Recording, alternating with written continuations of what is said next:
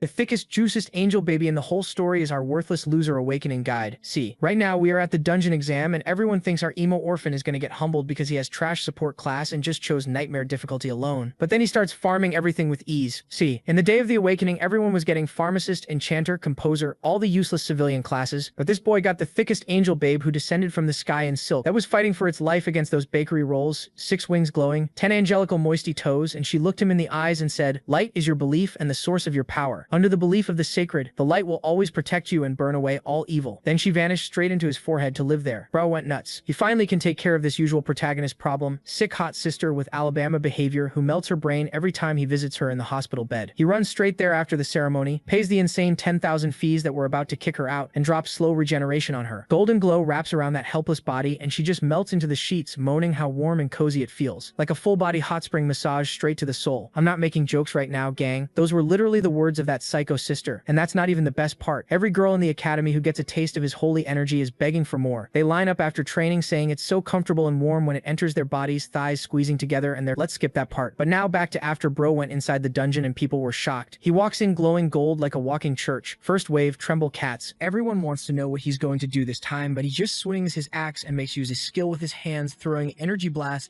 then sends his axe flying like a boomerang, and after it kills a bunch of monsters, it goes back to his hand, and he finishes another one. In a few seconds, all the cats are dead, and a portal appears, so he goes to the next level. Another legion of Trembolone cats are waiting for him, outside someone doing a live stream saying, "It's your favorite host, KK." Just another K and things would have gotten historically wild. He is streaming our boy performance for everyone cause he's on a track for setting a record with only 3 minutes and 17 seconds. But everyone wants to know how high is his constitution cause he should be tired already. But he's just swinging his big axe without any ounce of fatigue. The girl with the head hair says that the master is smiling too much, maybe he's enjoying our heavenly boy performance. But he says that's nonsense and she should just watch. But he's thinking to himself, damn, is my smile so big and obvious? Back to our boy, testosterone cats are just waiting, but behind all of them, there's a Minotaur level 14 and the cats, this time, have elemental attributes. He thinks that's crazy. The chance of him dying now increased it by 100-fold. The Minotaur screams and all the juicers ran to kill our boy, but there's even some magic cats that used some spell and locked him in place. He's impressed with the teamwork from the monsters. Mage are behind, healers giving buffs, and warriors in the front line. But he takes his necklace, put his hands around it, makes a jutsu sign to use the cross of the sacred light. Now it's explained why his intelligence is the higher status. All the poor cats are dead cause no low-level creature can survive to his heavenly spells. Everyone thought that the Saint Knight was support class, so how can he be so strong alone? And even worse, why he have great B skill, since they could only afford to give him some grade C skills. He's standing there face to face with the Minotaur, and just points to the monster saying, "You're the only one." Come on. The Minotaur uses the skills Berserk and Superior Body, while also activates the Stomp to break the floor, and to take advantage of the lack of balance, the Minotaur rushes. And in the air, our boy should be ducked. But he uses the air's lash and sends another cross like your average Christian. There goes another blade of light, another cross, and he's rushing this time cause he knows that the Minotaur has a thick skin, so he needs a critical blow, and Jesus, he slashes right through it like butter. Brother, poor Minotaur is looking at him, asking himself how he got defeated so easy. Edgy boy just see that he's alive, so he stomps on the head. My man is cold, and now he knows that the next stage should be the boss room. The guy with the suit is getting impressed. He finds hard to believe that this boy started to train only 1 month ago, and even congratulate Red Pilled for creating such a good boy. While Bald is thinking that the best result that this whole school got in all those years is 721, maybe our boy can reach a whole new height. Someone points and asks why he didn't rest before entering the boss room. Suit guy with the bipolar disorder is angry again, now saying that he knew that he was dumb F. Now he lost all his advantages because he should have recovered before. But the reason for that is cause he's going for the record, and if he wants to be in the top 100, he needs to finish this in the shortest time. Sitting in the throne, the boss says, "Human, how you dare to step into my place? It's a level 16 Minotaur king. Because the level difference is too large, he cannot see anything else." The Minotaur instantly attacks him, saying that he must be prepared for death, but he uses the blessing of courage and the gift of God, also the gift of protection. Bro is Overload 2.0, getting ready for a fight. Now with the pay to win, he says, "Little cow, I'm over here." All buffs activated. Saint Knight's initial form is up. They go towards each other, and the Minotaur is way bigger than him. He slashed and handed the Minotaur, but unfortunately, even with 4 buffs, he cannot pierce the flesh, and now is purple meatball time to attack, and its hammer is already over him. He sidesteps in the right moment, but the second one he couldn't dodge, and that hit was critical, sending our poor boy 5 pillar to the other side of room. Thanks to this armor, his bones are intact, otherwise he would be dead. But luckily now, after this exchanging of blows, he knows what he needs to do and pulls out the Spear of Victory level 3 grade C, throws a spear made of condensed divine light, and the enemy who has been hit will receive high damage. Okay. It's going to be that classic Fate Stay Night power, with all the spears surround him and going in the direction of the Minotaur, but the Minotaur is defending. He knows that the best strategy would be to try to slowly down and kill this Minotaur bit by bit, but with that would be impossible for him to get the first place, and he believes that the teachers wouldn't create a challenge that is impossible, so it must have some ways to get out of this. Trading some blows, he noticed that the Minotaur is not really that fast, so maybe if he attacks from all angles all the time, he eventually will find a gap. But the system warns him you are low on mana, please replenish, but that was when he got the first hit on the Minotaur,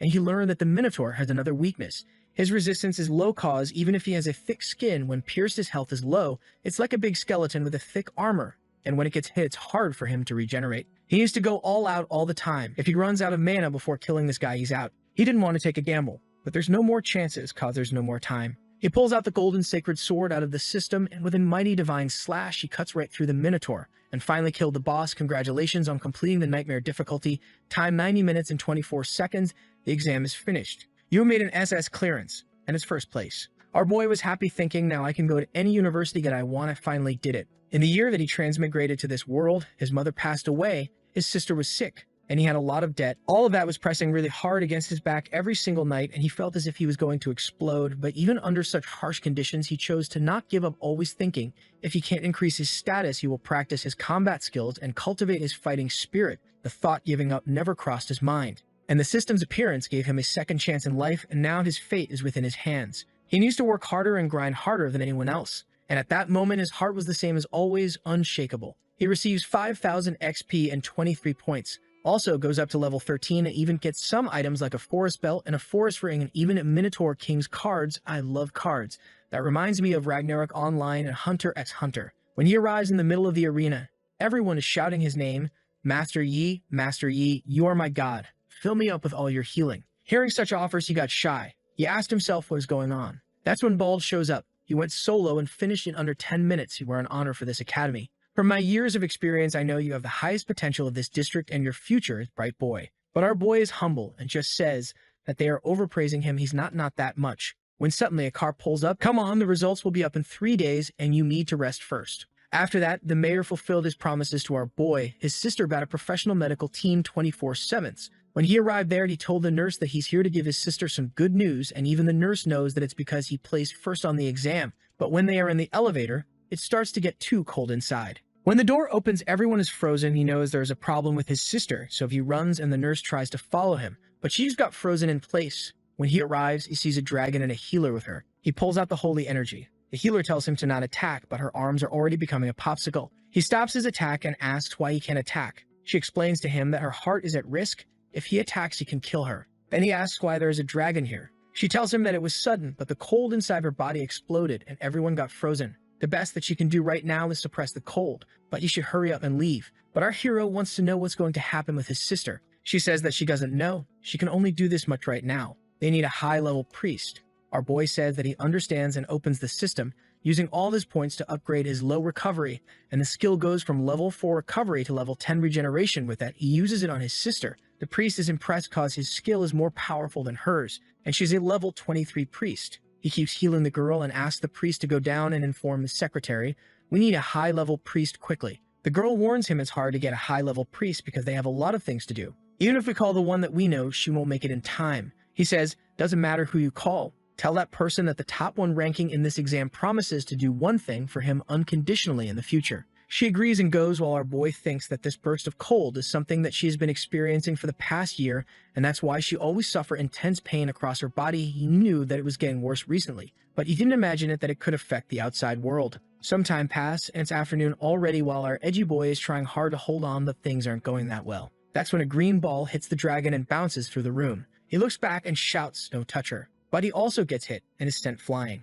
That's when we see a big-breasted baseball healer, and that's a new search tag for me. She looks at the dragon and says, come. The dragon attacks her, but she just hits it on the head. Then she uses a bind healing spell on the dragon, activates a power within her eyes, and hits the dragon once more. With that, she sends the dragon inside the sister again, then hits the floor with her bat, sending a healing shockwave, and everything starts to unfreeze. She says, you must be Zhu Yi. I've heard about you. Her name is Chu Ling Na, a level 35 secondary awakened priest. He says that it's nice to meet her, and she tells him that she came over because of the director, but she's thinking that it's impressive that the guy didn't freeze for this long time. He goes to her and asks, "Mr. Chu, do you know what disease my sister got, and is it curable?" She tells him that the leaking of cold energy and the refinement into a form is a sign of bloodline awakening. Zhao Yi is shocked because when the game first appeared, a lot of players chose the characters to be other races as elves, giants, and demons. When the game merged with reality, those players received the traits of those bloodlines. For the past 200 years, players married humans and the blood got diluted over the generations. They gradually lost their powers except for a special condition,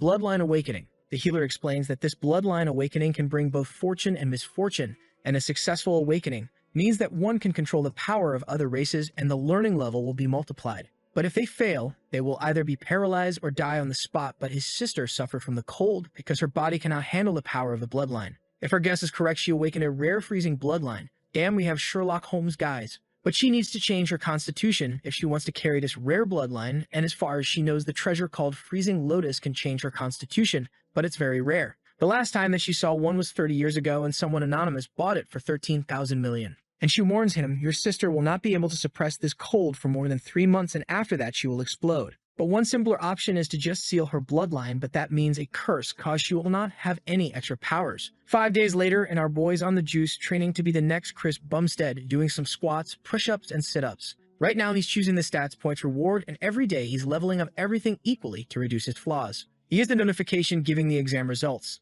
It's announced. Congratulations for receiving the first place. Rewards are going to be according to your results, and he got a bunch of skills. God Hands, Great Divine Ting, Resurrection Cross, 1 mystery skill, Exorcism, Punishment of Light, and 33 stats. In the news, everyone is talking about our boy. The guy was only a level 10 when he entered the realm and even got first place. He is the headline everywhere. The guy from his school is always smug. Yeah, I knew he would be successful when I saw him. That's why I advise everyone to invest in him as much as possible, because I have a good eye. But of course there are some people that don't believe in him. A Saint Knight, which is a support class, finishing a nightmare alone, I think he's cheating. But the girl says that she has the recordings. It's really powerful, and his holy cross is more powerful than a high-tier flaming magic from a main mage, while also he has a bunch of buffs. Someone is watching on a big screen, and he's impressed with the fact that it only took him 9 minutes, and that's 20 seconds faster than him. He says that he's interesting cause he dares to take his honor. That means that he's looking for death. Our boy was just chilling and walking in the city when he got a notification on his cell phone. He just received the 5 million, and the secretary Zhao Wenbing explained that he will also get a luxurious place to live. He knows that everyone's acting like that because he got the first place bunch of gold diggers. He tells the guy, "Choose the house for me," and the guy on the phone tells him that the people from the top 3 universities are on the way for him. But actually, they are already there. Someone goes to him and say, "Hello, Mr. Zhao, I'm from Raoyang University, and I'm here to recruit you." But a helicopter appeared and the guy shouted, "Yo, you told him that he was dumb, so why are you here today?" The guy trembling says, "Mr. Zhao, if you are willing to go to our school, we will pay you 4 million. But the other one jumps from the helicopter and tells him that whatever Rao University offers, they will give him the double. Moda University will have Zhu Yi. But that's when a pink-haired fish-eyed bimbo appeared saying that she's going to be taking him, then she just grabs him and goes flying. Whispering some juicy offers with her warm breath in his ears cause this girl knows how to negotiate. She says, "Mr. Zhou, King Jing University has nothing but cultivation resources. For the 4 years that you're going to be staying there, you're going to receive a great cultivation resource every year." But someone blocks her flight, and it's a dark masochist gothic thick, and now the competition is getting fierce. The goth girl tells him that whatever they offer to him, the Kunjing University will give him more. The guy from the helicopter increases his bet. If he goes to Moda University, they will give him a full set of golden grade equipment. They fly down back to the floor, and the pink-haired girl says that she's not kidnapping him. She just wants to have an intimate conversation with our boy so he can warm her body with his cozy healing skills. But Sato Babe ain't letting this heavenly boy slide off. "I'm from the Sukang University, and I'm the recruitment teacher, Sumai ER. She tells him that the Sukang University got the first place in the last 4 years, so it is the best place if he wants to get stronger. They could even get him some great resources. It's funny, because our boy hasn't said anything yet. He's thinking that all those 3 universities' conditions are pretty similar. All of them will grant him a good future, and if he wants to get even stronger in university, he needs the one that suits him the most, so he chooses the thick Sato Goth Girl University. The girl pulls out a big 10,000-word contract for him. Take a look and sign it, if there's no problem. The other recruiters are pissed because Goth Girl always gets the good ones. Our boy is impressed with the fact that she can use skills without his staff, and that means that she's a high-tier mage. He asks her, "What is your level, Mr. Su?" She says that she's level 42 and it's a second awakening mage. But the world out there is really big, so when he enters the university, he will see more younger and powerful people than her. He thinks that this is great because after he received the system, there's nobody that can rival him in his age, and once he enters Shukeng, he will face a lot of stronger people, and that means that he will get stronger faster. She says that she can see his desire for fighting. What an interesting boy, she thinks. Don't lose your time, teacher, asking for some healing. After signing the contract is fulfilled, and she says that she's going to give him 1 week to pack his luggage and take him there. He asks her if this semester is going to start already. She explains that this is so they can get the best result possible in the National Freshman Exchange Contest. Then we see our boy and his sister getting to their new house, and she is in a wheelchair. This mansion is the one that the government gifted to you. There's 3 floors in total, and the second floor has a specialized training room for you, and also the area has a 3,000 square meter. I won't disturb you anymore, so please take a rest with your sister. Our boy tells the secretary to wait and says, I have something that I would like to request from you. My sister is not fully healed and her body is still weak, even though Sister King will stay by her side. I hope you can look for her in my stead for some time. The guy says that it would be his honor to do that, and the teacher from Su University came to take him. He tells his sister, remember to call me if there's any problem. You need to do everything that a priest tells you, and also Sister King will check your body every day, and secretary will arrange it for you to go to school. She's bored of all those orders, blah, blah, blah. He pinches her cheek, saying, I heard you. Now he's in the car, and the teacher asks him, is this your first time traveling long distance? He says that it is, so she tells him to get prepared. They want to fly into a teleport. 1 second later, they were already in the university. He asks her, we are not short on time. Was it really necessary to use teleportation magic? Cause he knows that those university places are usually under military control, and you need to send a request so you could teleport there, but there they are. The teacher explains that the university is working with the military, so they built a large-scale teleportation array near the school, which is safe and convenient. Now we are already here. He looks to the place and says that it's insane how big it is. The teacher just tells him, let's go cause you need to check in. Something passed by his side, and it was a guy that was being thrown. We see a new albino babe with purple eyes and grape-sized juicers. That's what I like to see. Variety. She shouts, I said I don't want to talk to you. And this is a warning for everyone, don't disturb me again. I won't go easy on you. Everyone looked at the guy. Our boy knows that the girl had a demonic bloodline because of the magic patterns. The teacher says that plenty of students and teachers in this university have different bloodlines, so we shouldn't be surprised when he sees them in the future. He responds, don't worry, even if there are other races, as long as they are on the side of humanity, I won't be hostile towards them, cause I wouldn't hate the whole demon race just because of my father's death. Okay, new information. The teacher tells him, good, here's your student ID. He sees that it even has a ranking score, and the teacher then explains to him the school structure. The first is the ranking. Every year has its own rank, and of course, the stronger you are, the higher you are in the rank. For the freshman, the ranks are based on the exam. He is number 1 and of course the strongest in the freshman, but the rank is temporary cause every month they will have a competition and the ranks will be rearranged according to the results. So from today onwards, he is the target of everyone. All the freshmen are going for him, and in his position, he says that he's already the first place, so he doesn't plan to give this position for anyone. Next is the score system. She tells him that the freshmen receive score based on their ranking, and you can use those points to buy meal equipment, potions, skill books, and everything. Also, if he gets enough score, he can get anything, even S-rank skills and resources. Other than ranking, there are 2 ways to receive scores. The first one, you go to the board of missions and grab some quests, and the harder the quests, the more points he can get. The second place to get points is the Heaven and Earth ranking. Everyone there also receives points based on the ranking, but there's 5,000 students in this university, so he will need to get stronger to get on that. He nods his head and says he understood. Then other than that, this university has 3 realms, and can go to the training room to practice to increase your level. This training room remembers me from Hunter x Hunter. Hisoka is gone. I love that fight. There he can fight robots or people, and that's how this university works. The more points, the more resources he will receive. This is the way of surviving in this place. Our boy seems to like it. That's when another teacher greets her while they pass by, but the girls are all looking at our boy asking who is he. The teacher is leading him personally while we were led by seniors in groups of 10. Is he a VIP or something? The guy that is a senior explains to the overflow girls that special recruitment students will have a teacher assigned to them to help them, first to familiarize them with the school faster, and second to have an easier time recruiting them for their house. The albino girl is thinking about our boy, so he's the first place. I need to know more about him. The robot Sacy, first place, level 13 Saint Knight. And the randoms don't seem to believe, saying that it's impossible. A Saint Knight is a support class, and in the second place, it's a level 14 Berserker. How can a support class be faster than a DPS class? But the girls are thinking that our boy is handsome enough to be a celebrity, and it would be incredible to receive some buffs from him. Even Silver Bimbo is getting shy, and she cannot stop looking at our boy. The guy at her side gets envious, seeing that all the girls want to feel the healing of our edgy lord, and shouts, I think the first place is fake. Our boy looks back, and the guy points his finger, saying, I am a level 13 Punishment Knight, rank 38, and I suspect that you don't have enough strength to be rank 1, so I'm challenging you to a duel.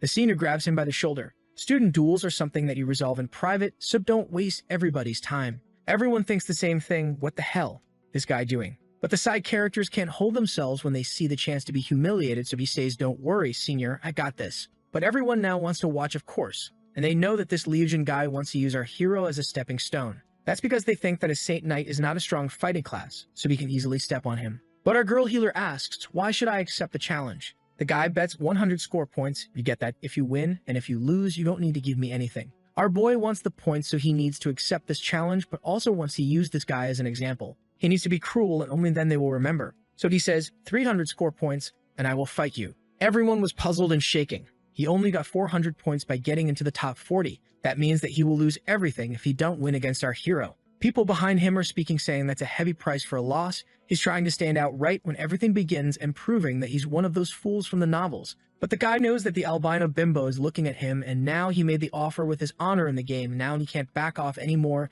and he has to keep going. Our boy is leaving. See you later if you don't have the guts. But the guy shouts, stop it. Okay, 300, let's enter the ring. So if you got some guts after all, we don't need a ring if you don't fall to your knees. In 3 moves I lose. But the author had Alzheimer's and they appeared in the ring anyways. The teacher tells everyone 3 seconds, then you can act but no killing moves. 3, 2, 1, boom.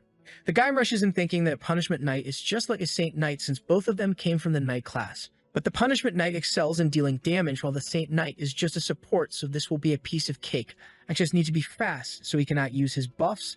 Then the silver gorgeous Princess Madam will look at me differently. But unfortunately for him, the name of the series is SSS Saint Knight, and boy, you're going to get humbled while she's going to look at you differently with disdain and disgust. There he comes with Blood Slash. Our boy just sidesteps and throws a knee in his belly, and the guy goes flying out of the ring, almost dying already. Our edge boy says that it was boring as truck. I thought that he had something up his sleeves. Turns out he's down with 1 hit. The senior goes to help the guy, and everyone is in shock. He comes and says the guy broke 5 ribs and has internal bleeding and of course fainted. Juicy Goth doesn't seem to care and just says, let a priest heal him. She gave back our boy's card saying that 300 points have been sent for him. The silver-haired demon girl cannot take her eyes off her boy, and her design is fire, gotta say. Everyone doesn't seem to understand what happened, and she's thinking about the difference in their strength. So she calls for him, please have a match with me, then hurt me a lot so in the end you can heal me. Joking, she just asked for the fight, but maybe the second part is going to happen. Our boy uses the system to look at her. He knows that it's the girl that was at the gate, and she has some bloodline and also legacy equipment, which is something like a legendary weapon.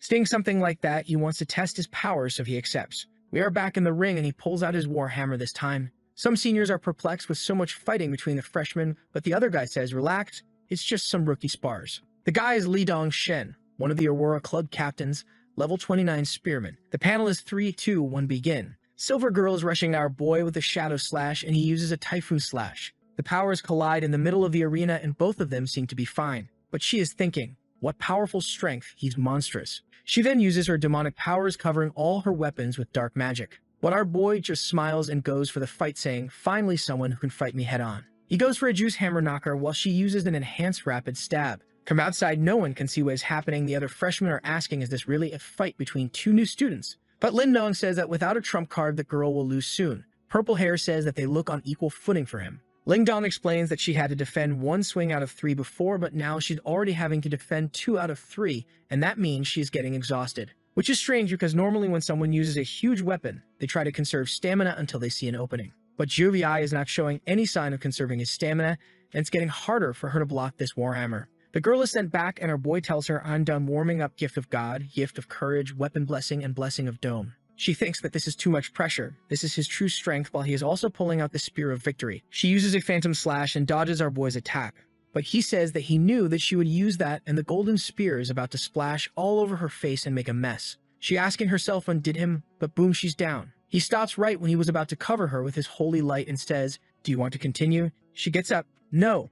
The result will be the same against such overwhelming aggression and brutality. But our hero knows that she didn't go all out because she didn't use any of her secret swordsman skills and also only a fraction of her dark elemental power. She smiles at him and tells him that he found out, but it's just a spar, so of course she's not going to use her trump card. Also, she knows that he's hiding something because she saw his video and then asks for his number. She saves his number all happy while our boy with his thick teacher. After some time, they arrive in the place that he will be staying, and in the door, she told him that she heard that he's looking for the Freezing Lotus and gives him information about a party that 6 years ago was at the Tempest Range searching for it. but they eventually gave up cause the monsters were too strong, but she cannot guarantee anything. Suddenly, our boy becomes a hacker, with 300 screens searching for informations on that said mountain, and now he knows that he is way too weak to search in that place for the time being. The part is that the system rewarded him an item that can resurrect once for being first place, and because of that, he's going to buy everything that he can and go like a psycho. So using his Valorant flicks to buy all the skills he could and also acquire a forest set of equipment, he went to the mountain.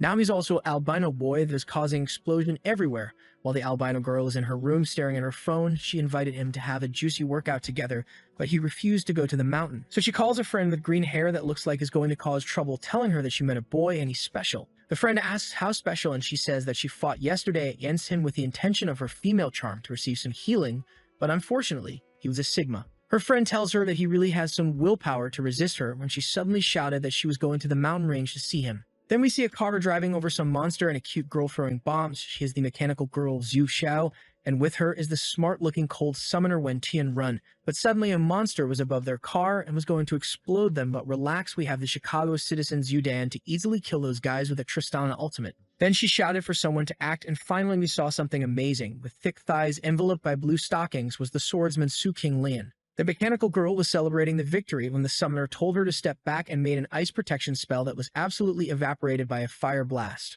The cars were destroyed and everyone was hurted. The mecha girl was trying to fix everything so they could flee when the other girls from the floor shouted for her to run. Behind her, some creatures were casting a blast attack from their mouths. Staring at the imminent death, they all thought the same thing. Will we really meet our end here? The magma-like was launched on the girls when our boy was arriving with his white wolf. He activated the sacred storm and huge golden cross appeared around the monsters. The cross started to rotate as creating a typhoon of sacred flames. The monster were agonizing when a heavenly creature said, "The light converges and the storm falls." All the monster got sucked to the sky from where a gigantic golden blade was coming. When everything exploded, debris went flying everywhere. And with the dust settling, our boy just tapped on his wolf, signaling him to cease the fire. The four babes were perplexed with the forest being vanished in a second, while our boy just used his warm, comfy Uzi healing on them. After filling them with his heavenly light, the girls stood up and thanked him. They were quite ashamed for being saved by the new junior, and the thick thigh babe told him that even though he was strong, it would be better for them to go back and restock their supplies. Our boy was thinking that it has been one whole month that he's there searching for the frozen lotus without success. In 3 days is going to be the competition, so maybe it's a good time to go back, and so he accepted the offer. Thicker nodded to Mecha Girl that created a new GX Spider Giant Mech Shine, and with that, they went together. On the way back, our healer was talking with the Wide One as always, asking if it is common to have demons in this region, but she told him that her team have come to hunt a lot of times there, but it's the first time that they saw demons. Then he asks if it has a military base around, and she says that there is a resupply and trading base that also protect the place against high-level demons. Because those demons were level 20, they were not detected. But it's strange how those demons suddenly appeared. Maybe there's some sort of dimensional crack that is bring them that means at any moment a ton of demon can appear. Suddenly in the car, they felt the presence of demons, and a purple light from far away was shining. They instantly knew that was someone that had been targeted by the demons. Zhou Yi told them to go back first, and he was going to see what was happening there. They shouted his name, telling him that it was dangerous. In the way, he felt the presence of someone and asked himself why she was here. In the middle of the forest, a group of trash were talking, saying that they should just leave the girl to die cause it is impossible to deal with 20 platinum demons. In the fight, the demon was attacking with a laser beam, and of course the albino babe was the one about to die because she only had some more seconds with her bloodline skill. The demons were attacking her relentlessly, but the group was big and alone wasn't possible. She had killed a bunch, but they just kept coming. Look at her face, all angry, when suddenly she heard someone saying Thunderfall. A parade of light came from the sky, creating golden explosions through the whole battlefield, and even though the amount of demons was immense, the area of effect was big enough to leave that place desolated. Zhou Yi arrived, shouting for her to move away. An immense purple creature was screaming, releasing a power right behind her. She covered her ears out of pain while the king with the berserk body of fire was standing there. The creature jumped in her direction, and she told Zhou Yi be careful. She knew that the demon power has just doubled and now was uncertain if the duo could beat that, so she had the saddest plan on earth. She wanted to self-destruct and protect Zhao Lian. But thank God, he just grabbed her waist and pulled her before the demon was able to strike her.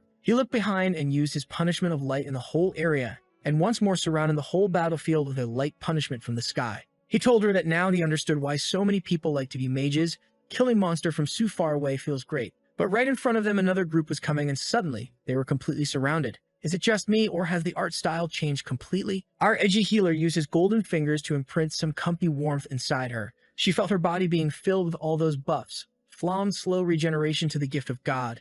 Seeing her own status panel, she was impressed with the creamy points that she just gained. He told her to go left to distract the creatures while he was going to kill as much as he could. He rushed with his warhammer and the monster was getting ready to attack him, but his holy slash was easily cutting everything. Running with the wolf, Jiang Chu was thinking that her status increased by a total of 25%. Superpower almost doubled, but according to what she knows, not even level 25 Saint Knight can buff so much, and even stranger, he's only at level 16. But that was the moments that a creature punched the floor right in front of her. She had to stop with wolf and get ready for the fight, but the wolf easily attacked the purple demon. She was also attacked and had to beseech her weapon with her dark aura, cause she needed to buy as much time possible to Zhou Yi, that at the same moment was cutting through dozens of creatures.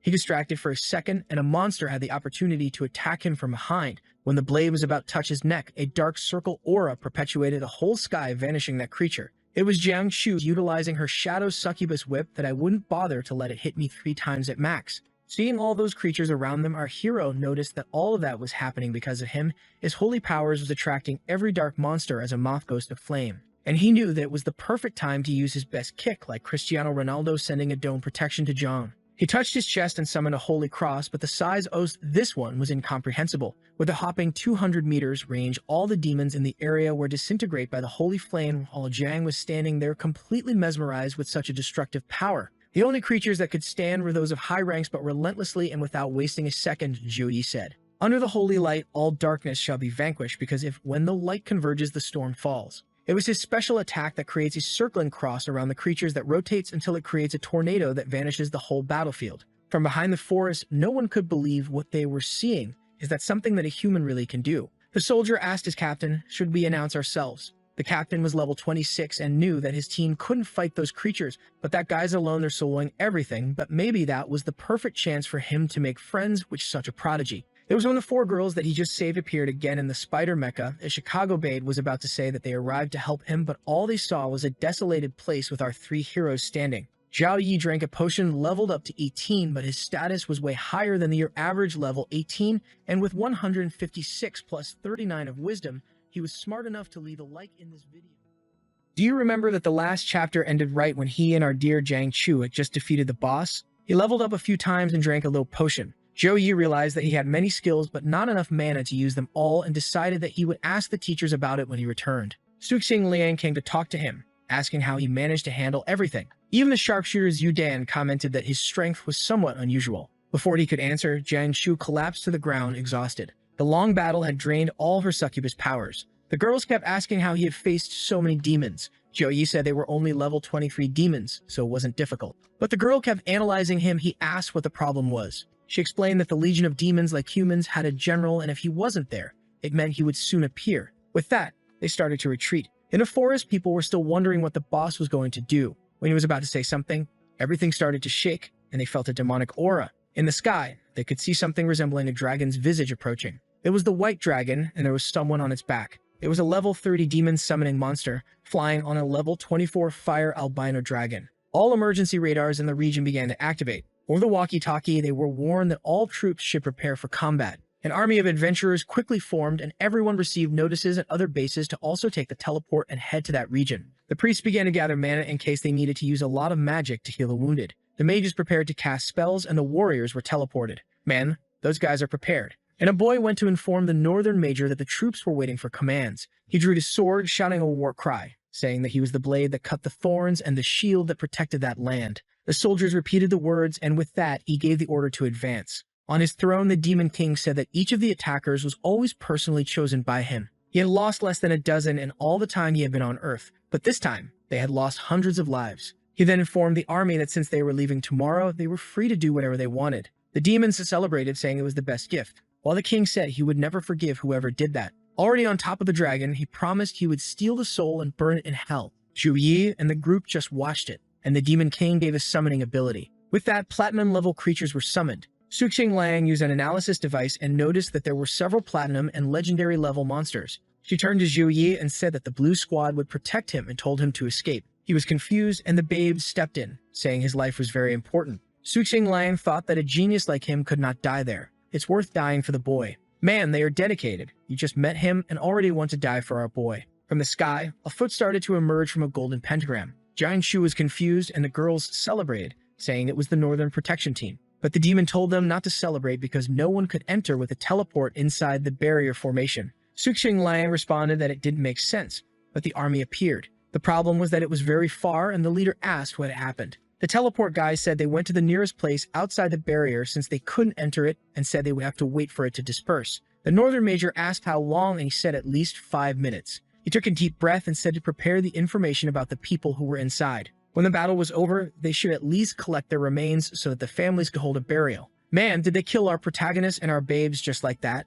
Calm down, our boy is still there. And the system appeared saying legendary demons have been detected and missions were created. You should kill the demon spawn and would receive an S-rank talent plus a fortune medicine. Obviously, our boy smiled and got excited. If there's a mission, there's a way. He walked forward with a golden aura, while the girls were all asking what the hell he was going to do again. The king remarked that he had a thick and sacred aura. What you mean by that? Expressing certainty that he was the one who killed the demons, and if that were the case, he would have to be killed. He advanced, declaring that he would die in infinite agony. Calmly, with his golden eyes, Zhou Yi drew his weapon. The dragon prepared a lightning attack and launched it towards the group. Suqing Liang screamed desperately for our boy, but he simply raised his arm and sent a light attack towards the dragon. I thought it would be like a Dragon Ball Z impact where nothing happens, but his attack pierced through and even tore off the wing of the fool up in the sky. With that, the king and the dragon began to fall, crashing to the ground. The poor demon was still getting up when Zhou Yi was already beside him, ready for smash him. But the demon was not weak and managed to react, sending a slash towards him. Strangely, it was nothing where he struck, and something was already coming from the side of his head.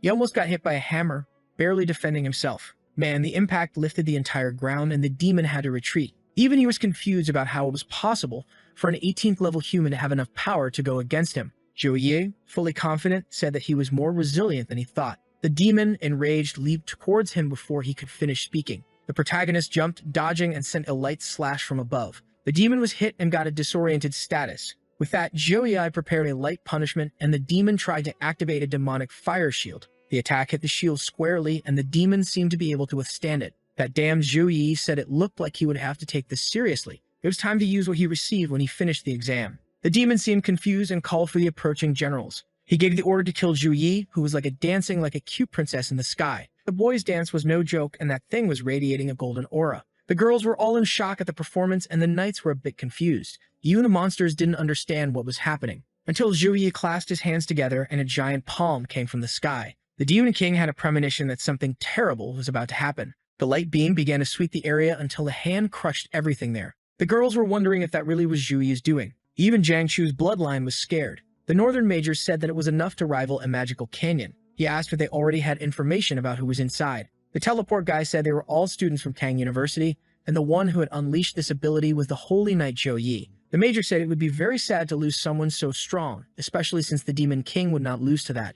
At that moment, the king started to rise, saying that he was brave to have offended the great Arimas. He looked like the monsters from One Punch Man and sent the army of flames to advance. The army was still standing, and all of them now imbued with flames. The priests began to give buffs, and everyone jumped towards Zhou Yi. Debuffs were coming from all sides, creatures from above and ahead. The demon, while his arm was healing, said it was impossible to lose to an 18th level knight. The priest agreed, saying they would win because of the numbers. Zhou Yi was worried. God's hand had consumed all his mana, and the recovery was very low. The only thing left was the divine summoning, a secret ability of the saint that could only be used once. He activated it, and immediately, a beam of light came from the heavens towards the earth. The energy pierced the demon's barrier, consuming everything in its path. The monsters looked scared, and Arimas didn't know what was happening. Now the rascal drew the legendary 6 wings. Actually, he received a very warm, plumpy hug, right? Look at the cozy headrest. The demons were still all confused. What were those fiery feathers falling from the sky? Until they all started to burn in holy flames. The northern major realized it was a divine summoning technique.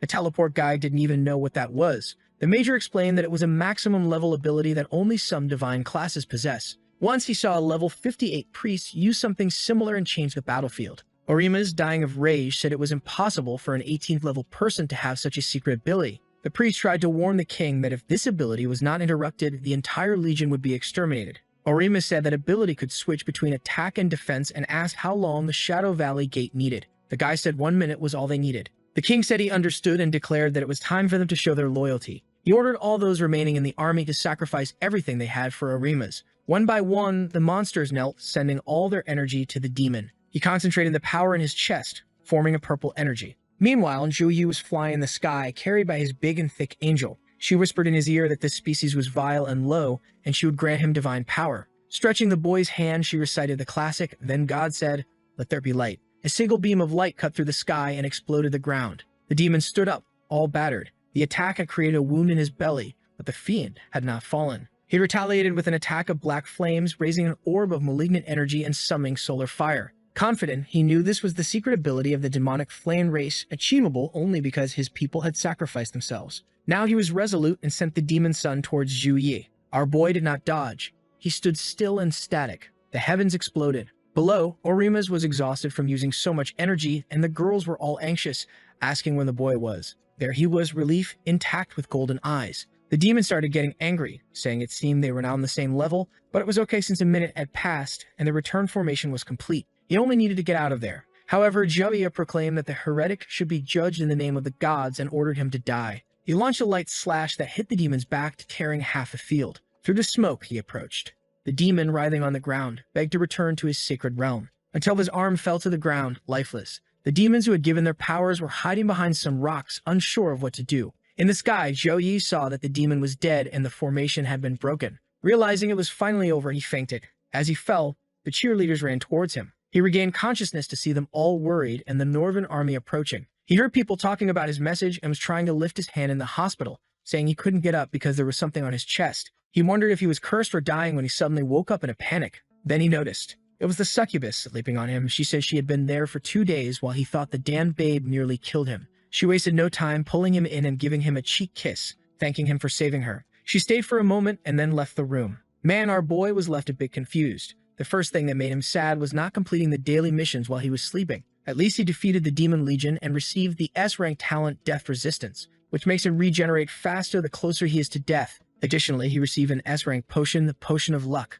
Our boy thought the talent had a simple name and effect, but being S-rank, it surely wasn't weak. The psychopath drew the blade and gave it a test. His body was healed immediately, and he trusted the system's talent. He then wondered if he might even regenerate his organs and was already drawing the big axe. Then he realized that might be too much. Seeing the system's potion, he wondered how lucky he'd be drinking it. However, since the effect lasted 12 hours, he said he would check it later. Another reward was a halo of Sacred Flame, level A. He remembered when he used the ability. Something appeared on his back, and he wondered if that was it. He was curious about how to best use his abilities since it increased fire and light damage. Someone knocked on the door. He went to the meeting with the Northern Vice Captain, who informed him they had captured the other demons. Zhao Yi said it was nothing and asked what he wanted. Wang Lang then said the Major should have come to thank him, but was busy. He took an orb from his pocket, which began to open the room and form a kind of warehouse. There were various legendary rank items. He explained they had been accumulating these things for centuries, and he could choose what he wanted. Zhou Yi saw there were many S-rank treasures and immediately asked if they had a frozen lotus.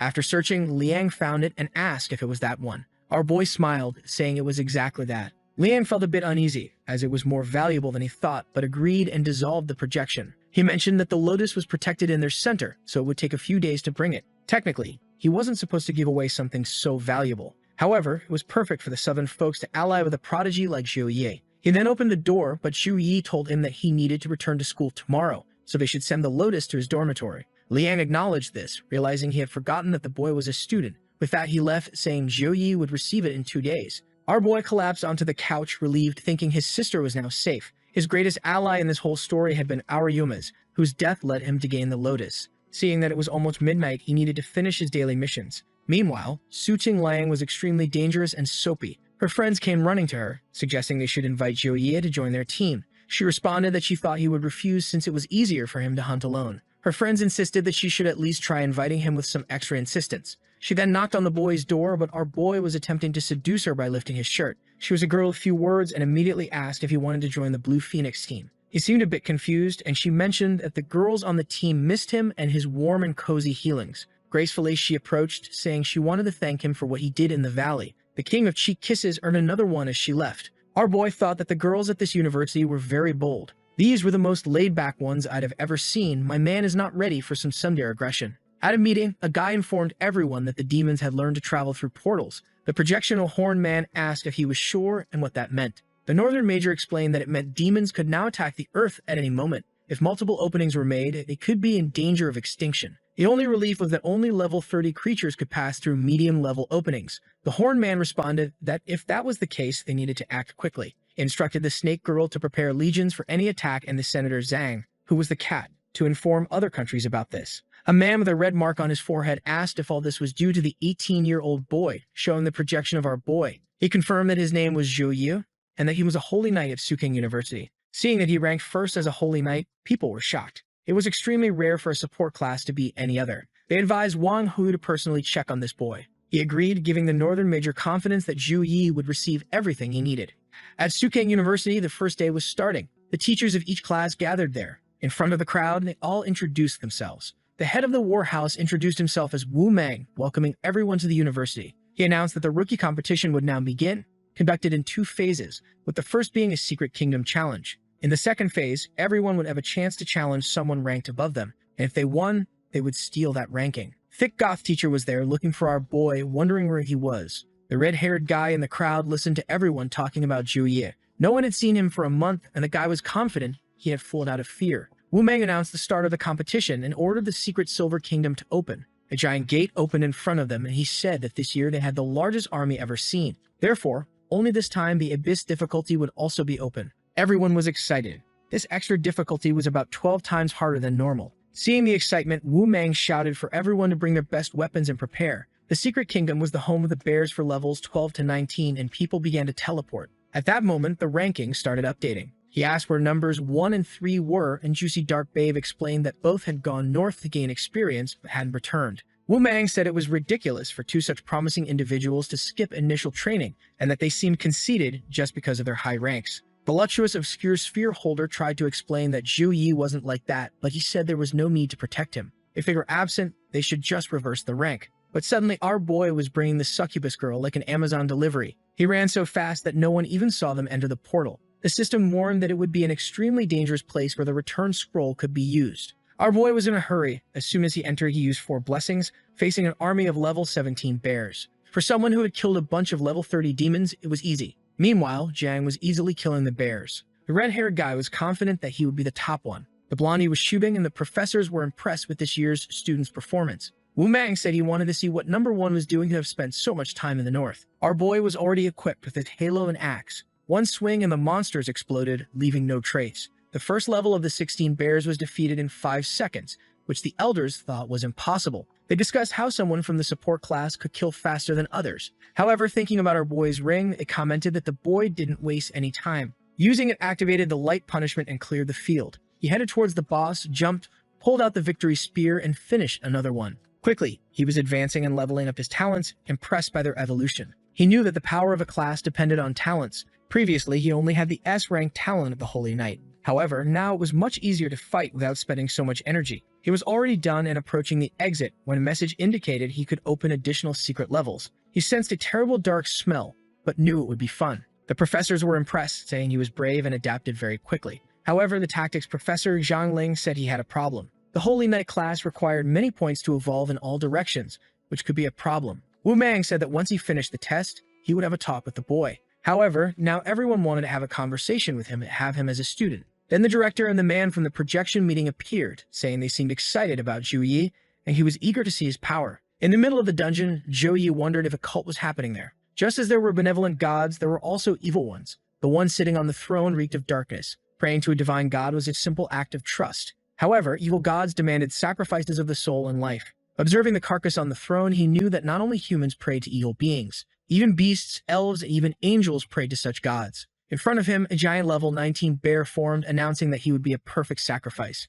Zhou Yi knew that the creature was immune to physical attacks, which would be very sad for a martial artist. He activated everything he had and called the beast to attack. Surrounded by a whirlwind of golden light, the bear said it was useless and leaped at him with a dark blow. The whirlwind dissipated, but Zhou Yi was intact in the middle. He just observed, and the bear roared, saying that light was strong but insignificant compared to the immortality he had achieved. He continued cursing Zhou Yi, saying he would die. Zhou Yi, tired, told him to resist this. He created a golden orb above the monster, and when the smoke cleared, it was still alive, shouting again that he was immortal and the light would not kill him. Zhou Yi said he shouted too much and began making multiple light orb summons above the beast. The poor thing began to explode, and the energy it had been accumulating was consumed. After a minute and 12 seconds of continuous magic, he finally won. He received a golden horn as a reward and left, saying that immortality was just an illusion. All he had to do was burn the power until it ran out. The only thing that caught Zhou attention was that the place had a strange power. It seemed like the opposite of the divine power he used for summoning.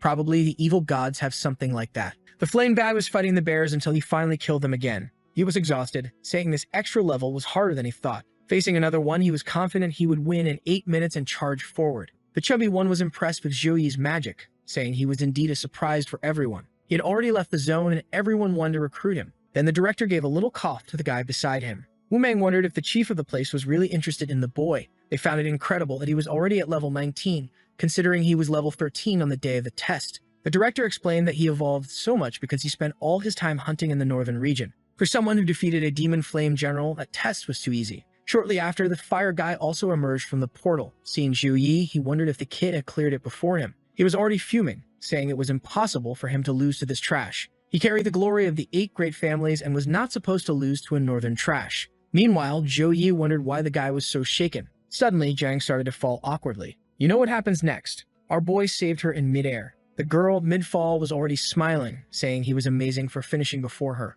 A second later, people were crashing down around them. Sumai rushed in, telling them to call the medical team immediately. An hour later, everyone was healed. Wu Meng announced that the first phase of the competition was over, and it was time to announce the rankings. For some reason, the red-haired guy was confident, even having seen Zhao Yi leave before him. Obviously, our boy came in first with about 5 minutes, while Sheng Lingfeng took more than 20. Seeing this, the fool was furious, wondering how the bastard had finished 15 minutes earlier. Distracted, he tripped and hit his chin on a pillar, thinking about how he would take down that kid later. Zhu Yi just looked to the side, wondering why that guy was up there. Wu Meng announced that the second phase would start and everyone could challenge someone. Each participant had 3 challenge opportunities and a 5-minute rest. People started announcing their challenges, and someone, of course, mentioned Zhao Yi. It was Lingfeng, smiling confidently and calling him out. Cracking his fingers, he said now they would see who was really stronger. Jiang Shu explained that this guy was in second place and also had the dragon fire lineage. While she explained, our boy thought the guy was a fool for challenging him when he was clearly stronger. Without much hesitation, he jumped up and told the guy to come at him with everything he had. Lingfeng, excited, said they would see who was stronger, the Holy Knight or the Berserker. As soon as it started, Lingfeng leaped up with a fire punch and Berserker lineage. The professors commented that he seemed eager to finish quickly. However, the flames that hit Zhou Yi didn't even pass the sacred barrier. Lingfeng found it strange and asked when he had used that ability. Due to the B+ sacred protection, any physical attack was blocked up to a certain amount. Poor Lingfeng was already shaken. His plan was to prevent the guy from using this protection, but now it was ruined. Zhou Yi smiled, saying it was a good plan, but he activates that ability in 0.1 seconds. He raised his axe, saying he gave this chance just to see if the fight could be good. He then swung at his face, saying enough of this. Lingfeng tried to activate a fire shield, which was shattered in 0.5 seconds. The boy was being ejected from the arena, wondering how this bastard was so strong. He looked down and saw nothing because Zhou Yi was already beside him. Angry, he said he wouldn't lose and activated something. An explosion happened in the skies and he had activated the fire dragon body. Again, Zhou Yi appeared behind him, saying it seemed like that was his hidden lineage.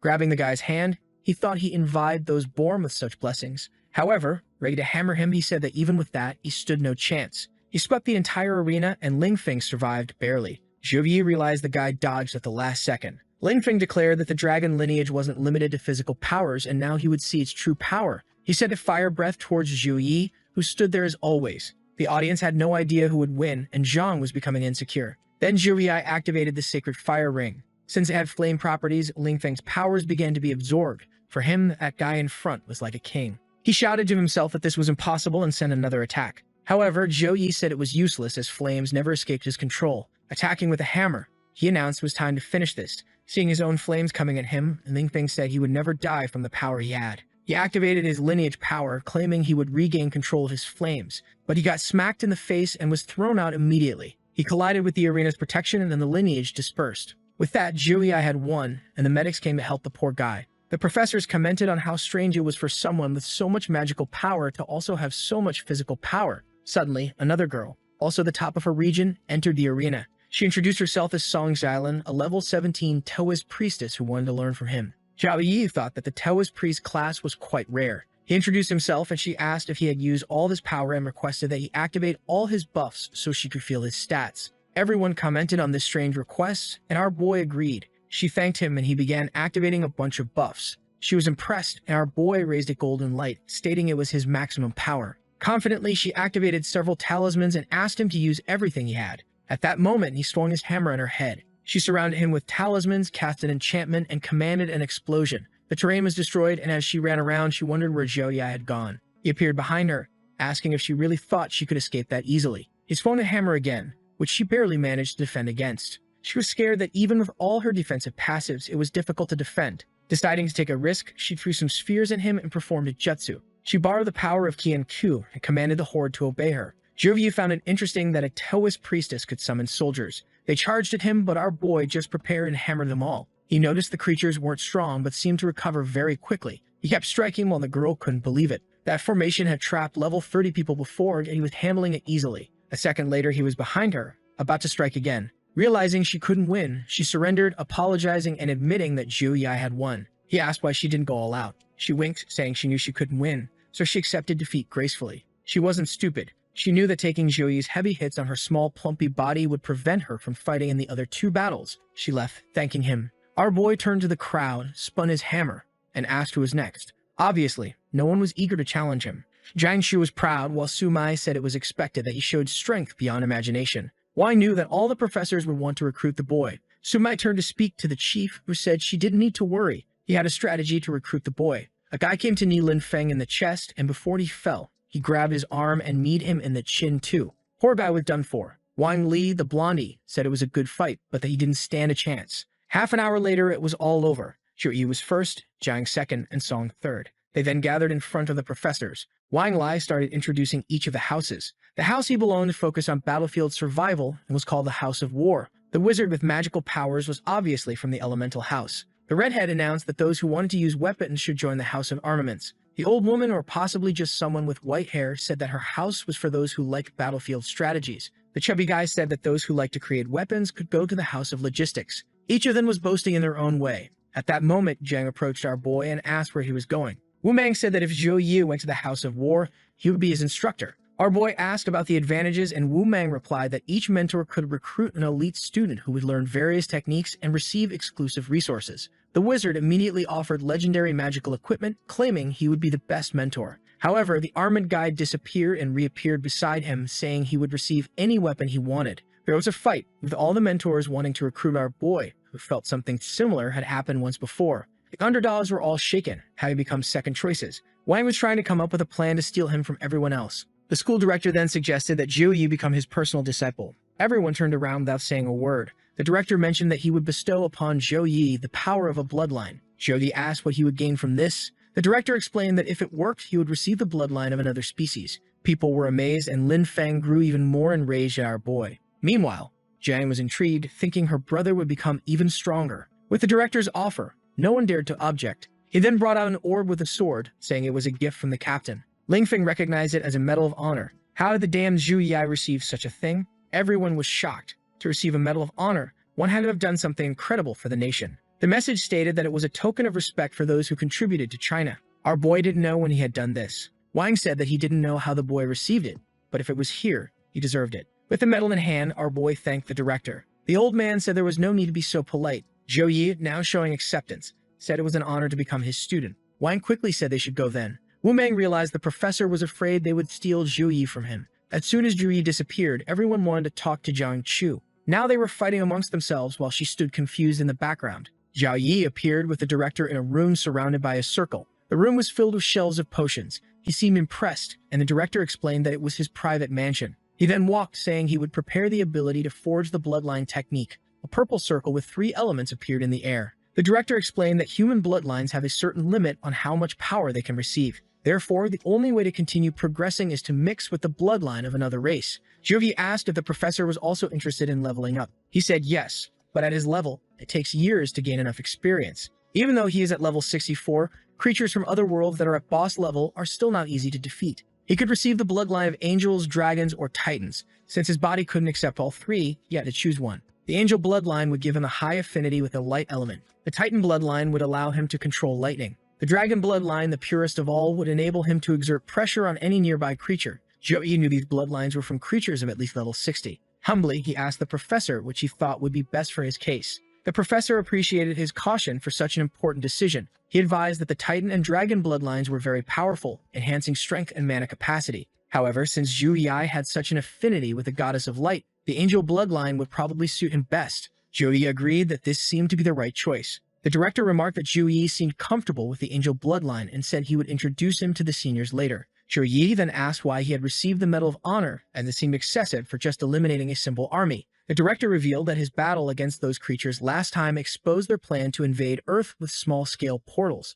Our boy, shocked, asked if this meant they could appear anywhere in China. The director confirmed, saying that several armies were currently being prepared to handle these teleportations. For now, things were under control since the monster levels were low. Therefore, the priority was to nurture future talents, which was exactly what he expected from his student. Our boy was now fully obedient, responding with "Yes, Professor" to everything. The director then handed Zhou a cue and instructed him to return the next day as the technique would be ready. Observing the choices, Zhou still had decided. He considered using the luck potion, thinking it might help him gain even better things. Without hesitation, he drank the potion, showing no fear. He opened some chests he had stored and received an S-rank flower that increased constitution and spell damage after being consumed. Seeing how much better the gift was under the potion's effect, he knew it was very good. It was time to return to the professor. Meanwhile, the mage from the elemental house told the professor that he was being too generous. An angel's bloodline was something that could spark wars between nations. The director said he had been saving it for a long time and Zhou was the right choice. Just then, our boy appeared. The director said he seemed prepared and mentioned that the technique was ready. He instructed Zhou to take off his shirt and sit in the center of the formation. There he was, ready to receive the angel's bloodline. The director turned to the mage and asked for his assistance. He activated the forging technique and flames of light rose from all four sides. Zhou's chest began to glow and energy flowed into him. A strange blue light started emanating from his body, rising into the sky. The old man noted that Zhou already had the cold bloodline. Now the entire place was freezing. The poor mage struggled to maintain the forging technique. The director remarked that he knew Zhou's sister had something similar, so it seemed to be in their bloodline. But they didn't need to worry since the angel's bloodline would override the other. The strange thing was that they seemed to be in harmony. The director wondered what kind of ice power he had within him to be comparable to an angel's bloodline. Perhaps he was a descendant of a high-level player from the beginning. The biggest problem now was the two bloodlines clashing and ultimately losing both. The old man warned that if this happened, it would be like consuming a simple ranked treasure. But now all they could do was trust that Zhou would achieve results. However, at that moment, a kind of dark energy entered his ear. Zhou opened his eyes and the gate of consciousness had been opened. A woman in the back of a room said her child had arrived. Zhou wondered if this was inside his mind. The woman congratulated him, saying she was there to give him true strength. He no longer needed to follow any morals or rules and should follow his own desires from now on. With a macabre smile, she asked if he accepted this power. Zhou found it strange and felt the urge to smash her head with his hammer. The woman extended her hand, saying she would bless him with power beyond his expectations. But the hammer was already coming down, hitting her face squarely. Facing her, he knew he felt great. It was good to follow his heart. In another place, an angel was blushing and laughing. She sat on a throne with another angel beside her who looked doubtful. "She's the goddess of plenty and warmth, please let me feel it." She said she saw something very interesting, raising her hands and telling the boy not to disappoint her. The one who had taken the hammer blow turned angrily, saying he would receive nothing from the gods. But he pointed the hammer at her and said he didn't want anything from her. She called him an insolent brat and chains emerged from his body, surrounding him with eyes from all directions. Seeing him in agony, she said those sounds were incredible and exactly what she had hoped for. Zhou realized she was a slave to the evil god. She slapped him, telling him to shut up, and said he had caught the master's attention, so she was there to perform the baptism. Black flames began to burn his body. He realized that the evil power was corrupting his thoughts while the evil god watched everything. Outside, the director and the mage wondered what was happening. They tried to intervene, questioning why there was the power of an evil god mixed with the blood of an angel. He tried to interfere with the process, but his attack was repelled. The mage warned that it would be better to break the formation, otherwise Zhou would be consumed. However, Wan Hu told him to pay attention as Zhou's power was not decreasing, but increasing. Our boy was glowing gold and blue, forming even a golden shell. When the aura exploded, the chains were broken. His icy heart was now surrounded by golden flames. The follower of the evil god couldn't understand how he could have so much divine power, and in the next moment, she was also frozen. Now the boy looked like a Dragon Ball character with transformed hair. He wielded the hammer, which had the ice bloodline at the tip, and struck the follower on the head. The entire place trembled and an evil energy exploded. The demon laughed, saying he would not escape and would leave a like on this video to help Mamoru make more juicy content for his viewers. Activate the cheeky little bell, and I'm out. And all remember that last chapter ended when he broke the chains, man. He looked like a golden-haired Goku with something on his forehead. He smacked down with that hammer that had some icy stuff on the tip. The whole place explodes, and suddenly, the demon shows up right in front of him. The creature with countless eyes asks if the little boy is trying to tickle him. It already grabs a chain, warning that the resistance the boy has is just a minor inconvenience in the grand scheme. Sends some attacks for Zhou, who was already full of swag, flying around with his ice wings. It looked like he managed to destroy the wings for a moment, but then the monster's expression suddenly changed.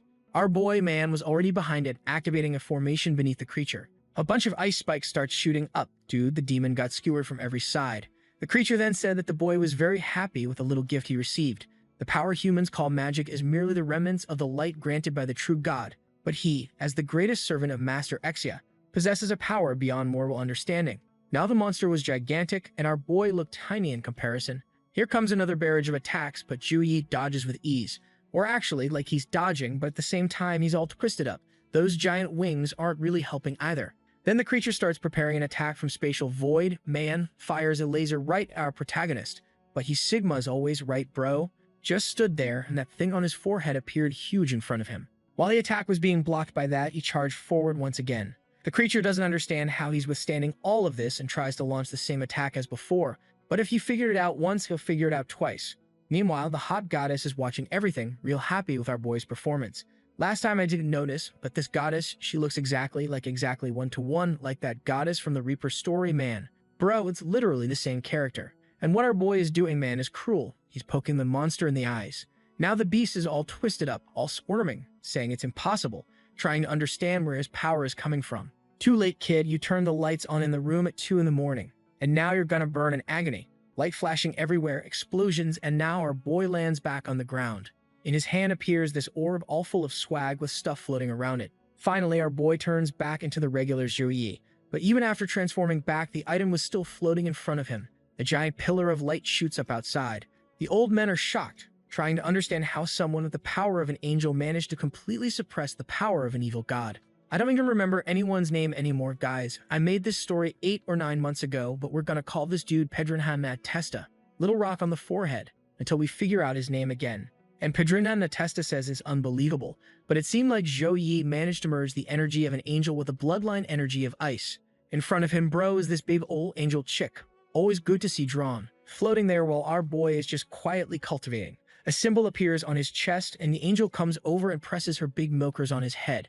When he opens his eyes, bro, he's radiating that power smoke. The old guys are congratulating him, saying Zhao Yai is lucky, got a talent like that, and even overcame those challenges.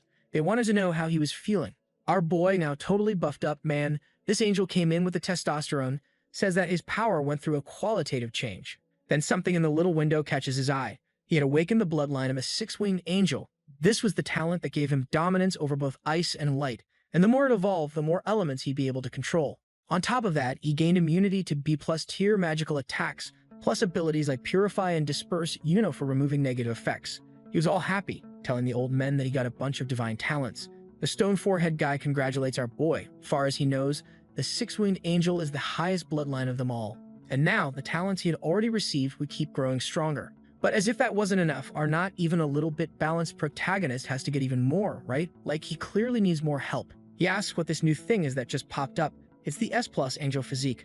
That's the technique that activates the 6-winged angel's bloodline power, and he'd need to master it before reaching level 50. Every time he activated it, though, he'd be weakened for a while afterward. Stone Forehead Guy immediately tells our boy to use it. He wants to see how much power it gives him.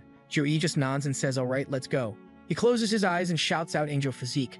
Energy appears beneath his feet, starts gathering at his chest, and a ball of light forms. The old man couldn't believe that so much elemental power was coming from a single person. On our boy's forehead, that same symbol from before forms again, and his eyes turn golden. With that, he reappears in that chartered transformation state.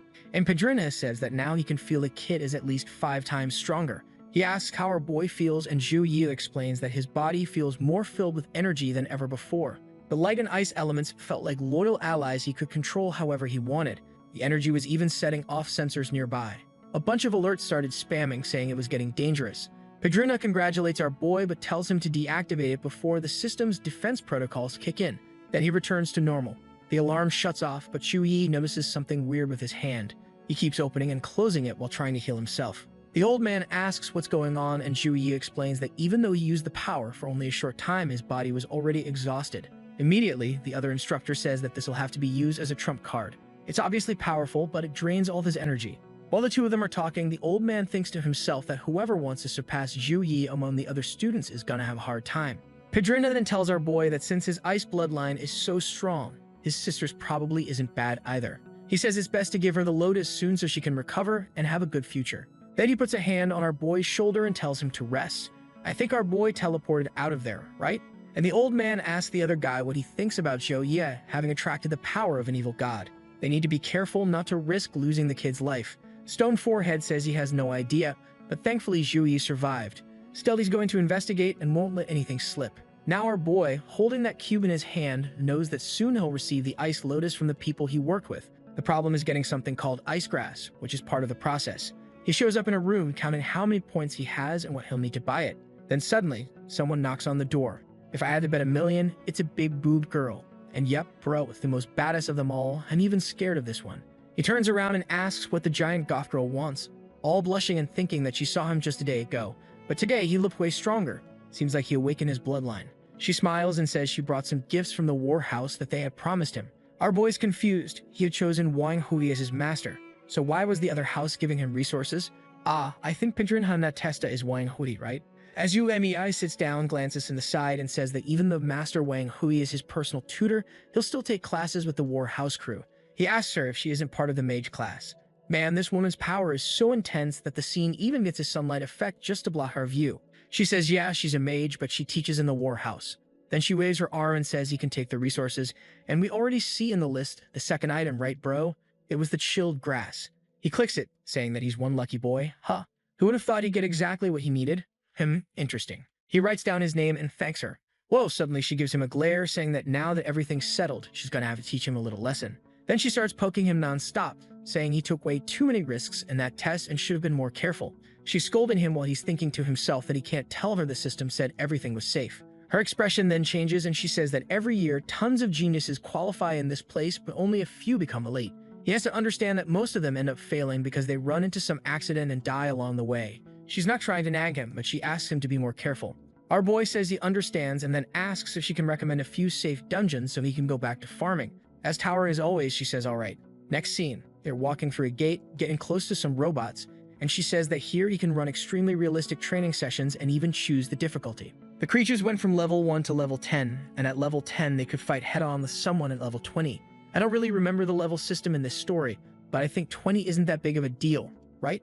The good part though is that she explains he's going to be recorded at all times by those orbs.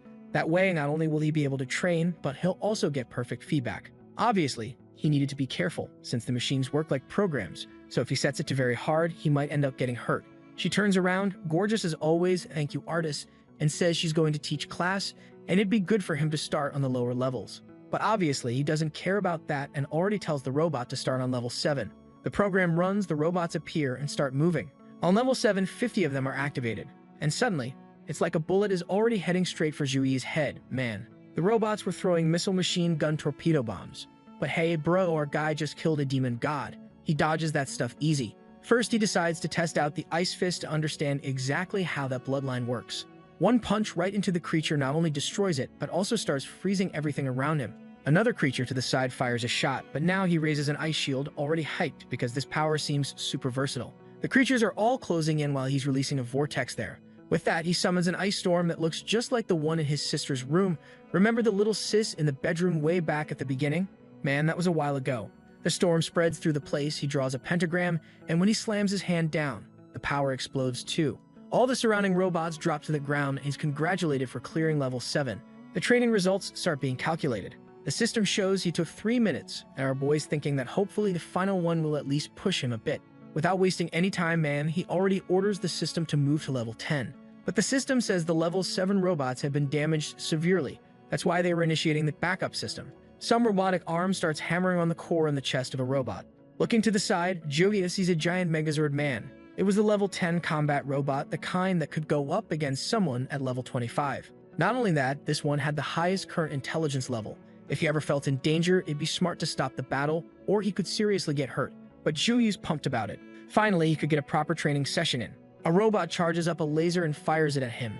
But it's not just a laser, it's a barrage of ice, just like his own, and it hits his leg directly. The robot then goes for a punch and lands a solid hit on Zhuyi. But of course he had dodged and was already behind it, jumping up with an axe in hand, landing a clean strike on the arm and saying he's going to disarm it first.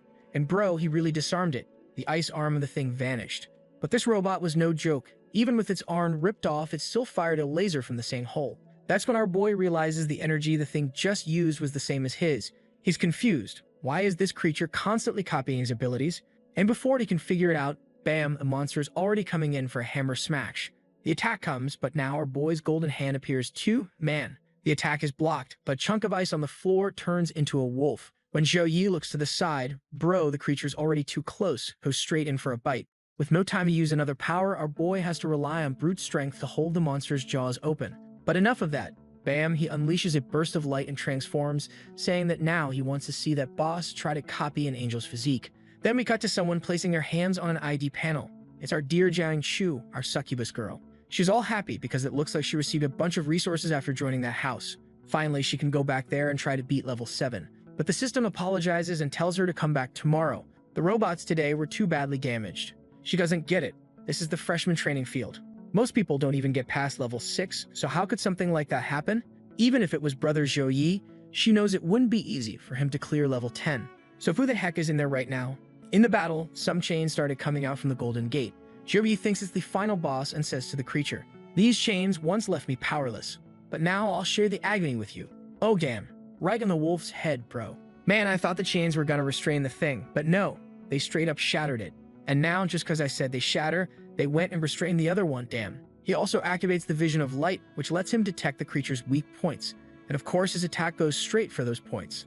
Our boy says he can see the power core in the chest.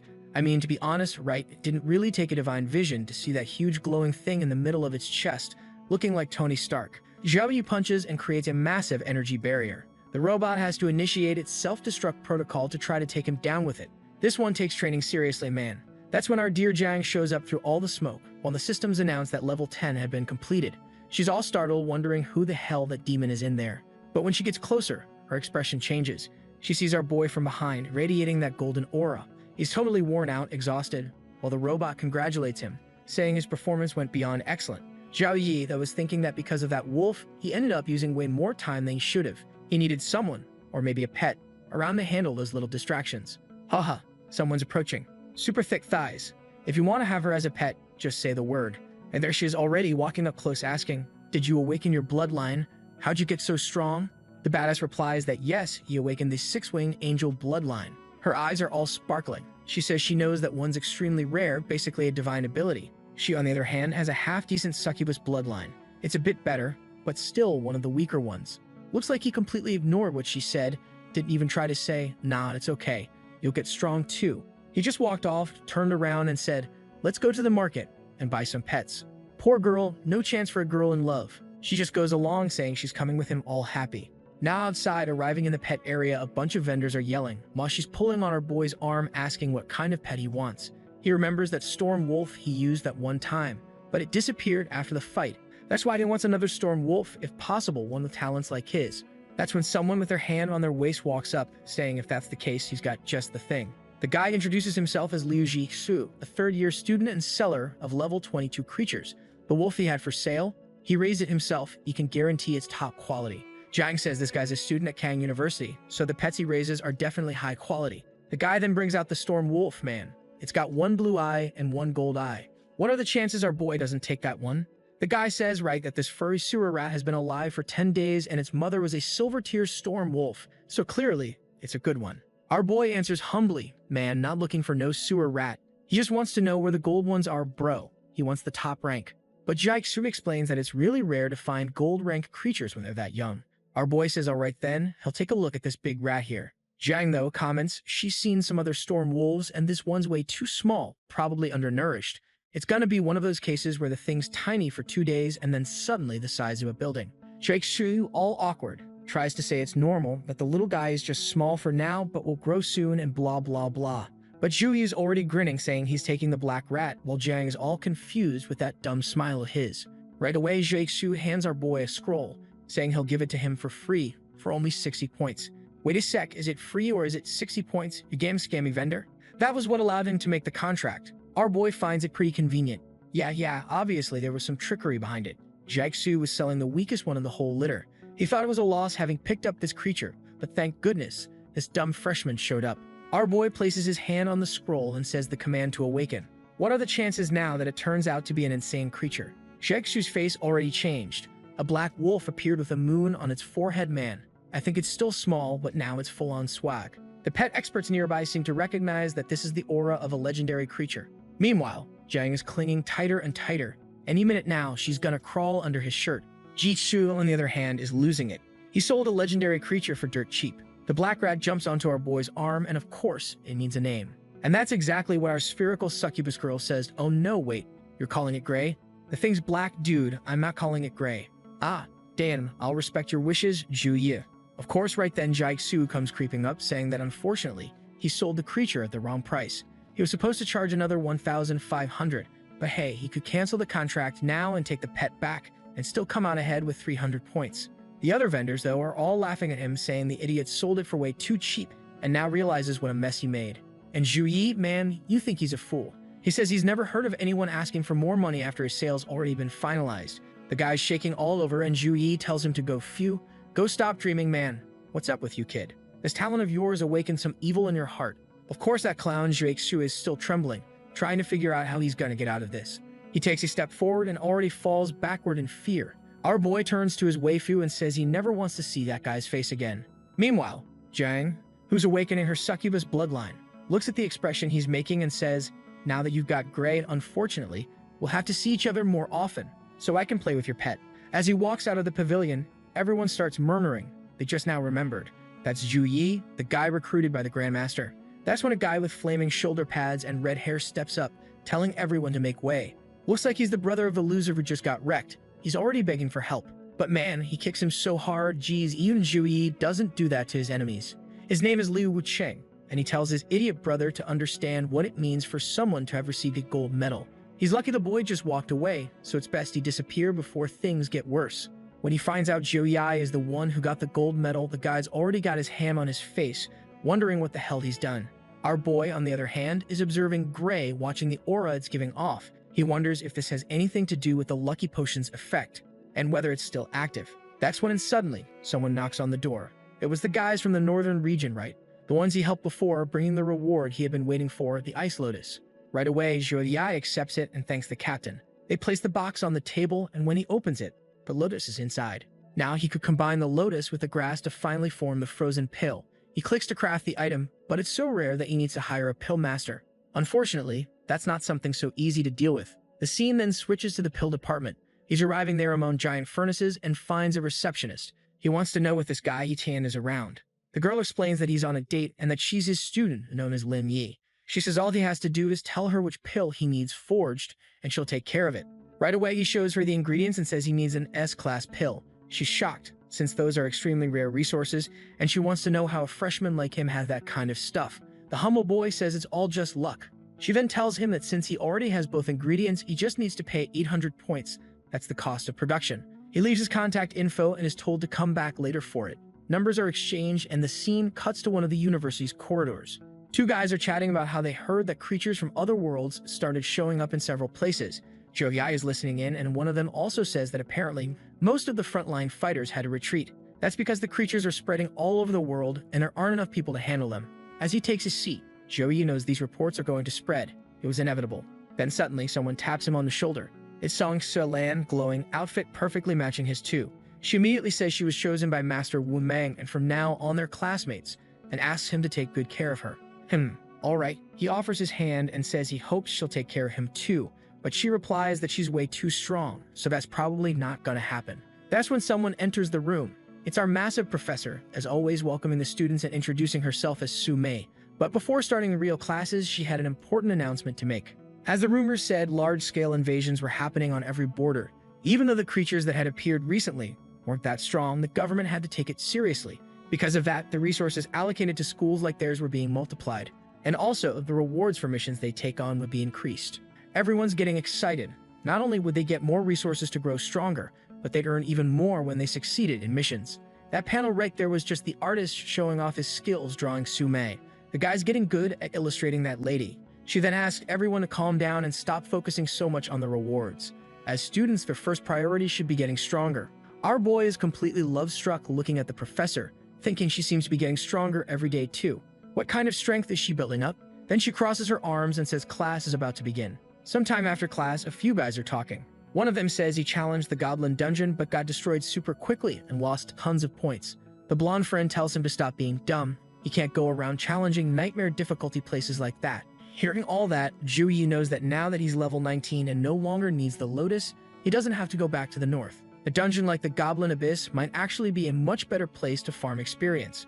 That's when he sees a shiny, radiant succubus standing in front of him. He calls out to her and she's already sticking close. I'm telling you, this girl cannot stay more than 15 centimeters away from him. She tells him that the school is increasing rewards in the realms and came to invite him to go along. Of course the rascal says yes, and now we're already in the dungeon. She asks what difficulty he's going to pick, and he says it's Abyss, obviously. The poor girl, gorgeous and a little awkward, says Abyss is way too hard. There's a huge gap in strength between them, and it's obvious she wouldn't be able to handle something like that. But now he's the king of minimum distance, pulling her close and saying she doesn't have to worry. If they're on the same team, he'll take care of everything. Just look at the face she makes, eyes a little crossed, saying that if he promises, then okay. But suddenly she gets all shy and steps away, saying she's feeling too uncertain and will start by trying the hard difficulty first. I thought they were already in the dungeon, but turns out they're still at the entrance, and there's a whole commotion going on. One guy is yelling, asking why Shiming Zhuan, someone with Earth rank, is there. People around are saying he must be trying to break the dungeon's record to get some extra rewards. To Javier, though, this is just nonsense, so if you go straight for challenge mode, bet you anything our boy's gonna finish this dungeon in like 10 seconds. Then that other guy's gonna spend an hour in there and come out like, ha, I set the record, only to step outside and see he's in second place. As soon as Zhu Yi enters Abyss difficulty, everyone watching freaks out. Shiming Zhuan says that all these extra rewards are making people way too confident. For choosing Abyss difficulty, the moment he enters, he loses 400 points. At any time, he could destroy the crystal to instantly escape. Looking around, he wonders if the goblins had destroyed the whole place. It looked like nothing but ruins. When suddenly, the first little goblin appears and immediately swings at him. Bro, in my other stories, goblins were all skinny. These ones are jacked. But for our guy, this is easy. He stops the attack with one hand and slams the trash into the ground. Seeing how many goblins are already charging at him, he starts to get excited. He came into this place looking for a real challenge. Hammer in hand, he smashes the first hit into the creatures.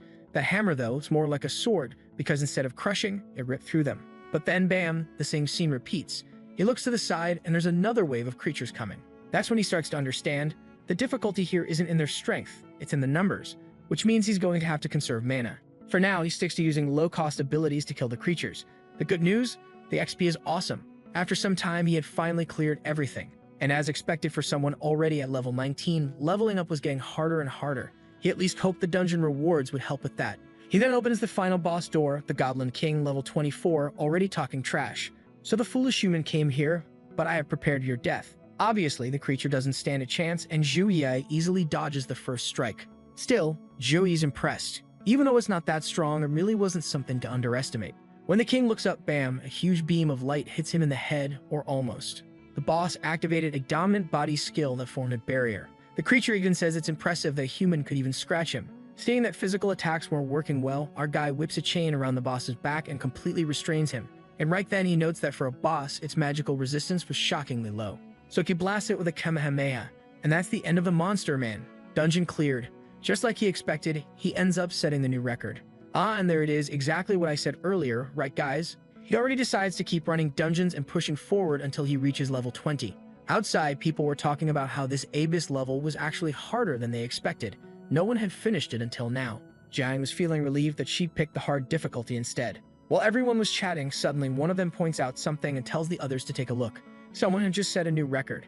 Javier had chosen Abyss difficulty and managed to complete it 100%. Most of the other players, right, had done like 88%, 83% because they couldn't kill the final boss. People were impressed, but someone else quickly pointed out that guy, Shiming Zhuan, had entered a little while after Zhou Yi. As soon as that guy finishes, Zhou Yi's record is going to be gone, so it probably won't last long. But man, for Shiming Zhuan, things weren't going that smoothly. He shows up in the middle of the arena, completely wrecked, staff destroyed.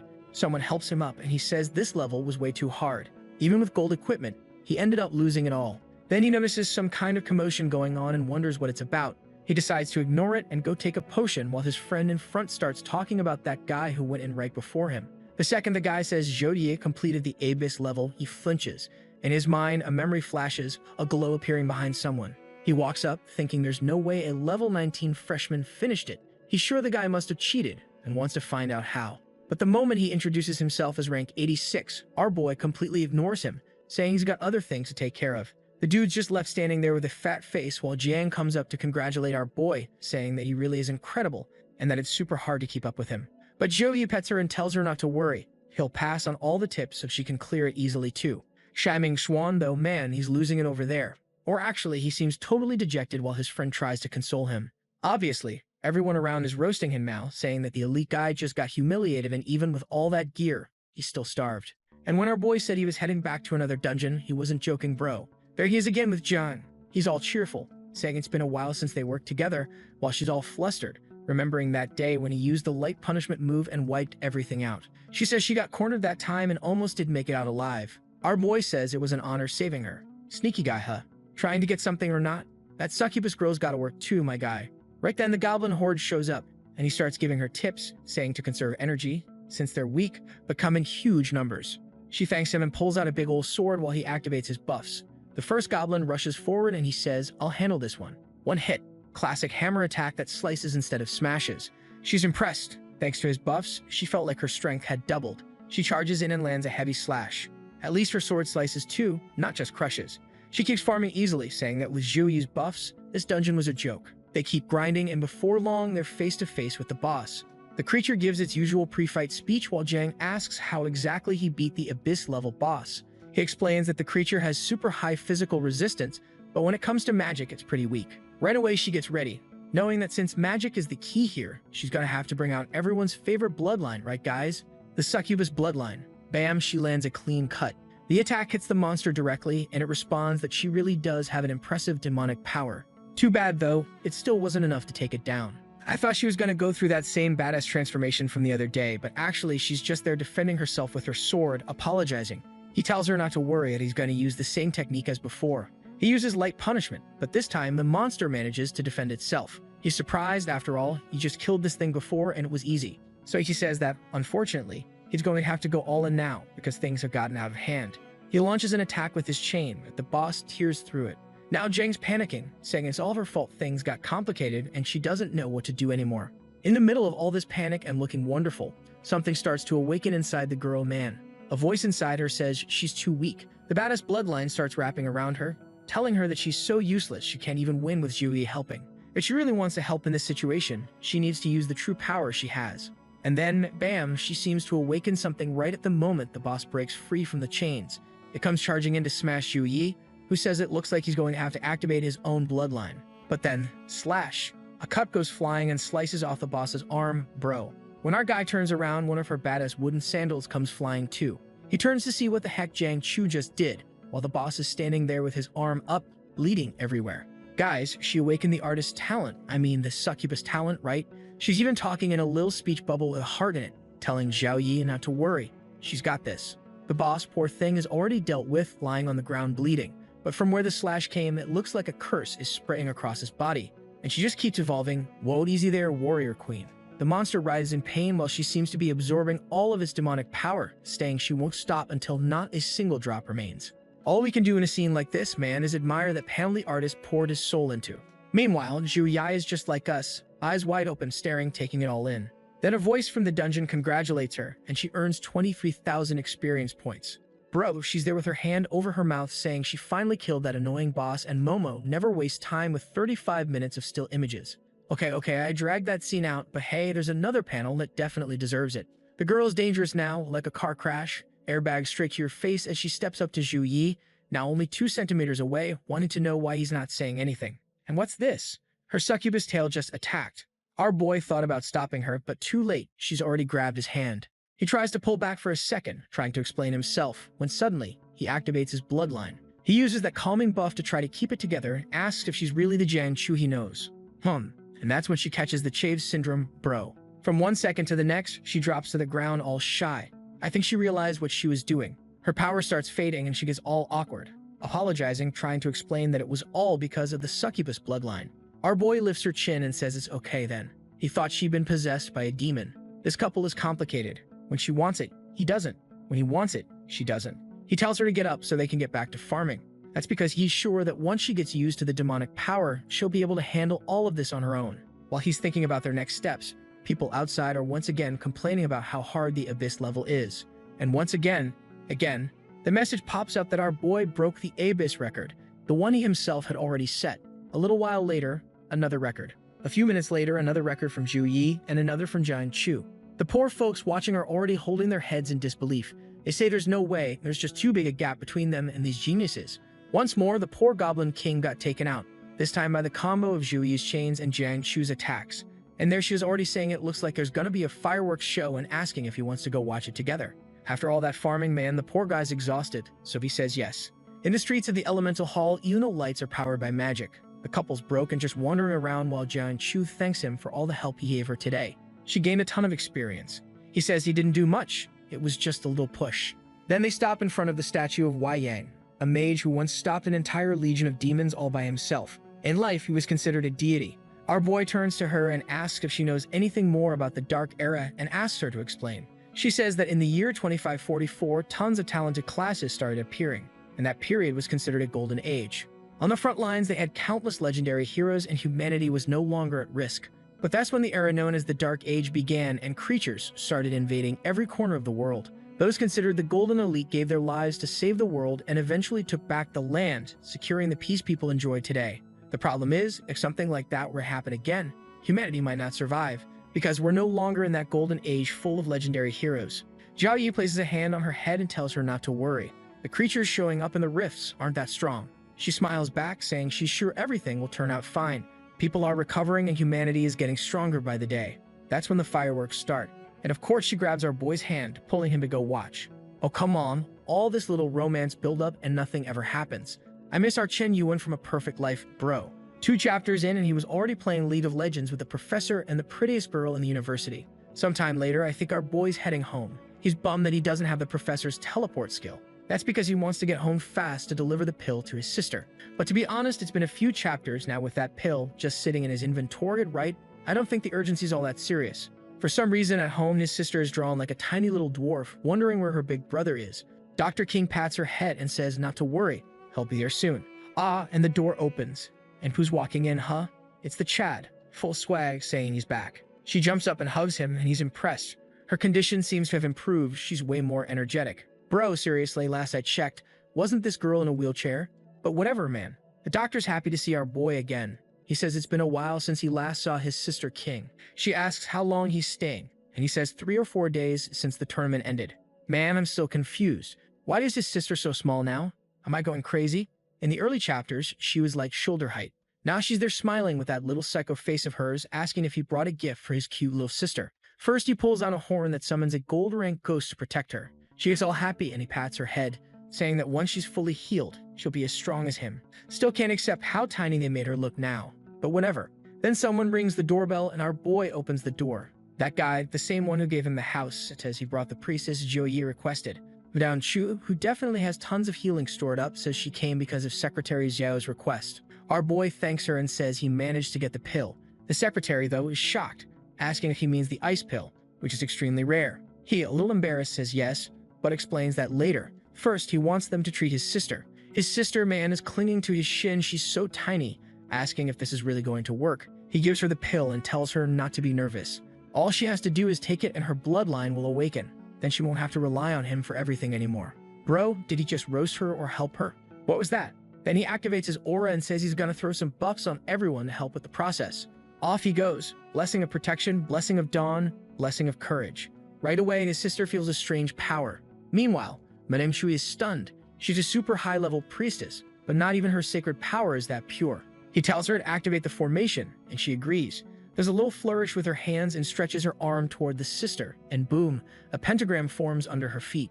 Then he gives the order for his sister to consume the pill, and she obeys immediately. A cold breeze starts coming out of her mouth and eyes, and a wave of energy spreads across the room. Is she finally gonna grow and get strong? Everyone in the room's freaking out, wondering if something's going wrong. But our boy says not to worry, he'll handle this. He enters her sacred form zone and starts buffing her to the max. He even forms some of his own frost energy, probably to support her somehow, and says this will be the last time she'll go through this process. After that, she'll have full control. She's wrapped in a blue orb and Madame Chui is right next to our boy, saying the hardest part is already over. Inside the orb, she looks like a ghost when suddenly she pulls a Kakashi headband move, man. What the laser beam explodes straight into the sky. Madame Chui immediately recognizes it as an extremely pure power, The awakening had probably finished. Our boy walks over to pat the little garden gnome and asks how she's feeling. All cute, she says she's sure the illness is gone. He praises her and tells her to check her stats, but she completely ignores him and instead summons a little blue bird, saying her talent lets her control ice. Not exactly a surprise. He replies that this already proves she has a really good bloodline. Then he starts thinking, he and she both have such strong bloodlines. Maybe they have some kind of insanely powerful ancestor. He asks Madame Chu to give his sister a quick check to make sure everything's 100%. The dude in the suit is already kissing up, saying that with this kind of evolution, they're gonna need even more resources, and he'll make sure stuff gets delivered to both of them. Our boy thanks him, and then thanks King Fi, the doctor who took care of her all this time. Then he asks his sister if she already has an idea of what class she wants to pick. She says absolutely, she's going to be a mage. While she's striking a pose, he says alright, when she hits level 10, he'll give her the class conversion book. Out of nowhere, she gets this kinda evil-looking expression and thanks him, saying that finally their power is going to be unleashed. Our boy's all shy while the other two look a little freaked out. Right away, Madame Chu starts casting healing magic, asking if this girl's gone insane. Apparently, when they were younger, they used to play around talking about dark powers, saying that one day they'd awaken them. Now our boy's all bashful again and pulls her aside, telling her to stop talking nonsense. Madame Chu, though, standing off to the side, seems confused by the power she just displayed. Sometime later, his sister says she's not gonna hold back anymore, and he better get ready. She summons the ice spirit and orders it to freeze everything in her path. Then she points her finger and sends an attack flying toward Zhu Yi. But Big Bro Man just lifts his barrier and stands there, Sigma mode activated. Then he says that since she's recovered, it's time for her to start practicing. But suddenly, she starts pretending she's sick again, saying that unfortunately, the cursed ice came back. And then he walks over with his power fully activated, and immediately she says she was just kidding. It didn't come back, nope. Sometime later, the poor girl is exhausted from training. But Big Bro has a healing spell. I'm not gonna say anything inappropriate, man. Back off, sis, come on now. You think I'm some kinda inane weirdo? Our boy shows her grade, saying he's the little pet he contracted and he's gonna stick around with them for the next few days. And now suddenly, the girl's back to being 1.70 meters tall. Oh my god, but it's rough out here, huh, artist? No, but don't fire this artist. Let him be. When Jang transforms, the dude goes off. Now the sister's rubbing it in his face, saying how cute Gray is, but man, how is she suddenly the same height as him again? Oh my god, let's just pretend none of that is happening. Now our boy's walking around the front of the academy. He's thanking Gray for the hard work he's been doing these past few days. What work, exactly? I have no idea. But what I do know is that the dangerously hot giant professor is showing up, and he wants to know what she's doing there. She immediately informs him that the national freshman competition is about to start, and each team needs 5 people. And of course she's there because obviously he's being considered.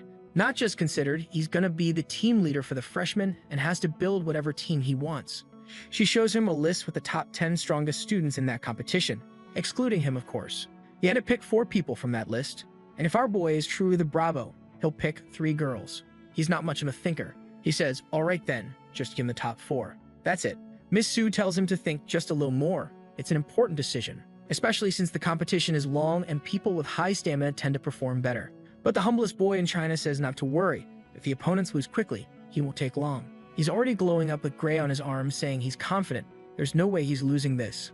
The poor professor doesn't even know what to say. Last competition, he was light years ahead of the other students.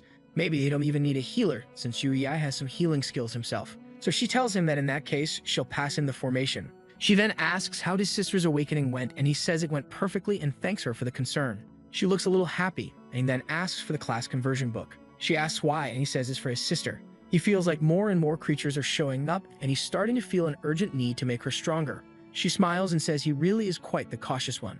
But unfortunately, it's not something that's easy to buy. Then she turns and wishes him good luck in the competition. But sadly, she has to leave because she's got things to handle. The poor guy is furious. She dropped that line and didn't even say where he's supposed to get the damn book. That's when his system notification appears saying that to buy a class conversion book, he needs to be at level 25, complete an A-rank mission, and reach top 10 in the Earth and Heavens ranking. He's panicking, man. Even the cheapest little book costs 20,000 points. It's not gonna be easy, but if he can manage it within half a year, that's good enough for him. Then the National Treasure mission appears for him. Obviously, the better his team performs, the better the rewards will be. Scene cuts to a school meeting. One guy says that Zhao Yi sent in the list of candidates, and he's going to announce the names. Right after the guy finishes talking, because let's be honest, I'm not gonna read 5 Chinese names none of y'all are gonna remember anyway. The chubby guy freaks out, wanting to know why there's no priest on the team. The red-haired guy says that's way too risky. One mistake, and they'd be eliminated. But the old guy says he doesn't think it's a problem. With Zhao Yi's healing abilities, that's more than enough to replace a priest. Of course, he can't say out loud that he's seen the boy's bloodline awakening and knows just how powerful he really is. Weirdly, the same chubby guy who is doubting now says, actually yeah, Zhao Yi has damage talent, tanking talent, support. I think he can handle it alone. The guy with glasses says that since there are no objections, it looks like they're just gonna trust that Zhao Yi is gonna pull it off. The redhead sighs and says they'll have to count on the kid after all. The director declares it's settled. Then the old lady asks Master Wu from the House of Wu to handle their training. Even though they've got great potential, they still need to practice as a team. The guy says it's no problem. He and Miss Su will handle all of that. Cut to our boy in his room doing push-ups with 200 kilos on his back. To this day, he still does his daily training. Honestly, this guy's focused. For now, he's been choosing points as rewards to keep getting stronger. At least the man's self-aware enough to admit he's a busted protagonist. He literally says, it's so easy to stay above everyone using this little system. Next scene, he and Wang Hui are looking around, man. Our boy sees they're surrounded by a bunch of forest wolves, level 23. Wang explains that this private forest is a training ground his guild owns. Suddenly, a dragon flies across the sky, and all the wolves freak out. The creatures scatter, and our guy asks what that was. Wang says that's a legendary level 62 dragon, a magical pet of the senior who protects the forest. Our boy is still shook. If the pet is level 62, what's the master's level? Wang Hui replies that the senior is level 64, but his compatibility surpasses even that. That's why he handed over the TNU guild to the guy without hesitation. Zhao Yu's stunned that someone could be level 64 at 30 years old. That's truly insane. To be fair, ever since our guy hit level 19, it's been ridiculously hard to level up. So if this dude's already in his 30s and at level 64, yeah, he's the real deal. Then Wang Hui tells him to pay close attention. He's going to teach him a special skill. A beam of light shoots up into the sky. He activates Heart Shield. 2 giant walls appear, so huge I can't even really tell what's going on. I don't know what happened. Zhao Yi doesn't know what happened, but the whole forest got wiped clean. And the teacher says that's the first technique he's going to teach him, the Sacred Heart Shield. To learn the basics, he has to connect his consciousness to the skill book and use skill points. Now that we've got the skill description, I finally get how it works. 2 giant shields appear, one on each side, and slowly close in. Our boy unlocks the skill at level 1 and is curious how Wang Hai even has something like this. Wang explains that this specific technique was created by his master back when he was still a holy knight. He inherited it, and now he's passing it on to our boy. Then he tells him to give it a try, and off he goes, man, activating Heart Shield. Of course, his shields are way smaller. He commands them to close in, and boom, the explosion happens in front. The teacher praises him, saying it's amazing that he managed that much destruction with the skill at just level 1. He tells him to master it well, because this technique will be essential for team fights. Suddenly, the dragon descends, man, and lands right on Wang Hui's backs, saying that now that our boy's got the ability, it's time for a more practical lesson. The dragon, in fact, was going to command all the surrounding creatures to attack our boy, and the amount of EXP you get, obviously, right, would depend on how well he performs. The dragon lets out a roar, and all the creatures around start reacting. Trees start falling over immediately, and the first bite comes straight at Zhao Yi. But of course, he hits back with the famous cutting hammer blow. As the monsters start closing in, he activates all his buffs. A stomp on the ground, and boom. He's on the first monster's face, activates the ice power, explosions everywhere. Hammer to the head, chaos all around, man. Not long after, he's completely exhausted. Wang Hu congratulates him for going all out. He can't believe the boy used all of his mana and energy. What was he going to do if more monsters appeared? Our boy gave the obvious answer, "You're here, bro. If I'm about to die, you'll help me, right?" Then chose a potion like a champ. That was rough, but farming EXP at this pace was awesome. And just because I said leveling up was hard, look at that. Dude hit level 22. He's there striking a teen magazine pose, all seductive, talking about how he's gonna allocate points into that new ability he just got. Wang Hui praises him. He thought the kid would kill around 100 monsters, but it was over 400. Looking toward the horizon, he tells the boy that as his student, he better do well in that championship and keep up the confidence. Our boy says not to worry. He already guaranteed first place. Scene switches to the Storm Forest at a rest base. Over the loudspeakers, it's announced, the National Freshman Competition is about to begin. Over 280 schools are participating. Who's going to win? 2 girls watching are already freaking out, wondering why Suhang University showed up without a priest. 2 more approach, saying that's because they got Zhao Yi. Duh. Those ones believe in our boy. Seeing people talking trash online, saying he's gonna lose, they just laugh. Clearly, those folks don't know who they're dealing with. The thick-thighed samurai chick tells her friends to go fetch their orders while sipping a drink, saying she's sure that with that guy, their victory is guaranteed. I think they're saying they because they're all from the same university. Meanwhile, our boy is wrecking those level 10 training robots again, man. Each day, it's getting easier. Problem is, the easier it gets, the less it's helping him train. So he's gonna have to ask Professor Su for help. The badass is calling him at that exact moment, saying their training is about to start, and he better come now. He's hyped, says he's excited to show everything he's been practicing. He heads toward a door, and on the other side, people are shouting, saying they can't wait for the match. When our boy walks in, it looks like it's the team he put together, right gang? The Succubus, now a little calmer, walks up and says she's been waiting for him. Our boy greets the chief and Miss Su, and then the guy says he'll introduce their new teammates. Another girl joins the team, wearing high-rise undies and a shredded six-pack. A level 18 warrior named Wei TXC, who thanks him for the invite. Right next to her is a thick mage, level 18, named Tangling Kase. Am I going crazy, or does she kinda remind you of his sister? Then the chief says he didn't expect our boy to have grown so much with Wang Hui's help. They're shocked he's already level 22. He says it's all thanks to the master's support. Then the chief says he'll get straight to the point. To help them prepare for the national exam, he himself will be their training partner. Today, the focus would first be on team coordination and combo skills. After that, they form a party to challenge the Abyssal Goblin Dungeon.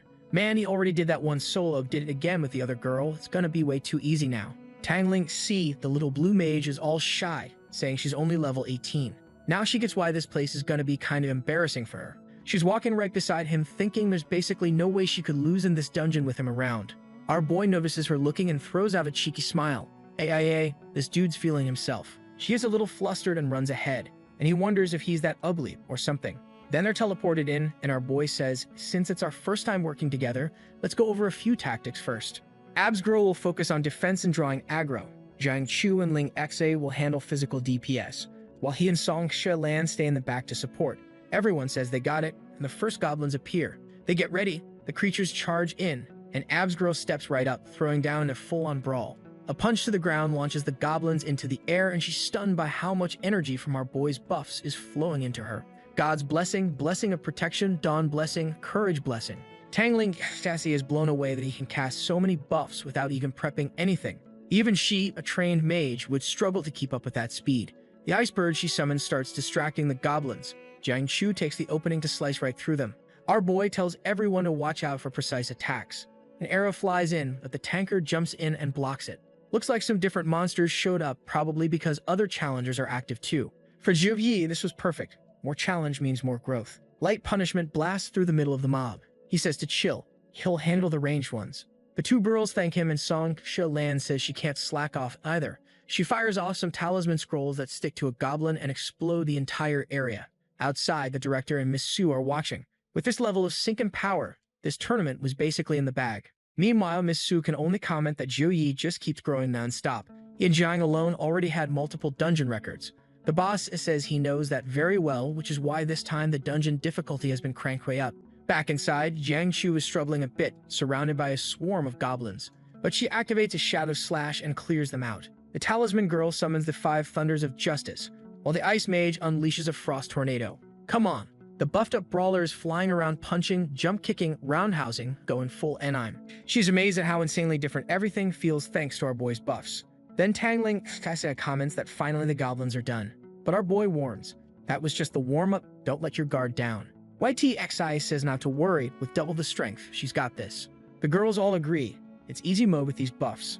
But our boy, deep down, is wondering if he really picked the right team. Oh, come on, you rascal. Don't pretend. The second you saw it was 4 girls, you picked the top 4 immediately. Don't lie. Next scene, they're standing in front of the boss door. But this time, Jolie senses a different kind of energy. He has no choice but to move forward, so he opens the door. This time, it's the second Goblin King, level 25. He says, so the children have finally arrived.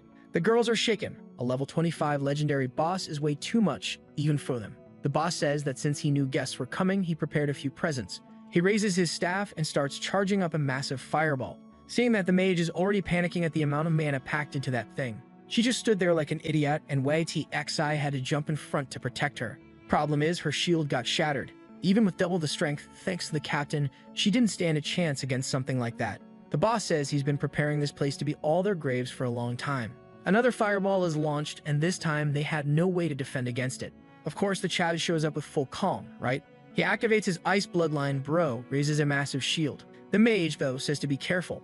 That's not your regular fireball. She draws in some of the boss's energy and realizes, yeah, his power is on a whole other level from the previous one. Song Xia says it's time they go on the offensive. The boss gets surrounded by a bunch of talismans and she launches him into the sky. Man, explosion happens.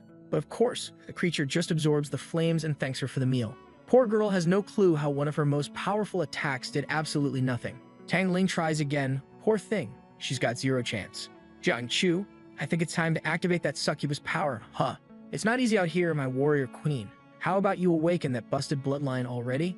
All the girls' attacks combine and fly toward the boss, but he slams his staff into the ground and raises a barrier. Then he charges up a mouth attack, fires off a laser in their direction. Tang Ling immediately realizes the level gap is way too big. Honestly, yeah, these girls are all level 18, and this guy's 25. But here comes a golden light, blocking the attack. Our boy raised the shield and neutralized the boss's power. YTXA's fearless man says she's gonna fight him head on, but he just puts a hand on her shoulder and tells her to stay right there and be quiet. Dad's got this. Activating that ability that lets him read monster stats, he sees it. This boss is just one level higher, but has double the stats. This madman strikes a pose like he's doing a Team Magazine further shoot again, saying it's time to activate the secret bloodline to double his stats too. A sphere of energy appears, and when it fades, boom, final form unleashed. Outside, Professor Sue is legit scared now, like anyone want a private lesson right now. She asks if this is really necessary, and the guy with her explains they have extraordinary power. But of course, so do the other universities. In this competition, only the geniuses survive. That's why they need to suffer now to have an easier time later. All right, suddenly, she accepts that, says it makes sense if that's the case. Back in the dungeon, the boss says the kid can use any trick he wants. It won't make a difference. But Zhou just starts prepping an energy sphere saying, as you wish. He combines his two bloodlines to unleash the radiant pulse attack. The energy shoots toward the boss, who sets up a shield, calls the boy arrogant.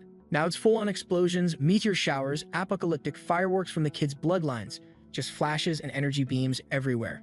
Pillar of energy to the sky, the girls trying to shield themselves. Everyone's confused, like what the hell is happening? Jiang comments that not even she's ever seen this much power. He's clearly going all in. But the boss is still standing, saying it's no use, the boy can't win. And Zhao Yi just keeps walking forward, extends his hand, and the chain attack wraps around the monster. The thing's immobilized from head to toe, and from the ground, lances of victory rise up. At the same moment, he triggers a firestorm, and the monster is trapped in a burning cyclone. Our boy's grinning. Not over yet.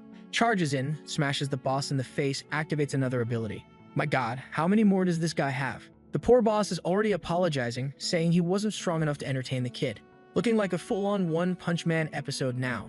Zhao Yi says he wanted to test this six-winged angel ability, but that'll have to wait for next time. He stretches out his finger and says goodbye to the boss. Boom, fires one last shot at the creature. Outside, the university headmaster is already thinking he's the real monster. That creature was designed so that a full team of level 26 players would struggle with it. He then asks Miss Sue if she has the training data for the boy.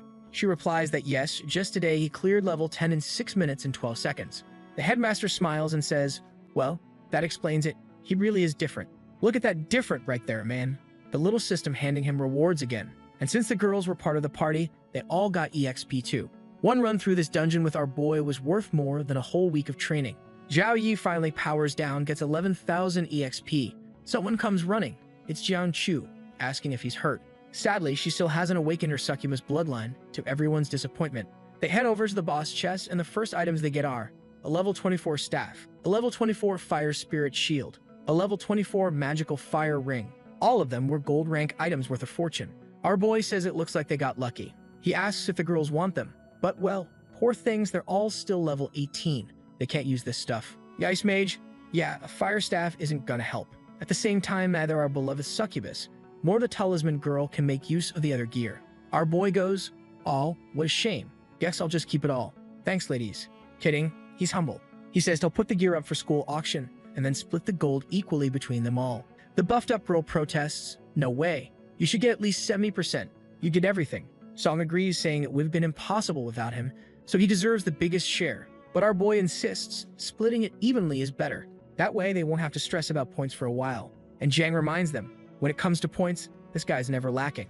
Humbly, he tells them to use those points to prep for the tournament. They weren't just going there to win, but to defend the school's honor. The girls thank him and promise to train hard. They'll give it their all. In the panel, the poor skinny ice mage looks like she got vacuum sealed into her outfit. With that, the mission ends. They reappear outside. The director shows up right away, congratulating everyone. They truly exceeded expectations. He puts a hand on Zhao Yi's shoulder, saying, you always surprise us. All shy, Zhao Yi says he just did what needed to be done. The guy asks if he's confident about getting first place. Zhao Yi says yes. Then he smiles, saying he can't wait to see them become champions. Miss Su then explains the strategy. In the early rounds, they'll try to win without Zhao Yi using his bloodline. That way, the other teams won't know what he's capable of. When the right time comes, they'll catch the strongest opponents off guard by revealing his true strength. The director says that's the perfect strategy to catch people unprepared. That Miss Su says they still need to practice to improve their teamwork. With that, the day wraps up. He tells them to rest. But to keep their passion for training, they've prepared some disciplinary measures. Zhao Yi wants to know what that means, but Miss Su walks off saying, it wouldn't be fun if you found out now. Our boy turns to the team and says they'd better keep practicing. As usual, near the dungeon entrance, there are still folks struggling, unable to clear it. But when Zhao Yi's group shows up, oh man, always walking in with an entourage. People are already recognizing them. Those are the freshman reps. Problem is, they're shocked. Back when they were freshmen, the highest level person was level 19. But in this group, the lowest level is 20. Whoa, looks like they've been leveling like crazy and no one even noticed. The others check the ranking list again and see that Zhao Yi's dungeon clear times just keep getting faster. Once again, inside the dungeon, the boss sends out another attack. But now, no one's afraid anymore. YTXI charges in and punches the boss in the face. She's confident, but the boss replies, the weak will always be weak. The bit of progress she made wasn't nearly enough. The boss moves to crush her with a massive punch. But bam, a tiny but mighty fist from Zhao Yi shatters the boss's arm. He compliments them for blocking the first hit and says this time they'll fight as a team. The girls agree while the boss is over there, armless and knowing he's doomed. Chains wrap up whatever's left and our boy says, now this monster is gonna learn what it means to scream. Song Xialang covers him in talismans. Tang Ling throws out an ice tornado. Jiang slashes in with a clean sword strike, decapitating the boss. The creature drops and boom, new record broken. The director appears again, congratulating them for finishing in under 9 minutes. Our boy wants to know why the guy's even there. He explains that the first tournament match has been scheduled. It'll happen in 1 week. Time to begin true preparation. The girls are pumped. Finally, it's starting. They've been training all this time for this moment. Now it's time to reap the rewards after running this dungeon a million times. Zhao Yi, though, man's sick of it. He can't stand killing the same goblin one more time. Then the principal says he's going to take everyone through the school's secure teleport. They were going straight to the place where the competition would take place. When they arrive, our boy's master and all the red-haired guys are there giving them a warm welcome. Wang Hu thanks everyone for coming and tells the students they'll have to carry the school's glory on their shoulders. But man, to be honest, he admits they've already won this thing 4 times in a row. Could have made a school that loses once in a while, right? But then again, that wouldn't make sense since our boy is the main character. How could he be in a weak school? Yeah, tough one. You're forgiven, little author. That's a complicated mistake. The little harem team all put their hands to their chests and say, you could count on us. Wang Hu tells the old man to prep the teleport and he activates it right away. The crystal lights up, the portal is open. And with that, Aang wishes everyone a safe journey. They all start to vanish and seconds later, they're already at King Jing University. Our boy is impressed by how fast it was. Poor dude probably doesn't even know how teleportation works. Man, they even brought our huge professor lady to give the boy some moral support. Then someone shows up to welcome the Sukang students to King Jing University. His name is Yang Chun, and he's an awakened mechanic from this place who says it's an honor to have them there. The head of our boy's university recognizes him, shakes his hand, and asks how he's doing. Yang Chun says he's good, then adds that the team they brought this time doesn't look half bad. Definitely not bad if it's a harem competition, huh, buddy? Our boy right there, surrounded by 4 badass girls. He says he's looking forward to the competition, then turns to our boy and the big professor, saying he has a few announcements. After a whole month training in dungeons, they had reached the peak of coordination. In the coming days, they wouldn't be practicing anymore. Instead, they walk around, learn how the different races mix, and see what's going on out there. Humanity is strong, but there are countless other races that also have their own geniuses. That was the message. They were dismissed and told to be careful. Later on in the little apartment where our boy would be staying, the robot greets him. Apparently, our guy had been leveling up but wasn't even using his points. He's already at level 23, but most of his skills are still in grade C and B. He wants to reach his second awakening already, because then everything would go up to B+, including one more skill called Apocalypse Jewel. Obviously, all that is still far off, so for now, he'll just focus on gaining experience and doing well in the tournament. Sometime later, they're watching fireworks together to celebrate the start of the competition. The first to show up, man, are the legends from Sukang, and the whole crowd is cheering. Our hillbilly boy is amazed by how big the audience is, and Jiang says it's gonna be twice as big once the fights actually start. Oh boy, they're already introducing Sukang's first opponent. The guys from Rongyang University are coming in, and just from the dumb looks on their faces, you can tell they're only there to get beat down. They're giving the usual speech about how there's no need to be afraid, since these guys always win. But today, they're gonna fall. But man, just from the way the artist didn't bother giving the guy even a single earring, you already know he's about to get wrecked. The crowd notices that the only guy on their team is level 23, which obviously means something's off. This is supposed to be a freshman competition. The badly drawn characters are thinking that even if he's level 23, this competition is based on overall team strength. I thought today was just gonna be fireworks, man, but nope. The tournament's actually starting. The Raw and Yang guys are already trying to go in using buffs and all, but the red-haired one tells them to wait. For now, they focus on defense until they figure out what the opponents were planning. But man, judging by his eye with the cross, you already know what's coming. I thought it was gonna be some bomb from our boy, but actually he's just buffing all the girls around him like a boss. I love that image, huh? You're looking badass in the middle of your harem, my guy. In the audience, everyone is shocked because obviously, he just buffed the entire team with a flick of the hand. Yangshan asks if he's really seeing what he thinks he's seeing. It looked like everyone's strength had nearly doubled. The head of Sukang says that's the power of the secret class, the Holy Knight. Now the guy finally gets it, right? It's not gonna be easy. Once again, they won't stand a chance this year. If anyone has to face this Zhu Yi, they'll have to take him out before he buffs the whole team. But for Rongyang University, who had no clue what was happening, poor guys, they weren't going to survive. The Rongyang guys, poor things, are already dropping their swords and asking their captain what to do. At least the captain has some perseverance. He says he can block them. Then Zhu Yi tells his harem that since the enemies look weak, the plan is for everyone to attack and break their defenses without revealing too much strategy. Man, our busty mage Tanglin said he suddenly starts casting fire spells. She's probably using that staff and choosing her weakest magic on purpose to not give away anything important. Even so, the enemy captain is struggling to raise his shield and block it. At least he's there, acting kind of confident, saying that if this is the extent of their power, he can win. Then Wei T.C., the tank, comes in to throw a punch and breaks the guy's shield, at the same time that our favorite Succubus lands a direct hit on him. Yep, man, 2 seconds later and the guys are already laid out on the floor.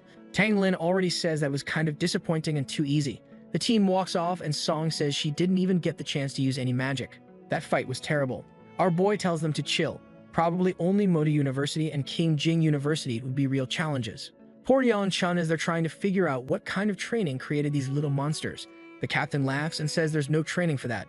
What they can do today is the result of their own effort and natural talent. Poor Yan Chun just walks off saying he's going to try to come up with some strategies and they'll talk later. A while later, the leader tells the group that they have no more fights today, so they can rest. Su Mavo says there will be matches from other universities and it would be good to at least watch the stronger ones. Then the captain tells our boy to sign up for the individual competition too. He wasn't automatically registered, right? Since usually healers don't sign up after all, how are they gonna fight alone? They just get beat up and heal themselves. Then all the girls on the team say they're gonna join too. Some are excited, while the little mage in the back is kind of unsure, but she agrees. The guy laughs and says it's settled. Then, back in the arena, the one-on-one matches were about to start. The Succubus is number 27 and Song is number 45. Our boy, though, is number 6 and will face a swordsman. But in the crowd, people are confused. How's a holy knight gonna take part in a one-on-one fight? Oh, they don't know we're harem king, huh boys? The first chump steps up to get wrecked. A swordsman from Yang University, level 18. Boring hair, plain outfit, no earrings, no tattoos, he's gonna get folded easily. Even the guy's own teammates are doubting him, especially since our boy is from Kang University. He raises his sword, activates some fire magic, and I'll admit, he's got a little bit of swag. He says if our boy surrenders, he'll lose with more dignity. But Zhu Yi, as humble as always, says if the guy manages to breathe 10 times during this fight, he'll be impressed. Before the dude can even reply, bam, he launches an attack. Zhu Yi dodges it, and the guy's already confused. When he tries to lift his foot to block, it's already frozen. And when he looks forward, the hit's already coming. He heats up his foot with fire to break free and throws another sword slash. But man, Zhu Yi punches the sword, breaks the blade, lands a hit on his ribs, slams him into the wall, and the other students already realize, right, they don't stand a chance. At that point, the old man from that guy's university already says that you really can't underestimate anyone from Sukang. And of course, the robot gives the signal. The guy couldn't continue the fight, so the winner was Zhu Yi. In the crowd, people are trying to figure out why a knight, who was clearly focused on buffing, managed to finish the opponent with just one punch. That pink-haired girl, her name is Zhu Yu. And since our boy is Zhu Yi, to avoid confusion, let's give her another name. How about Rosalia or Rosalia? You know, since she's pink, that works. And she's saying she spent some time at King Jing University and our boy has improved a lot since she last saw him. But honestly, I don't remember this crazy chick. Oh Yon Chun says our boy almost became a student at their university. Probably that girl from the beginning who took him up to the skies to bring him to her school, tried to kiss him too. She's wild, acting all holy like a saintly nun, but don't be fooled. Sholan, that huge green-haired one, also says she misses him and that he's a special kid. Another girl who's impressed. That other one's name is Shobai, and she notices it seemed like he had a bloodline. Apparently, she has an ice bloodline too, and it looked like hers was kind of resonating with his. Sholan asks what's going on, and Shobai hides her arm, saying it's nothing. Then she walks off, saying she has some things to take care of, and they'll talk later. We then see someone receiving a call from Xiaobai. A blue-haired guy answers and asks if today isn't the day of the competition, so why is she calling now? He then tells his father that he found someone with an awakened ice bloodline and his name is Zhu Yu. According to her detection, the purity level was over 70%. The guy is confused, asking if that's true. That level of purity was extremely rare. She says she's sure, and maybe if she gets closer, she can confirm an even higher number. The guy says okay, he'll keep an eye on this Zhu Yi. While looking at his reflection, he says maybe this kid could be the one to save him. Back in the arena, the whole crowd is chanting Zhu Yi's name. The next group about to fight is super confident. The leader tells them not to underestimate the kid just because he's a healer. He senses an imminent danger coming from him. That guy in the blue jacket replies like, alright, chill. He's got a bit of swag, summoning machines, and gears and stuff. That puffed up girl on the right says she hopes Zhou Yi doesn't cry from how bad he's gonna get beat. Poor girl, right? Her team leader's about to be humiliated, and the crowd's all hyped. Looks like the girl's dad has already arrived at the competition, teleported in. Wait, hold up. The dad's here. The mom's here. The whole family showed up. Yeah, it's obvious. They're probably trying to use our boy to heal someone's bloodline, right? The dad says they're here to watch Zhu Yi. But the little girl with the cap says she has nothing to learn from a support class guy like a holy knight. The mom, though, tells her to pay close attention because he has an ice bloodline with over 70% purity. The girl, shocked, asks how that's possible. As far as she knows in their family, the strongest person only had 40%. The dad tells her not to tarnish the family's reputation by saying that about her brother. Then the mom tells her to focus on the match. The robot makes the announcement our boy steps into the arena, and this guy named Like Sin shows up. He says he originally planned to end our boy with an instant kill. Jiaobai is ignoring everything he's saying while activating his power to get a read on him, and realizes this guy should be underestimated. Still, the guy is level 18. Our boy is just being humble saying that. He's saying all that, but at the same time he's thinking that he can't show his full power because tomorrow he's fighting against Manga University. The countdown begins, and as soon as it hits 0, our boy immediately activates the Blessing of Protection. The guy takes advantage of that moment, saying he's not giving Zhou Yi a chance to buff himself and runs in to land a big kick. But our boy busts out some Muay Thai man, lifts his shin and blocks the first kick, then retaliates with an elbow right to the mouth. The guy's actually kinda tough, look at that. He didn't die in one hit. Oh wait, nope, never mind. He got launched far and exploded against the wall. Okay, he's still alive, folks. Not in good shape, but he's standing. You just can't understand how a holy knight has better fighting skills than him. Zhu Yi tells him he's misunderstanding things. He's not that good. It was just a lucky hit, just a bit stronger than normal. But then he charges in and hits him with a JoJo-style combo. The poor guy is trying to block, but his entire armor starts breaking apart. Zhou Yi comes in with a punch to finish the fight. The dude sees One Punch Man charging at him, throws his arms up and says he surrenders. Just in time, our boy shifts the direction of the punch, so he doesn't accidentally kill the guy, ends up slamming his fist into the ground and exploding the floor. Even so, just from the shockwave, the poor guy gets launched like trash straight into the pavement. China's most humble boy is just standing there thinking how hard it is to hide the strength he has, while the other competitors still can't accept that a holy knight could have this much combat power. Zhou Yi, being a sweetheart man, goes over to his opponent and heals the guy. The nurses were arriving and he tells them he already patched the guy a little to save them some work. One of them thanks him, but after looking at the wrecked guy, she actually feels bad for him. She knew the fights would be rough, but that guy on the floor took way more than she expected. Then the blue-haired mom tells her daughter to take a look. That boy surpassed any genius in their family. The dad is analyzing it, saying that sending a fully armored opponent flying that far just with a punch, no weapon or anything, is insane. Meanwhile, the girl is all red-faced but admits it, he really is strong. So dad says that since she's admitted it, he's going to ask the mom to set up a meeting so they can talk with Zhu Yi. Meanwhile, our boy is thinking that our beloved Zhang is going to win easily. Some girl from Manga University is getting wrecked because, she's going up against our favorite. Girl, it's been a while since you awakened that bloodline. We're about to go through some tough moments so we can unlock a powerful ability later. But for now, that poor girl from Modu is just getting demolished by the Shadow Slash. The artist man drew like 80% of the panel as just her thighs before she hits the ground defeated. Yeah man, Zhang's already moving on to the 4th round. Everyone's impressed with the white-haired girl. Look at the little couple walking around. He's praising her, and she's saying she got lucky because her opponent was weak.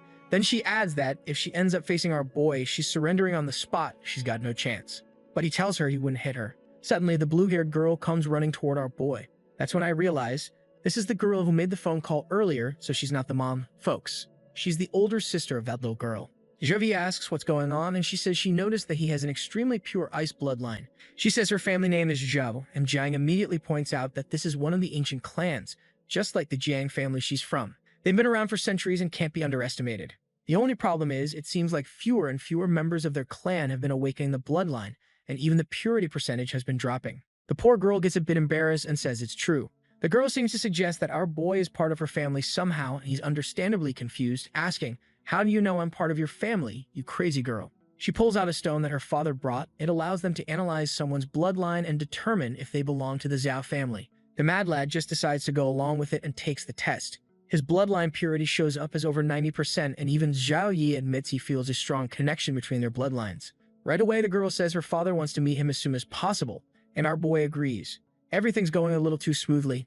Kinda sus. He waves goodbye to Jiang, who before leaving reminds him that her family is much more powerful than the Zhao family. Later on in the girl's room, the mood's kinda romantic. Look at that sunlight coming in on the two of them. But Zhao Yi is deep in thought. He's thinking that yeah, he has this so-called bloodline, but these people never helped when it came to his sister.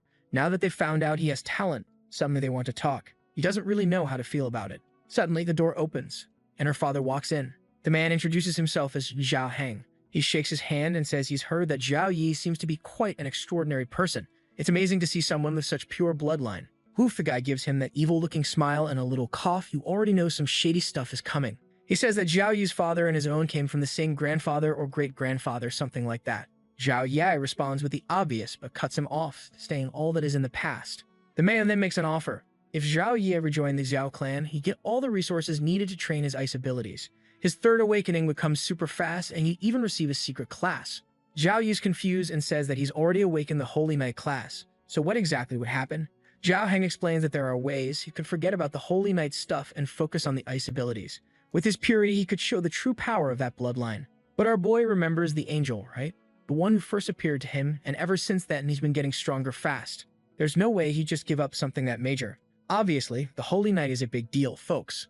So he asks the old man if he'll still get any support from the family if he doesn't change classes. The guy says yes, but not to worry.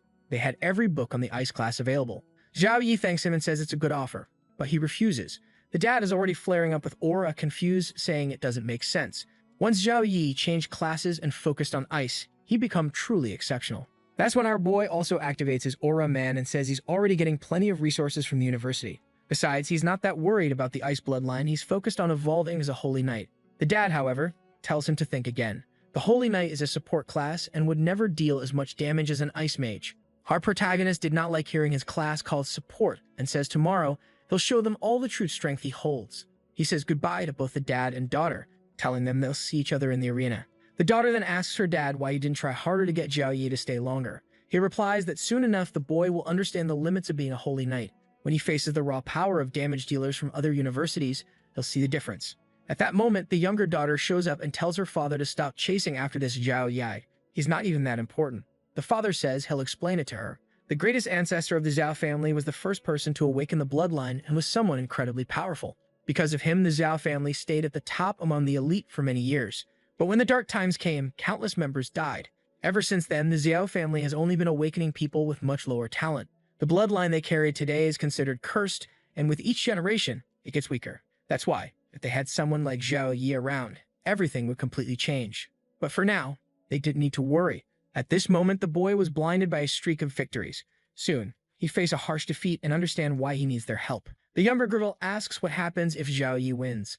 The sister immediately tells her not to say that, especially because she's the one who'll be fighting him. And now we're back in the arena, and apparently, it's hard to get tickets. Zhao Yi's fights are the ones drawing the biggest crowds. The sister is there in the stands, and the artist clearly spent a few extra hours drawing those legs, huh. With that, Su Hang's group is announced. Our boy casually swings his hand to the side and pulls out his cleaving hammer. Everyone's tense. This is the first time they're seeing him use a weapon. And of course, that clown of a dad already noticed. He seems way stronger than before. Maybe he had been hiding some of his power. A guy steps forward, he's level 22 and named Lai Yuan, and says there's no way Zhao Yi can win using a support class. Man, he's up against an archer and a priestess. It's a shame, but those fine ladies are gonna have to get smacked. In the background, there's even a group that has a bit of swag, huh? That guy on the left, the artist must have spent at least 5 minutes drawing him. Maybe he'll do something. The captain says they only narrowly lost last year, but today things would be different. He plants his sword in the ground and tells his team to go all out even if it means risking the opponent's life. In the crowd, Yeon Chun is asking if they really think the kid can handle healing, buffing, and fighting all at once, but Soo Hang's leader just says not to worry. He trusts the boy's strength. The glasses guy is getting suspicious. Maybe the kid really does have another card up his sleeve. Then our boy tells Jiang they're going with the school training plan. He charged in first and he'd follow behind, cleaning up whatever was left. And well, if that's the plan, I don't think there's gonna be much left. Poor Wei TXI is standing there thinking she's gonna land some punches. Our boy tells the harem that if any of them get even a tiny scratch, just stay close and help toss out a warm heal. The robot announces the start of the match and Zhao Yi charges in, already activating all his buffs. People think it's crazy for a healer to go in alone, and of course the guy from the other university is freaking out. The big archer is getting ready. She knocks 3 arrows and fires a barrage. She's using a skill called suffocating arrows, which pierce the target and are impossible to dodge. But our boy already dodged 2 of them and now 3 more are coming straight for his head. Instead of dodging, my dude catches one mid-air and smacks the others out of the sky with his hammer. The poor girl is confused. He just blocked her entire attack with his hands.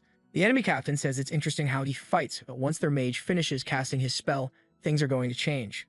Right then the mage finishes, flames start appearing and a phoenix forms in front of Zhou, breathing fire toward him. He easily dodges the first blast. The guy throws out another right after. But even as the massive barrage comes his way, Zhou doesn't look even a little shaken. In the crowd, everyone knows he's about to try and tank the attack.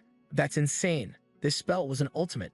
Rosalina sitting close by says that if he were smart, he'd dodge it. With the speed he has, he'd find an opening soon enough if he kept dodging. But Miss Sue, sitting next to her, just chuckles. Rosalie asks what's going on, and Su Mei says she clearly doesn't know Zhao Yi if she thinks he'd run away from an ultimate skill. The fool responds that Su Mei's expression will change when the boy loses, but Miss Sue says she doesn't think that's going to happen. Back in the arena, a golden barrier could be seen, and now it's getting confusing. It was the famous pillar of light shooting toward the heavens, man. Our boy had just activated the sacred flame bloodline. That alone was probably enough to wipe these guys out. Imagine if he used this 6-winged angel one. The mage, poor guy, I know he's got some kind of headgear that's supposed to show he's strong. But come on, man, you don't stand a chance. He's trying to strengthen his phoenix, but nothing's happening. Meanwhile, our boy's fangirls are hyping him up, saying the poor dude just didn't know the captain's real strength. Then our boy absorbs all the phoenix's flames, holds them in his hand, and apologizes for doing that. Unfortunately, his sacred flame allowed him to control any type of fire. The crowd is stunned, while Rosalie realizes that this sacred flame is a divine ability. The strange part is, even people who've gone through a 3rd awakening didn't have anything like that. Sume says maybe he's just a lucky kid. Geniuses often get handed opportunity after opportunity, but Rosalie is still confident, saying they've still got an ace up their sleeve to win this. The blue-haired girl, Zhao Heng's daughter, is sitting there wondering why everyone is so hyped about this divine skill. Her dad explains that a power like this can't be learned from any book. The only way to receive it is by being chosen by a deity, just like how the Zhao family was chosen by the ice goddess. They've always worshipped her and received her blessings. Now the poor guy's devastated. He finally understands why Zhao Yi didn't care about the skill they were offering. He had already been blessed by a goddess, which meant his potential was immeasurable. The daughter says it looks like they came here for nothing, but her father says no. After the battle, they'll try to talk to Zhu Yi. They can't just give up on their only hope to revive the family so easily. Meanwhile, in the arena, the mage is still trying to understand what happened to his phoenix. His teammate puts a hand on his shoulder and tells him not to give up so easily. If Zhou Yi was good with fire, they'd just try another element. Besides, this time he makes sure Zhou Yi couldn't dodge his blade. The sexy archer lets loose 3 more arrows while the mage raises a stone barrier. Our boy just stands there, letting everything come his way calmly, asking if they really think hitting him with everything at once is gonna make a difference.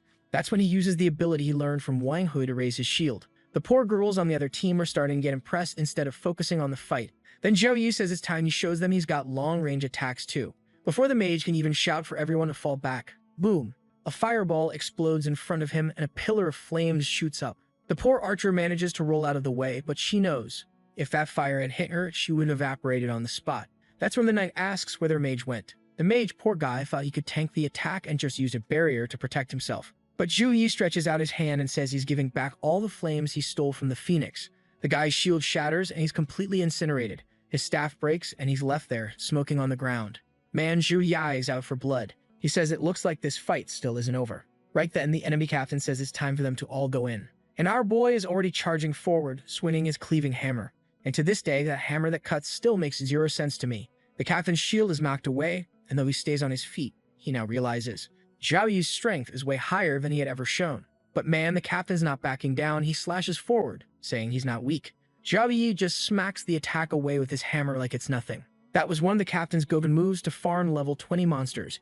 How did it get blocked so easily? He decides to charge again, but this time with a physical attack. Zhao Yi says that apparently the guy needs to come face to face to really understand the difference in their strength. They clash for the first time. Zhu Yi comments that it's expected for a captain to withstand an initial blow. But man, just looking at the captain's expression as he's trying to tank those hammer strikes, it ain't easy. His sword flies out of his hand and Zhu Yi is already on top of him. Just as he's about to land another hit, something blocks the attack. At the same time, a red light flashes from behind. It looked like some kind of electric bee or something. Zhao Yi manages to raise a barrier, but the shield gets broken. Still, he takes advantage of the monster bouncing off his shield to finish it off on the spot. The enemy captain turns to that guy, Xiao Xuan, and thanks him for saving him. Suddenly, that stylish dude speaks up, the one who's been hiding his true power since the beginning. But this boy, Zhou Yi, went too far thinking he could beat them all alone. The guy starts summoning his whole arsenal. Little robots, bees, tanks, you name it. Okay, I'll admit it, the guy's got swag. I told y'all he might do something. Zhao Yi's impressed that the kid's only level 19, but his robots are all level 21 or 22. In the crowd, the head of Kang University says now he gets what the ace in the hole was. Yan Chun reveals that this kid has an S+ talent in mechanics. Anything he creates ends up being higher level than him. One of Zhou Yi's fanboys says that's really impressive. Now he's excited to see which talent will come out on top. Zhou Yi smiles and says it's interesting that he summoned a whole army of mechanical monsters, but it's a shame. He's been constantly training against things like that. Wang Zuan stretches out his hand and orders the army to attack. Torpedoes start firing, barriers go up, and a full-blown barrage comes flying to our boy. He activates his twin shields and seems to block it all with ease. Then he slams both shields together and crushes a good chunk of the robots.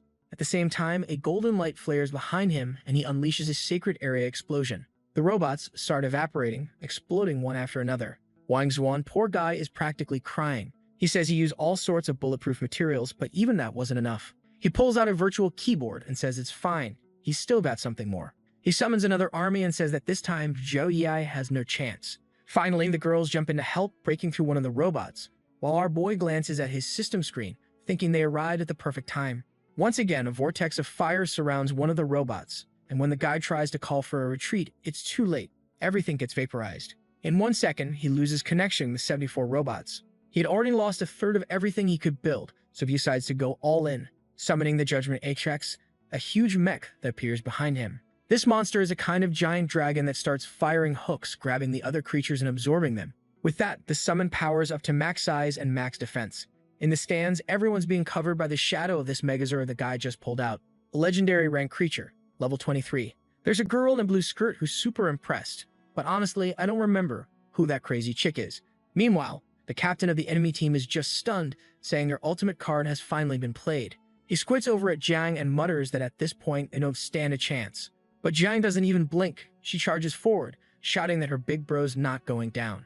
Inside the giant robot, Wang Zuan yells for Zhu Yi to face the power of judgment. The first barrage of missiles is launched, but as always, our boy's standing there calm as ever.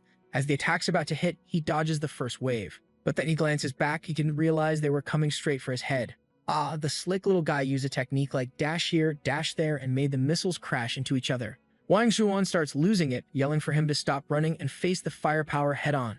Another wave of missiles is launched, but Zhu Yi just starts spinning his hammer, swatting everything down. Then the robot pulls the sword from its back and unleashes a slash that rips through half the arena. They even mocks him, asking if all Zhu Yi can do is run away. To him, Sukang University was full of cowards. Zhao Yi replies, "All right then," and says he'll charge in. But that was all part of Wang Zuan's trap, to lure him into an ambush. If a guy with no self-control like that was the captain, they were definitely gonna win. Wang Zuan swings his sword again, and our boy meets him with a hammer. The attacks clash, sending the mech's arm flying. At that moment, Zhao Yi activates God's hand, forming a golden vortex above the robot. Even the cameras recording the match start to lose power, saying their energy is being drained. More drones are deployed to keep filming it in real time. The vortex keeps drawing energy from everyone around, while our favorite Succubus is in the middle of the fight herself. She runs over to Tang and says they better get out of there. Song and Wei Tai look at each other and realize, yeah, it's time to bounce, man. They start retreating, and the enemy team thinks they're scared. But when they stop and look up, they realize this power is not normal. Out of nowhere, a literal hand of a god descends from the heavens. Had he used this power before? I don't think so, right? This might be something new. The crowd's confused. Wang Xuan has no idea how he's gonna block that. Even though there was only one tier above his robot, the gap in power was massive. Still, the kid goes nuts again, shouting he's not afraid to die. He puts his robot into extreme mode, and the sword starts spinning, glowing purple. The hand's coming down, and he's just going wild, screaming upward. He fires off a rapid combo of slashes toward the hand. They seem to land, maybe. But when he looks again, boom, the hand's already come down and flattened the entire arena. The crowd shields their eyes as Zhu Yi comes in kicking. Poor Wang Xuan's lying there like a half-crushed bug. The girls on his team are already realizing it. They all just got destroyed. And our boy, not even a scratch. Didn't even have to hit the girls. A true knight, through and through. Wang Xuan is there, barely conscious, muttering Zhu Yi's name before passing out. Obviously, the fanboys go wild, screaming his name in the stands. The team walks out of the arena, calm and collected. Yangshan knows it now, there was never a chance they could win. Even with their secret weapon prepared, there was no way to expect a monster like Zhu Yi. He quietly exits, admitting that this year the Kang house really brought top-tier competitors. Honestly, it looks like it's the 5th year in a row Kang is gonna take the championship. This pattern's been repeating for a while. The headmaster laughs and the crowd celebrates. Meanwhile, our boy is walking out, surrounded as always. The girls are saying that match was way too easy. Jiang notes there's way more people watching than last year. With this fight being broadcast, Zhu Yi's name was sure to spread to the 4 corners of the world. Up above, a blonde girl is watching from a high platform, saying that Zhu Yi isn't bad at all. Looks like she's got her eye on him, saying he might be exactly what her guild needs. But the guy in the suit behind her says that in order to enter their guild, even the weakest members are at least level 30. So this kid, not qualified. She makes a peculiar hand gesture, saying all they had to do was train the boy, and even if the guild master didn't accept him now, eventually it would all be worth it. Sooner or later, that little boy would belong to her. Finally, the kind of villain our boy has no chance of defeating, if you know what I mean. Meanwhile, in a nearby hospital, man, there's a swarm of doctors rushing in to try and save Wang Xuan. Well, doctors, right? It's really just a bunch of healers blasting him with every healing spell they've got. Everyone's saying that damn Zhu Yi took the fight way too seriously and almost killed the poor guy. If it weren't for the arena's protective magic barrier, he wouldn't even be alive right now. The staff apologizes to their leader, who just says there's nothing they can do. Zhu Yi was simply too strong. Looks like this time they'll have to settle for 3rd place. One of the team members is confused, saying, why? We can still beat the Madu clan. But the leader reminds him, without Wang Xuan, they don't stand a chance. And now he doesn't have any of his robots left. Lying on the stretcher, Wang Xuan's crying, saying that once he reaches his 2nd awakening and gets the S+ rank mechanical heart, he's going to win. Back to the delusional dad, he's now apologizing to our boy, saying he misjudged the power of a holy knight.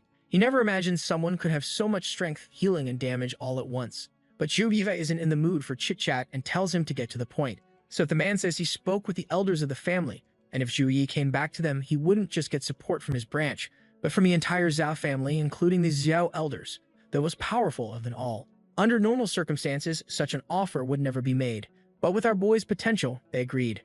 Now Zhu Yi starts thinking maybe it's not such a bad option. The only problem is leveling up with Wang Hui had been amazing. That guy helped him rake in tons of XP. So if he tells the guy it's a shame to disappoint him, he has zero interest in switching classes. The guy looks crushed, asking if the Xiao family really has no hope of reaching glory again. He's over there banging his head against the wall, so Zhu Yi says he does know someone with an extremely pure ice bloodline. Maybe she'd be willing to join. But the guy says it can't be just anyone, it has to be someone with an insanely high purity, like Zhu Yi himself. Then our boy, straight up starts selling out his sister, saying her purity is 3 times higher than average. Suddenly the guy's face completely changes. Now he's all happy, asking if that's really true. Zhu Yi just nods, and the man starts jumping with joy, shouting that finally the ancestors would be proud again. Our boy tells him to calm down a bit. He hasn't even talked to his sister about it yet, so it's not like she's accepted anything. Still, it would be the best choice, for her, at least. Zhu Yi doesn't care much because he already has the system and Wang Hui's help, but for her, it'd be a whole different story. She'd gain access to tons of resources. So he calls her, and she picks up with Gray the dog on the video call. Honestly, I'd forgotten that dog even existed. She's there spinning the poor dog around, saying that everyone saw his big win and now all the girls at school are asking for Zhu Yi's number. Girl, what school? You were passed out until 5 minutes ago. What friends, you lunatic? Still, she says she's not giving his number to anyone. If someone wants to date Zhao Yi, they have to be extremely strong. And look at that rascal Zhu Yi, already imagining Jiang all buff and ripped. He says he's gonna get straight to the point and starts explaining about the Zhao family offer. He tells her they could get any book she wants. Ice Archer, Ice Swordswoman, Ice Mage, you name it. This is an inclusive story, folks. Even if you've got Alzheimer's, the author will remind you. Because yes, it was already crystal clear that she was going to choose ice. And yep, she picks ice. So our boy explains that if she accepts the Zhao family's offer, she'll have to study with them for 3 years. Like what, bro? But she's super excited, not even fazed by anything, saying not to worry, she's not going to hold him back or mess up his life. He just says, all right then, and offers to take her to the district himself. And with that, we're back to the competition, round 4. From now on, there would start to be rewards, and the first prize was an S-rank mana potion. The audience is in awe at how generous that is. Jiang points out that last year, the final prize was that potion, so it looks like this year will be way better. Zhao Yi reminds her that's because monster invasions are increasing. They're deliberately giving out more and more items to encourage people to fight. Then the announcer bot says that anyone who makes it to the semifinals will win a weapon forged by the master of the alliance, Pi Jun. Zhao Yi knows what's up. Legendary rank items are the maximum a human can forge. Anything higher than that? Only left behind by the gods. Obviously, this just makes all the players more greedy than ever. Jiang waves goodbye to our boy, saying she's rooting for him. Back in the arena, a green-haired guy approaches. He puts on a hat and says he knows just how strong Zhao Yi is, but he's not weak either. Oh buddy, that's the exact phrase the weakest guy ever would say. Apparently, since level 1, this lunatic has dumped all his stat points into strength. He likes to fight by landing one big hit and winning. But as soon as the match starts, Zhao Yi charges in with his hammer. The guy, sticking to his signature strategy, stomps the ground and lunges in close. He unleashes a vicious flurry of slashes. I thought Zhao Yi would dodge. But no, they're actually going head-to-head. The hammer and sword clash. But unfortunately, my guy, you're not the protagonist. You go flying. The poor dude's lying there wondering how this is possible. He's dumped everything into strength. How does someone at a similar level hit harder than him? Well, buddy, your plan wasn't that bad. It's just, he's the main character. There's really nothing you can do. But the crowd's getting suspicious, saying something's off of Zhao Yi. It should be impossible for Brother Shang to lose in a pure strength match. That blonde kid with glasses says that to beat him like that, Zhao Yi would need to have at least 450 points in strength, and combining that with the intelligence he clearly needed to do that cyclone earlier, something's not right. He asks the guy next to him if he thinks he has a chance of beating Zhao Yi. And bro, this poor dude says that out of 10 fights, he'd win 3. Considering he already admitted defeat, it's more like, out of 10,000 fights, he'd win -3. Green hair gets back up, saying no, he hasn't lost yet. As long as he's standing, he's not defeated. Zhao Yi praises him, saying he's truly a real man. And in that moment, the guy charges with a flying air punch. But our boy's not holding back. The dude comes in with a punch and takes a full-on hammer shot to the chest. Gets flattened into the arena. His teammates are shouting at the system to declare the match over. And since the guy got turned into a pancake, the machine finally announces Zhao Yi as the winner. In the stands, the girls are yelling they love Zhao Yi, while the medics are just feeling sorry for anyone who has to fight this holy night. One day later, the head of Kang Academy says that 2 students have made it into the quarterfinals. He tells Song Xiaolan, one of the girls who advanced, that he's impressed she made it this far. He adds that he thinks her chances of continuing are extremely low, but she should give it her best shot. Damn, man. Was that roast really necessary? Looks like our dear Succubus ended up facing some guy named Hai and lost. Apparently, this dude is being considered a future champion. Well, maybe that's for the best, right? Our boy didn't have to fight her, and now he gets to beat the guy who beat her. Win-win. Still, the team leader says they got a shot at coming back through the loser's bracket. 2 slots will be available. While they wait, they're counting on Zhu Yi to bring home first place in the solo competition. Of course, the guy says, yeah, I got that covered. Tomorrow, there will be 2 group matches, but against normal schools, so nothing to worry about. Apparently, the substitutes are going to handle those normal schools, you know, those weirdos over there, or maybe I read that wrong, but it sure looks like that's the plan. Back on the couch, Jiang is anxious, hoping to climb back up in the loser's bracket. This was her chance to get back into the competition and win in S-rank equipment. Even for super influential families, gear of that quality is hard to come by. At that moment, the team leader tells our boy that now that his strength has been exposed, he should lay low and avoid training too much. Otherwise, he might become a target. Right then, a couple girls walk past the door and freeze stunned, saying they're seeing a literal god. Man, not just 2 anymore, a whole crowd starts forming. They can't believe they're actually seeing him in the flesh. Our boy, though, awkward as ever, is facing the one enemy he truly doesn't know how to beat and just asks, who are you? The girls blush, stepping closer, saying they're fans and want autographs. They're holding multiple posters of him in different poses, telling him he's going to have to sign all of them. But he's completely lost, has no idea where they even got those pictures from. Jiang, meanwhile, is on the couch looking crushed, the expression of someone who's just witnessed her man being stolen right in front of her eyes. And then bam, the devil version of herself whispers in her ear, "You gotta let them snatch Zhu Yi from you like that." If she couldn't keep up with him, she would be left behind. Jiang's talking to herself, saying she'll win this next match no matter what. Though honestly, I don't think that demon voice was talking about this kind of competition girl. But that's Zhang's goal. She's gonna fight to stay at his side. The spicy succubus is just watching silently, while Zhao Yi starts getting the chills. The second part of round 4 is about to begin. Everyone is teleported into the middle of a forest, wondering why it has to be so different every year. Last time it was a castle. The time before that, I controlled robots. One mage mutters that this whole random setting system is what makes everything so unpredictable. Meanwhile, Zhang already has her hand on her sword. Anyone who moves is getting sliced. The little robot hovers over and tells everyone to calm down. This was the Lost Forest. Every half hour, monsters would spawn around the area. Their objective, kill as many monsters as possible. The 2 people with the highest kill count will advance to round 5 of the solo tournament. Everyone's smiling, but Zhang notes that deep down, they're all tense. Suddenly, a purple mist appears, signaling the first monster wave. Everyone gets ready, but weirdly, nothing shows up. Then behind Zhang, a guy starts scratching his neck. She feels something strange and looks back, and holy hell, the dude's entire body is sprouting mushroom spores, and he's coming toward her with a massive distorted hand.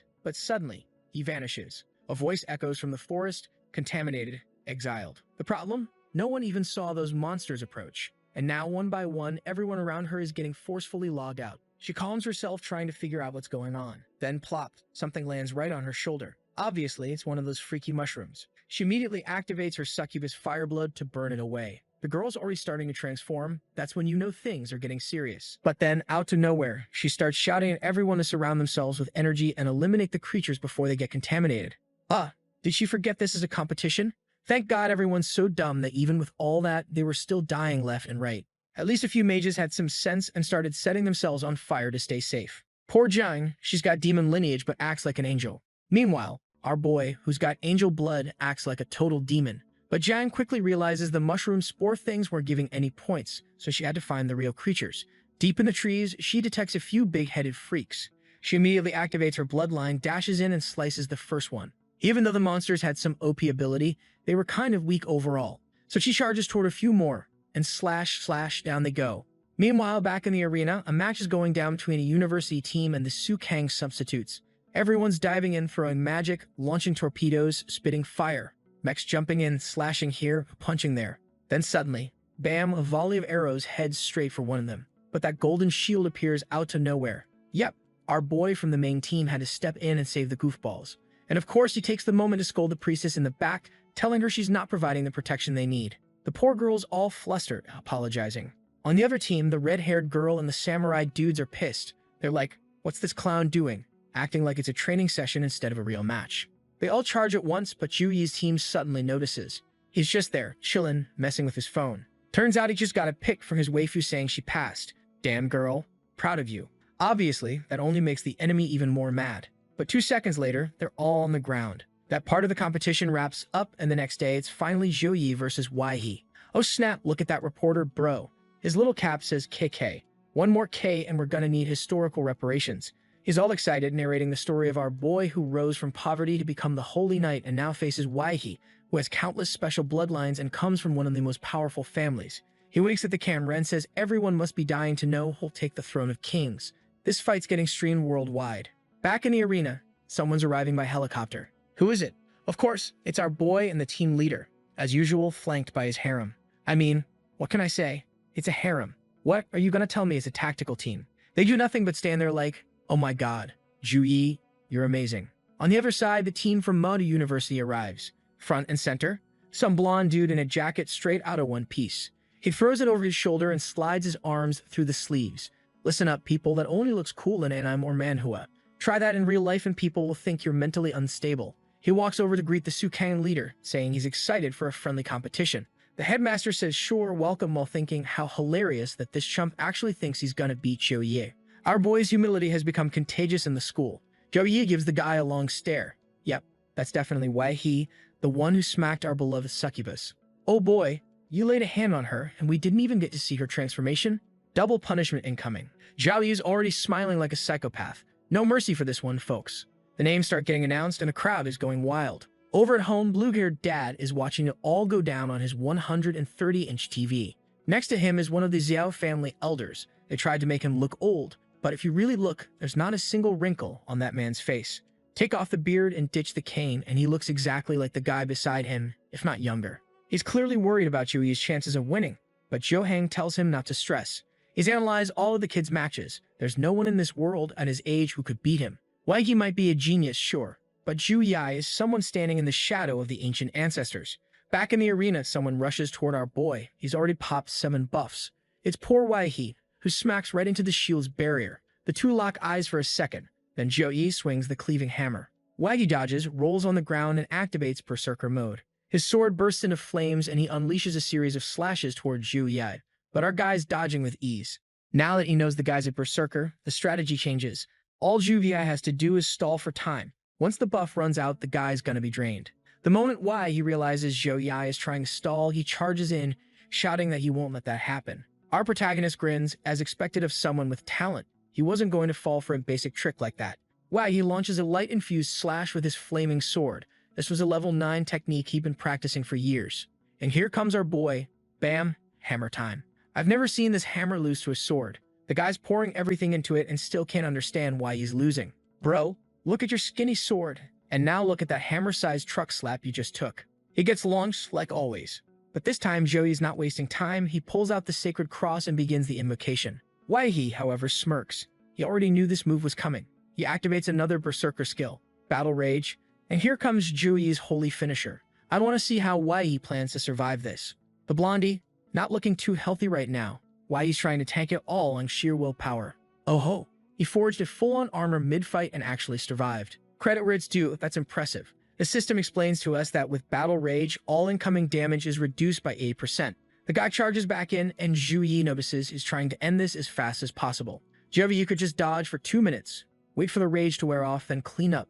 Easy win. But nah, he doesn't want to win in a boring way like that. He slams Waihe with another hammer blow, while Waihe's thinking he has to end this quickly. He's up against a Holy Knight, someone with heals, shields, and endless sustain. The longer it drags on, the worse it gets for him. That's why he's going all out from the start. In the crowd, everyone's already figured it out. This is gonna be a fast fight.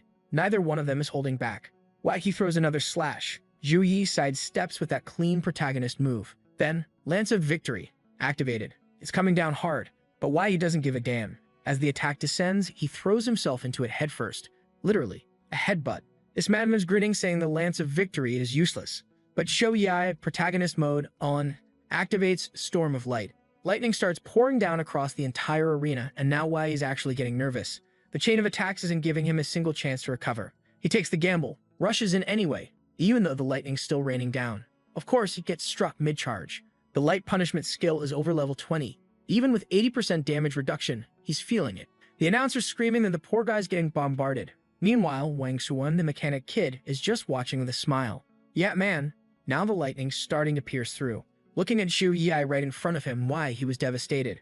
In theory, he was no more than 10 meters away, but it felt impossible to even get close to that giant. Still, he refuses to accept it and activates one more secret technique. This time, Blade of the City of 1,000 Shadows.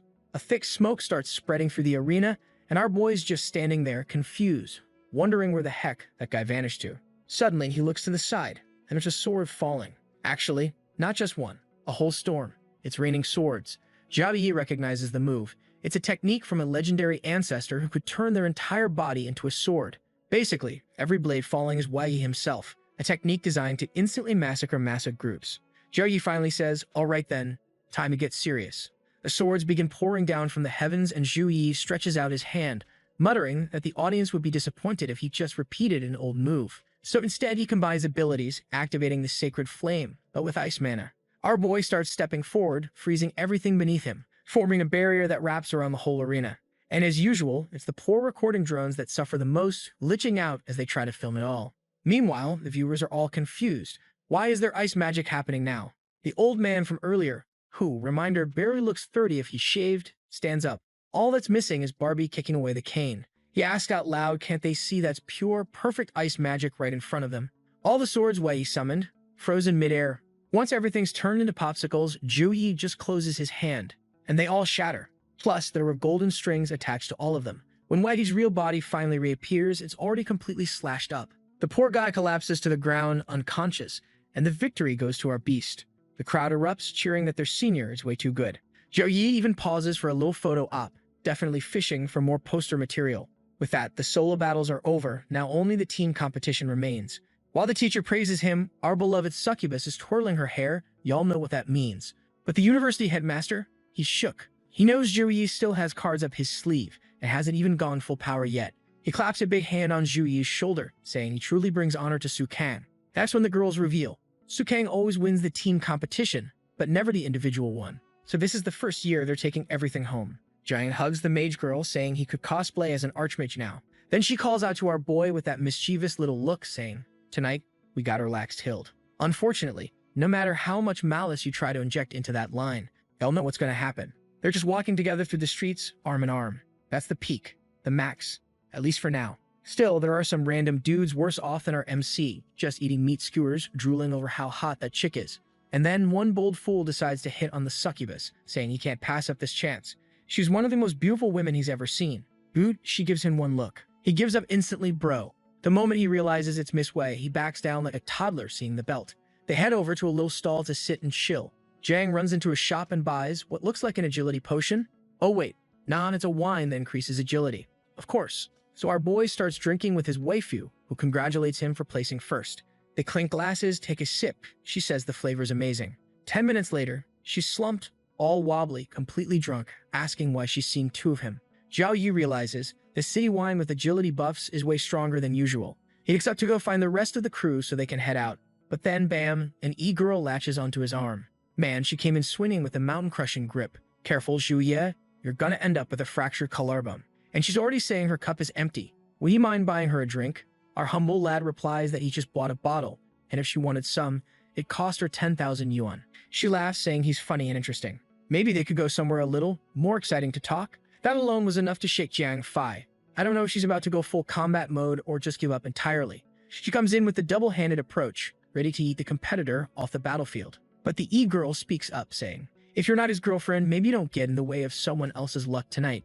Oh boy, this wasn't random at all. She knew exactly who Zhu Yi was, and she knew exactly who Jiang Su was too. She had her charm aura activated. Dangerous. She knew this was the perfect timing, right before the two of them officially become a couple. And just as she's reaching out to touch our boy, Zhou Yi grabs Jiang Su's hand, pulling her close and says, "If it's her, I don't mind her interrupting my romance." Then he turns and walks away, casually tossing over his shoulder. That girl had a kind of bland look anyway. Not worth the effort. Goof. Sorry, e-girl. You might have had all the charisma, confidence, and main character swag. But when you're going up against a succubus with an evolution, it's game over, sweetheart.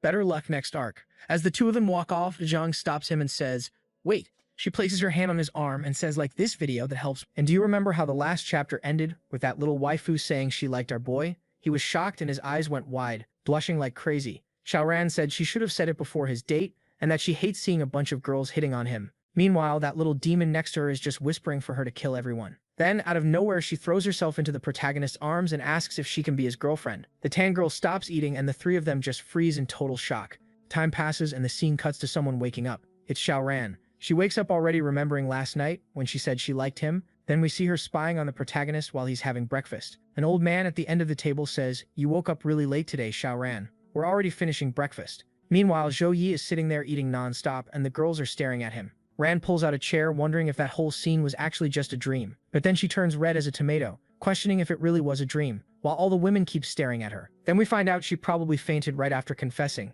and he asks them to please pretend they didn't see it. The blue-haired girl asks if they don't like each other. Zhou Yi explains that the Jiang family from Chuan District is an old family that existed even before the Eternal Game. After the Eternal Game started, they became one of the country's top families over the centuries. Now I've got a bit of fame, and I'm also Lord Wang Hu's direct disciple. On the surface, it sounds good. But it's not enough for the Jiang family. I don't want to bring trouble to Zhao Ran. When I have absolute power, no authority or family will be an obstacle. It's only a matter of time. Back at the table, the Walmart Chun-Li says she'll always support him, and that from now on she's going to be the Cupid for his love story with Sister Ran. But then the old man starts a speech. 10 schools will take part in the finals of the National Freshman Exchange Competition.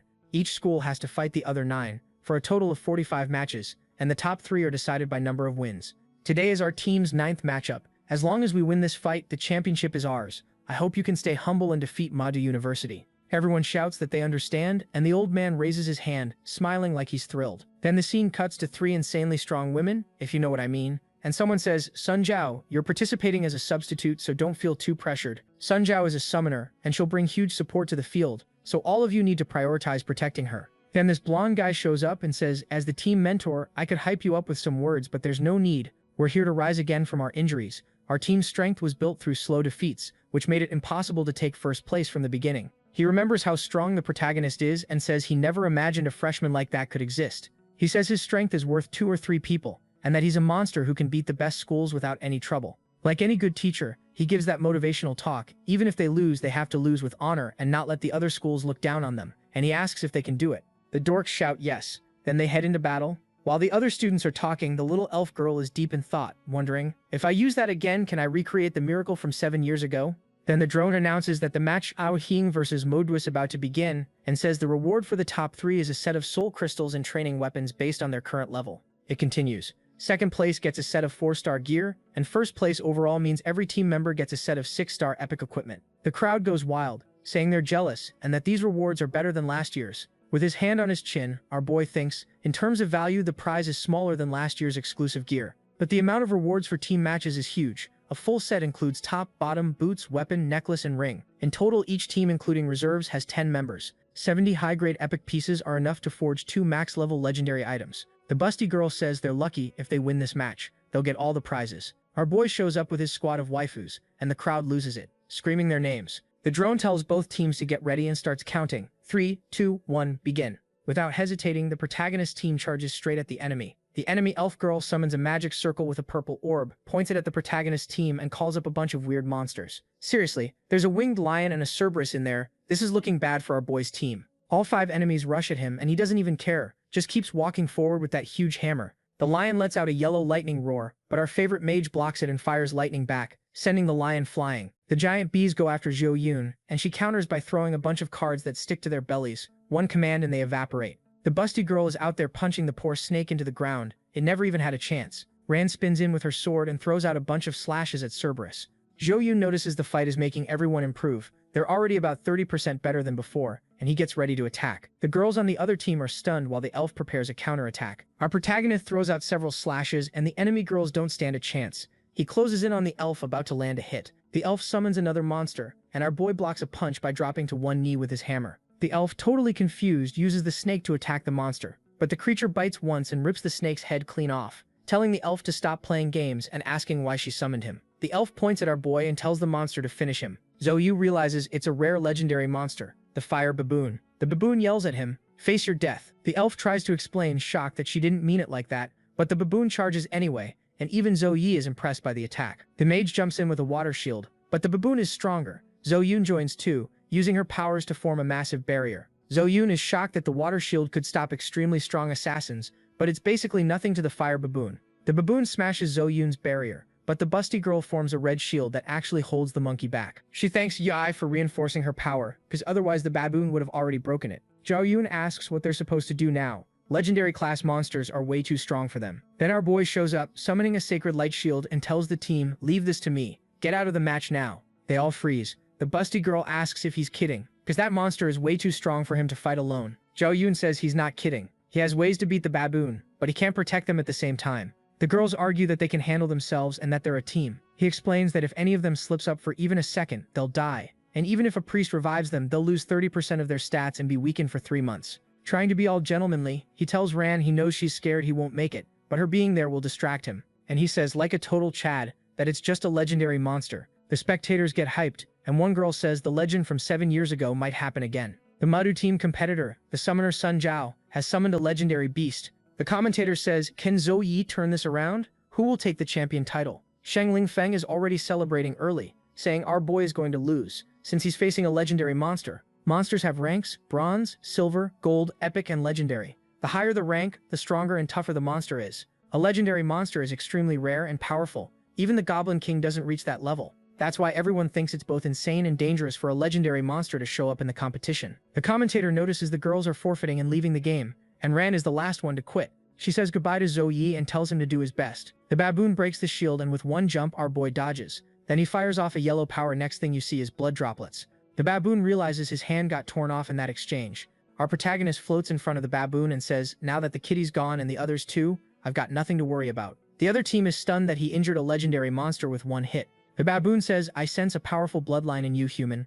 My mother warned me about beings like that. They should never be provoked. You're weak, but you carry that rare power. I thought it was a mistake, but now I'll fight with all my strength." The monkey charges at him using nunchaku. Zhou Yi, full of power and smiling, summons his sacred chain of light. blasting the baboon away and forcing it to brace itself against the ground with its weapon. Zhou Yi realizes that even so, the baboon is basically unharmed. The organizers start panicking. Someone wants the match cancelled because they can't afford to lose the family's hope. Everyone begs Mr. Wu, stop it. If Zhou Yi dies because of this, our nation will lose a rising star. Zhou Yi will definitely become a powerful force. It would be pointless to block his growth if he dies here. Please stop. The Zhou family is willing to compensate Suhang University 10 times, no, 100 times, if necessary. But Mr. Wu is sick of hearing it. He remembers his talk with the principal, who said our boy can fight as long as it isn't a legendary beast above level 26, since a level 26 monster is like 10 level 24 monsters. Mr. Wu knows the baboon is level 24, so Zhou Yi can handle it. The fight continues. The baboon throws heavy blows, and Zhou Yi summons Light's punishment.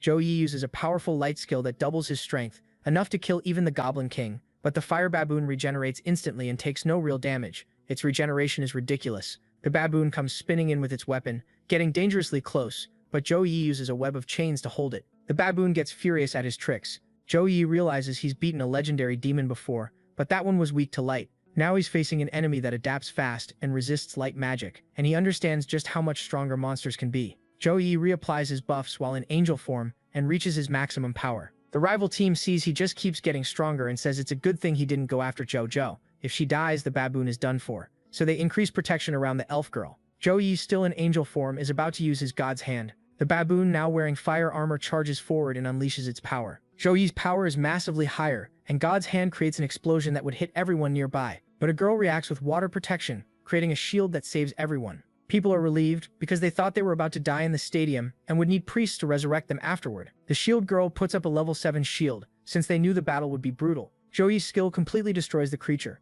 The baboon, totally wrecked, still tries to stand, but the light power interferes with its regeneration. It screams, "Damn human, damn sacred light. I won't be defeated here." But our boy doesn't give it a chance. He immobilizes the crazed monkey with a punch and finishes it off with his angel form power. Then the protagonist surrounds the rival players with his chains. The other team has no choice but to surrender. Mr. Wu smiles proudly, and the blonde old man breathes a sigh of relief. The game announces Suhang University wins the tournament, and everyone celebrates. They praise Zhou Yi's strength and determination, saying without him the fight wouldn't have been anywhere near that incredible. Suhang University wins the tournament with 9 victories, and Zhou Yi is recognized as a young genius with the potential to become one of the country's top powers.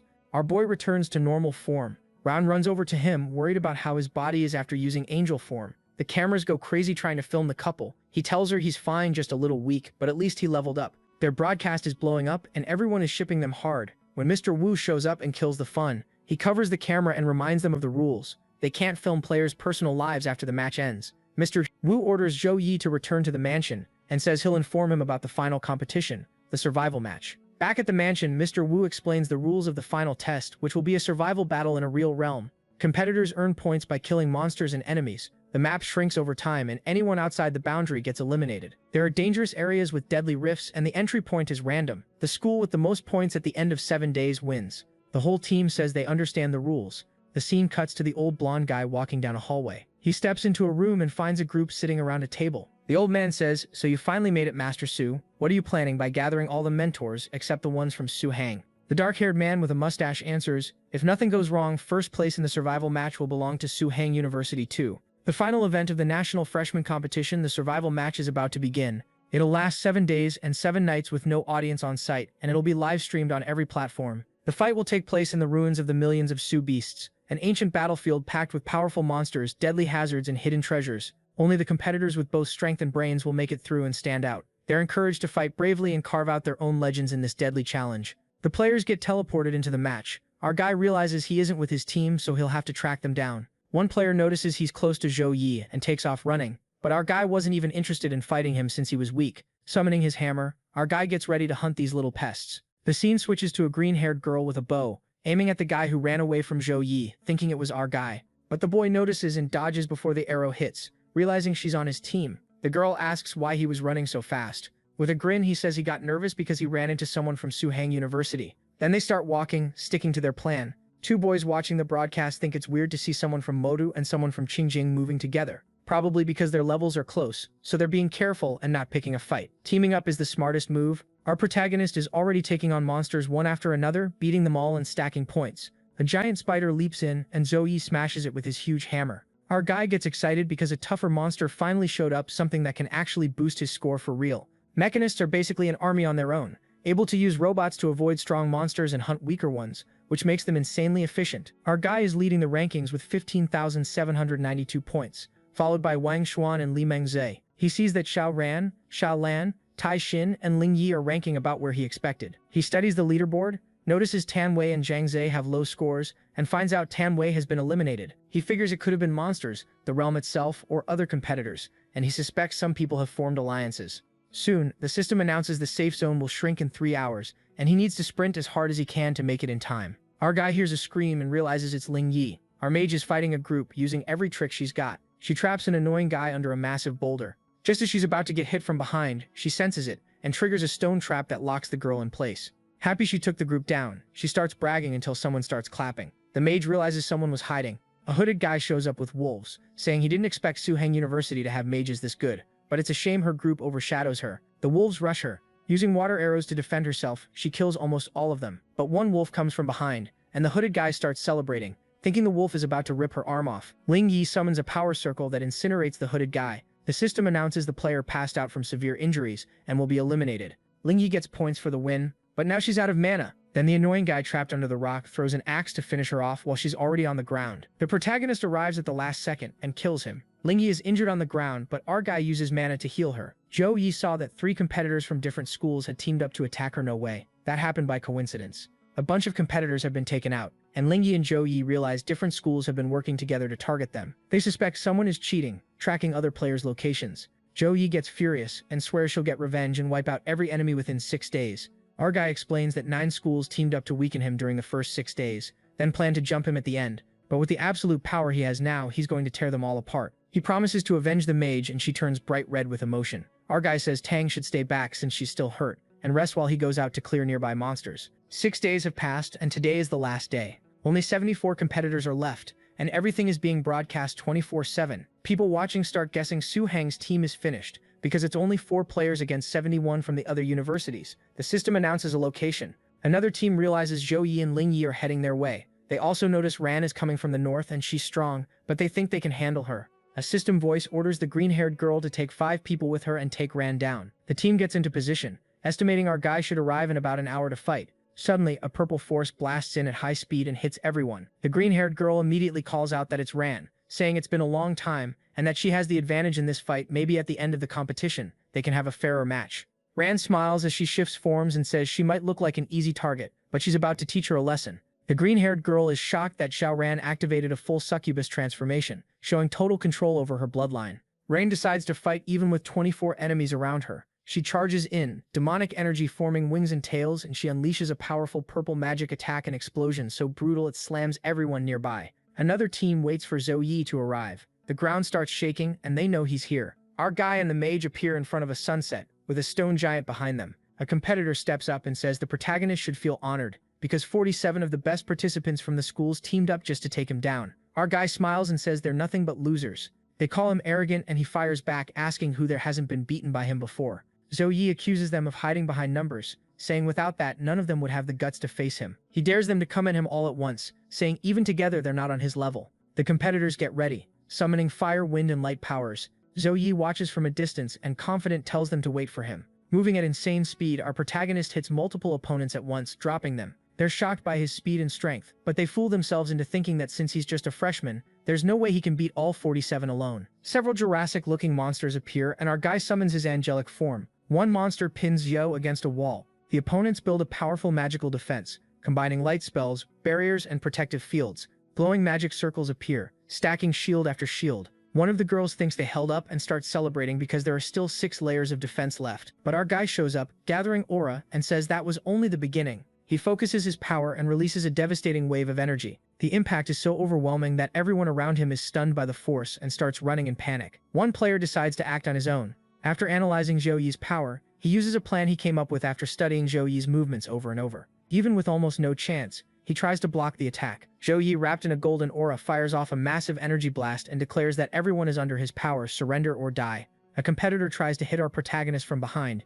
yelling, "Fire tornado!" Other allies jump in too, using wind slashes and swords, trying to catch Zhou Yi in a moment of weakness. But our guy notices out of the corner of his eye and realizes there's no way, he's been way too nice to these people. Our guy summons the punishment of light, and for a while it's just Zhou Yi hitting them and them getting wrecked, until the system finally gives the competitors the option to forfeit. Mr. Wu, watching the broadcast, laughs, thinking it's hilarious that 9 schools are about to embarrass themselves like this. Qingjing University got crushed earlier, and now they're trying to save face by offering rewards to other schools to unite against Suhang. Directors from multiple universities coordinate strategies, telling their students to avoid direct fights until they've gathered enough strength to face our guy. Feng He gets questioned for taking part in this manipulation, since he's known for being fair and honorable. Mr. Wu mocks the whole thing, saying tricks like that won't stop Zhu Yi from winning. One participant tries to activate the teleport function, but something goes wrong. The system shows error messages, and he panics when he realizes it isn't working.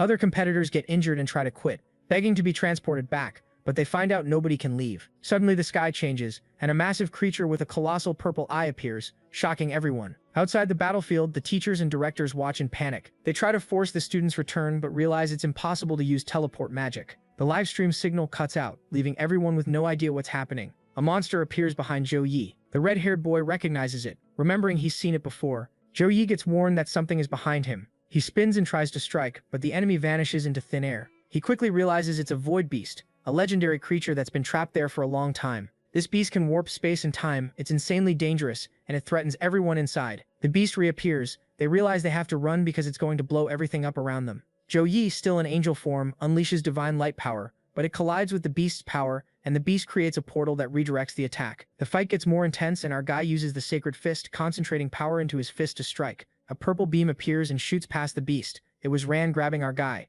The green-haired girl shows up, telling everyone to attack the monster. Ran and Zhou Yi are still down on the ground, in a position that's way too favorable for our guy. The protagonist asks what she's doing there. She says she realized nobody could leave the realm and came as fast as she could to help. Suddenly he senses a new threat and yells, "Danger!" The green-haired girl tries to attack, but Zhou Yi hits her dead-on with a golden explosion that sends her flying. Our guy gets hit and is poisoned. In no condition to fight, he asks Ran to protect the students while he recovers. The monster appears again in front of a boy in a white cloak. Ran rushes in and raises a purple barrier to protect them from the attack. The monster swings and the boy is about to get hit. Ran activates her seductive voice ability and screams for him to dodge. The monster, furious, yells, "Weak humans." The boy dodges, trying to figure out where that thing even came from. The monster keeps shouting that nobody can stand up to it and that everyone there is an ant. Our guy is healing from the poison. He realizes the void beast's abilities are way too abnormal. The monster can open spatial rifts and sense attacks from far away. Several students group up and try to attack at the same time. Xiaoran passes by Ling Yi, asking her to help the injured students.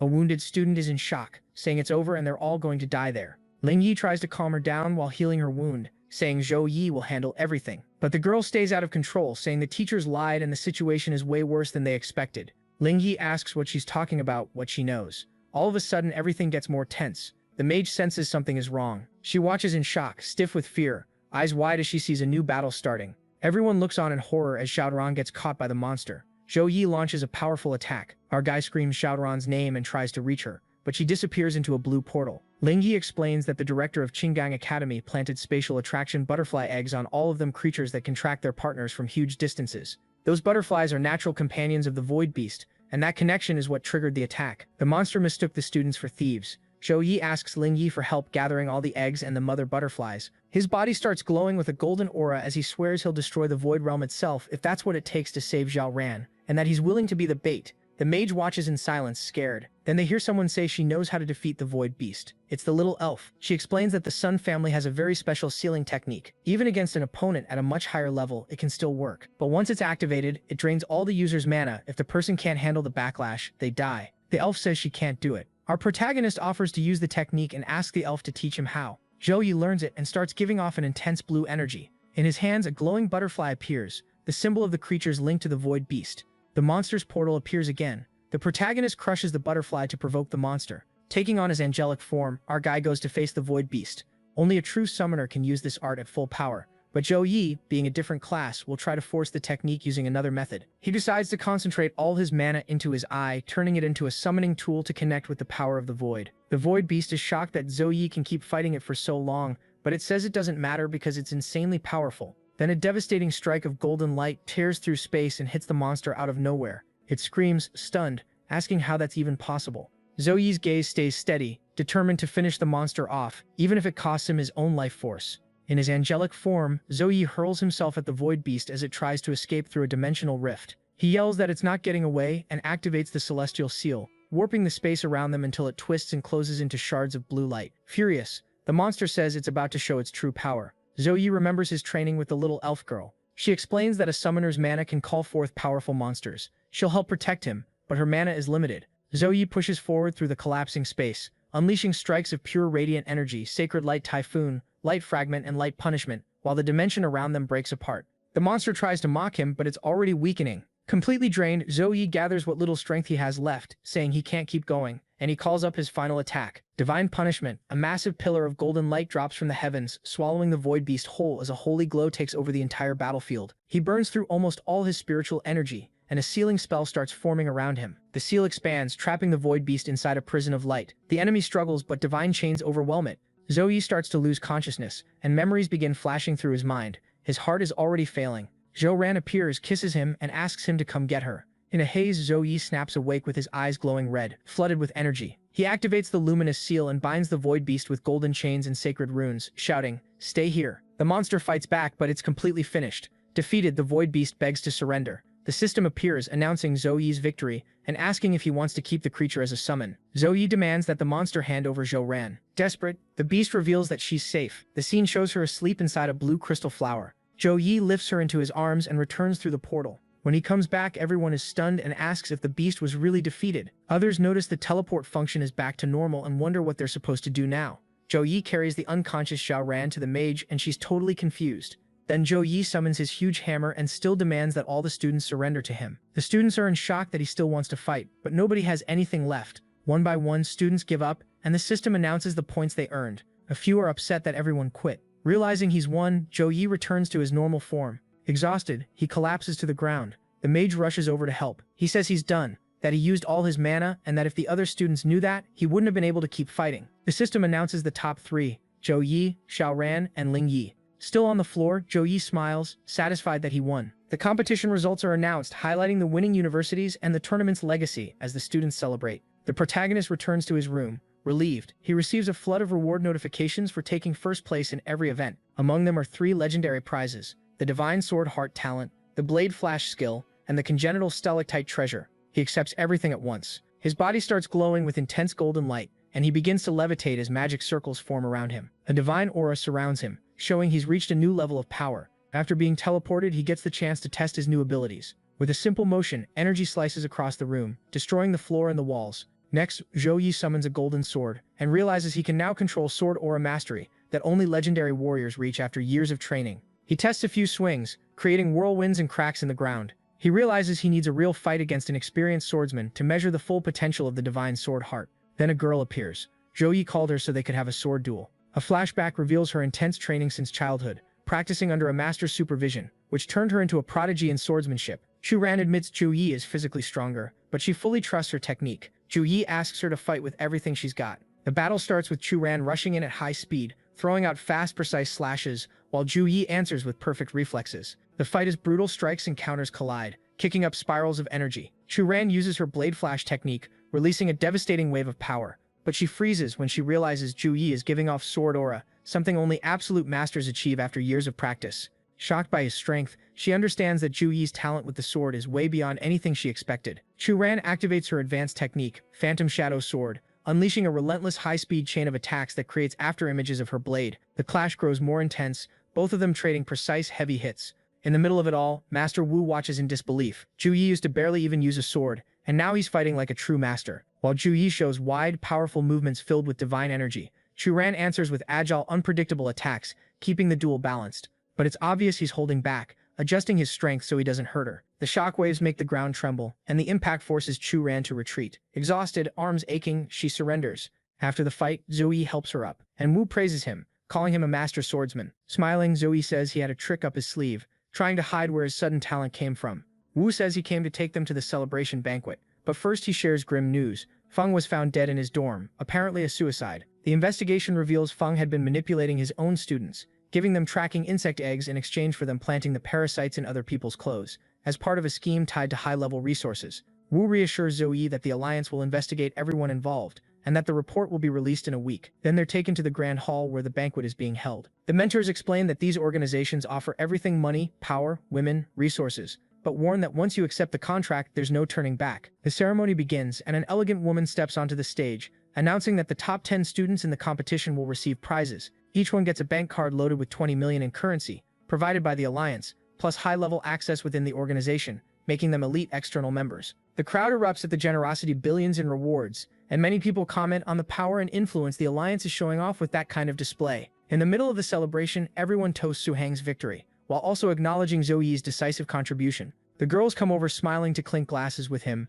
and Zoe says at this rate, he's going to get drunk fast. But the party mood shifts when a man in a dark suit approaches with a serious-looking woman beside him and calls Zoe by name. He steps forward and makes a toast in Zoe's honor, thanking him for saving his life during the competition. Others join in, saying they owe their lives to him now. Meanwhile, some onlookers whisper about how Zoe seems to have gotten even stronger in such a short time, his control and presence surpassing people who've been awakened for years. The next day, the winners are summoned to receive their rewards at the Cheyenne-class Alliance headquarters. A futuristic jet descends from the sky, the Phantom X-1000, the most advanced aircraft in the nation. The students board, amazed, while Zoe watches quietly. Zhang Churan, arms crossed, explains with pride that this ship is the newest model from the country's biggest tech company. It hits Mach 3 in just 10 seconds. She looks back at the nervous guys in their seats and tells them to hold on tight. In the next moment, the Phantom X-1000 dives like lightning, ripping through the air and crossing the city at an impossible speed. Inside the aircraft, passengers are spinning around, totally out of control. Joey slowly opens his eyes, only to realize one of the girls fell onto him during the rough landing, leaving him completely frozen. She quickly pulls herself together, giving a small smile and trying to hide how embarrassed she is. Outside, the view is floating islands, tech towers, and bases suspended in the sky. As they walk toward the main gate, the pilot explains, there are 40 ground entrances through the mountain, plus 15 air routes. Every vehicle has to go through a full scan before entering, so there's always a line.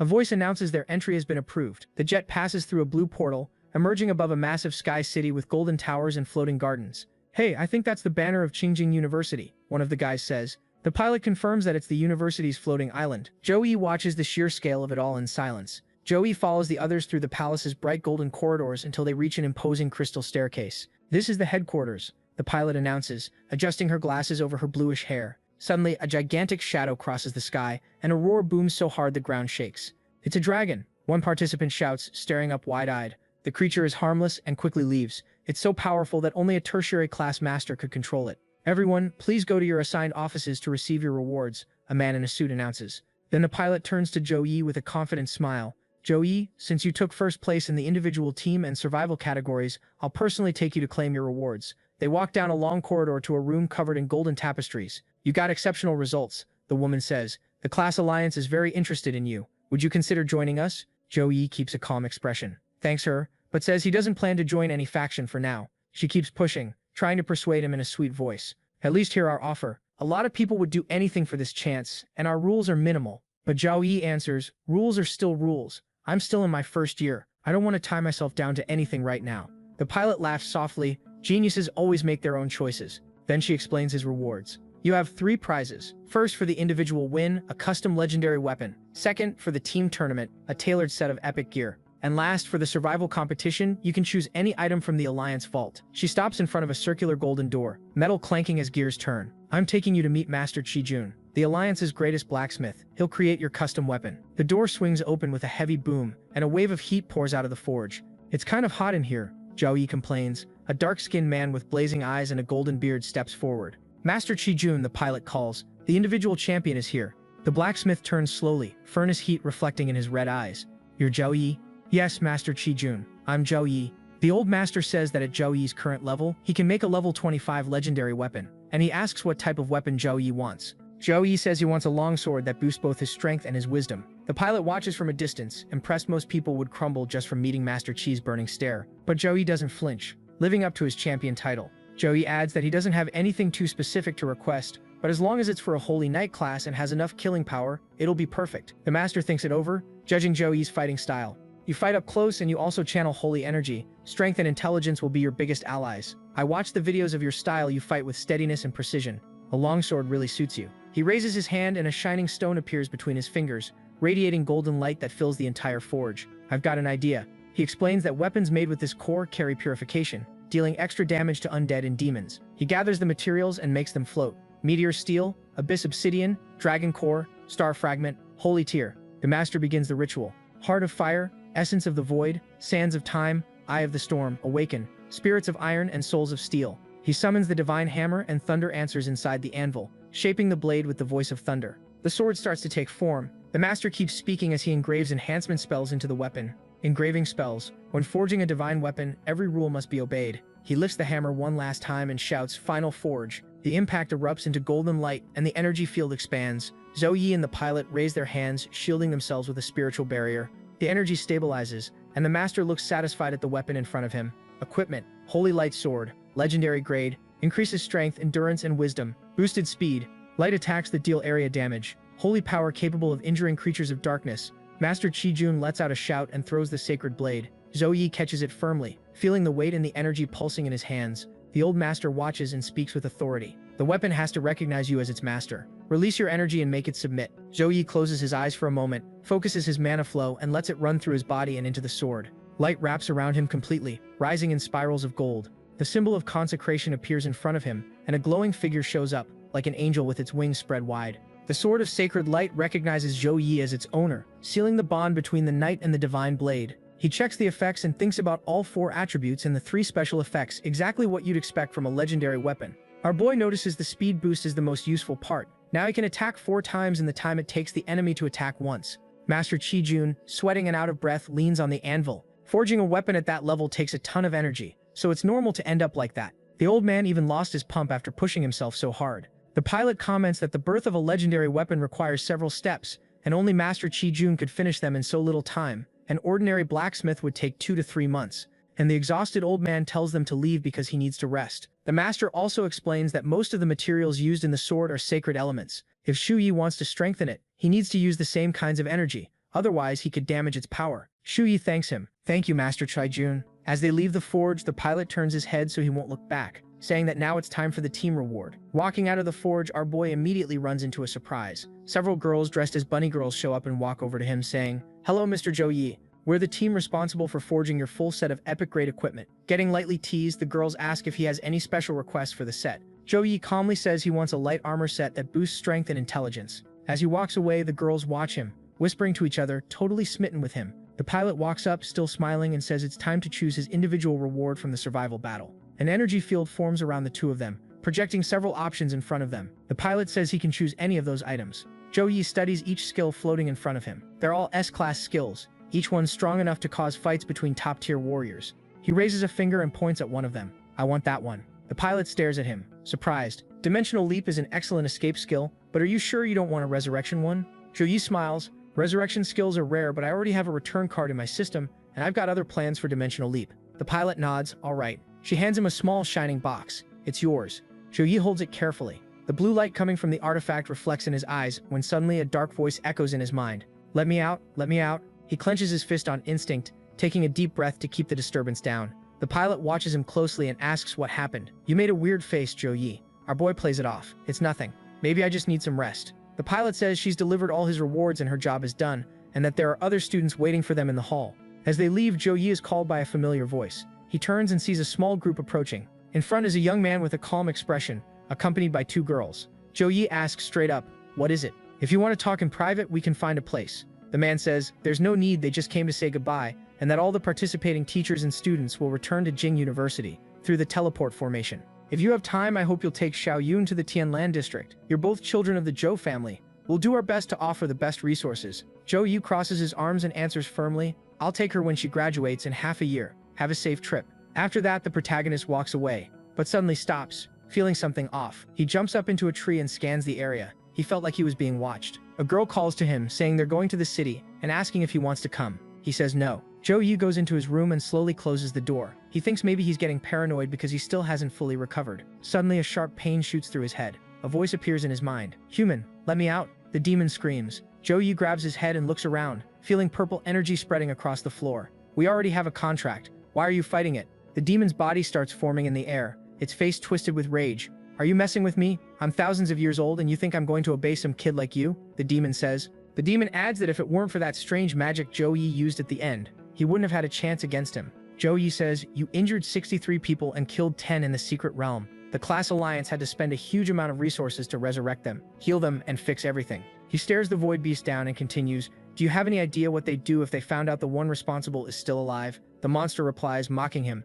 "Oof, all you know how to do is threaten me." Our boy answers calmly, The Alliance's 3rd Division mages created a degradation spell. It wipes the minds of high-level monsters and makes them obey. He steps forward and finishes. Since you want to die, you won't mind becoming a mindless puppet. Either way, your skin, blood, and bones still sell for a good price. The Void Beast goes quiet for a moment, then says, disgusting. Zooey opens a glowing box and says, you got badly hurt in our fight. I can't take you to a healer, but you need energy. The monster looks at the box and replies, 1 year. Zooey looks at him and says, your power is useful to me. Serve me faithfully for 1 year, and I'll give you your freedom. The Void Beast asks, why would I trust you? The protagonist answers firmly, you don't have a choice. Trust me or die. He holds out his hand and says, here, take your companion creature back. The Void Beast watches Zooey walk away, then says, wait. Zooey stops and looks over his shoulder. The demon continues. There's something you might want to know. It starts glowing with intense purple energy, its body floating slightly. Zooey told me the ones who captured them the first time, they aren't really human. Zooey stays silent, his expression serious and locked on the creature, trying to process what he just heard. At the shopping district, vendors shout, trying to grab attention. Flaming sword. Fire mana stones embedded in the blade. Makes flames when you swing it. Cuts monsters like butter. Only 998. Meanwhile, a cat-eared saleswoman smiles at Miss Ran. This hair clip has an ice gem. Besides making your aura stronger, it also gives defense. She leans in a little, showing another accessory. This one has the mana of a wood mage. It helps heal injuries. It's perfect for someone as beautiful and powerful as you. Before she can answer, Zooey appears behind her and says, placing the clip in her hair, this one suits you better. The girl blushes and stammers, Brother Zooey, I thought you weren't coming. He replies, I finished what I had to do, so I came to look around and buy a few things. The saleswoman looks at them and laughs. Wow, you two look so good together. A man in armor shows up, calling out, Miss Jiang Zhaoran. I didn't expect to see you here. What a coincidence, he says, smiling. Jiang looks confused, not recognizing him. You are. The guy answers, people really forget the details. I'm Wang Hao, Wang Ba's nephew, 3rd generation of the Wang family. I'm the 2nd genius of the new generation in the family. The cat-eared woman thinks it's the first time she's seen someone call himself a genius with that much shameless confidence, especially 2nd genius. Wang Hao says that a year ago at her birthday party he gave her an ice sword.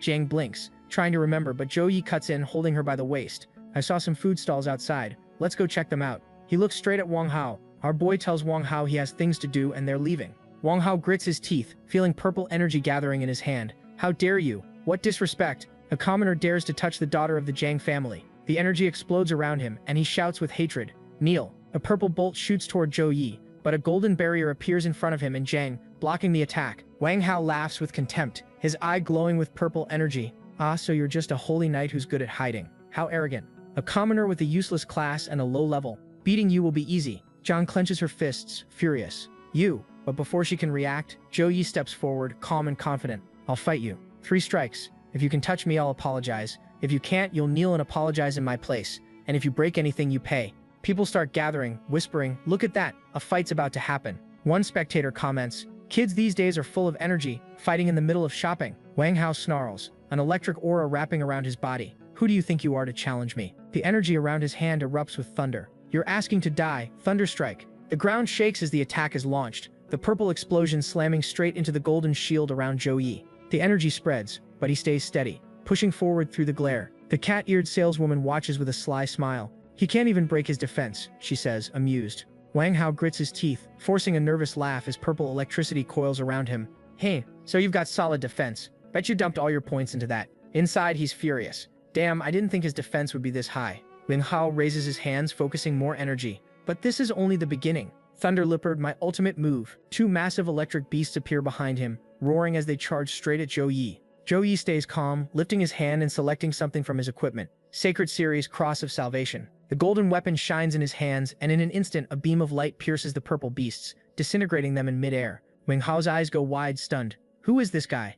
Zooey steps forward, his gaze cold. One more strike. Come on. Wang Hao staggers, confused and desperate. This makes no sense. I've never seen him among the geniuses of the noble families. He's just a damn holy knight. How can he be stronger than me? Wang Hao roars, raising his lightning-covered sword.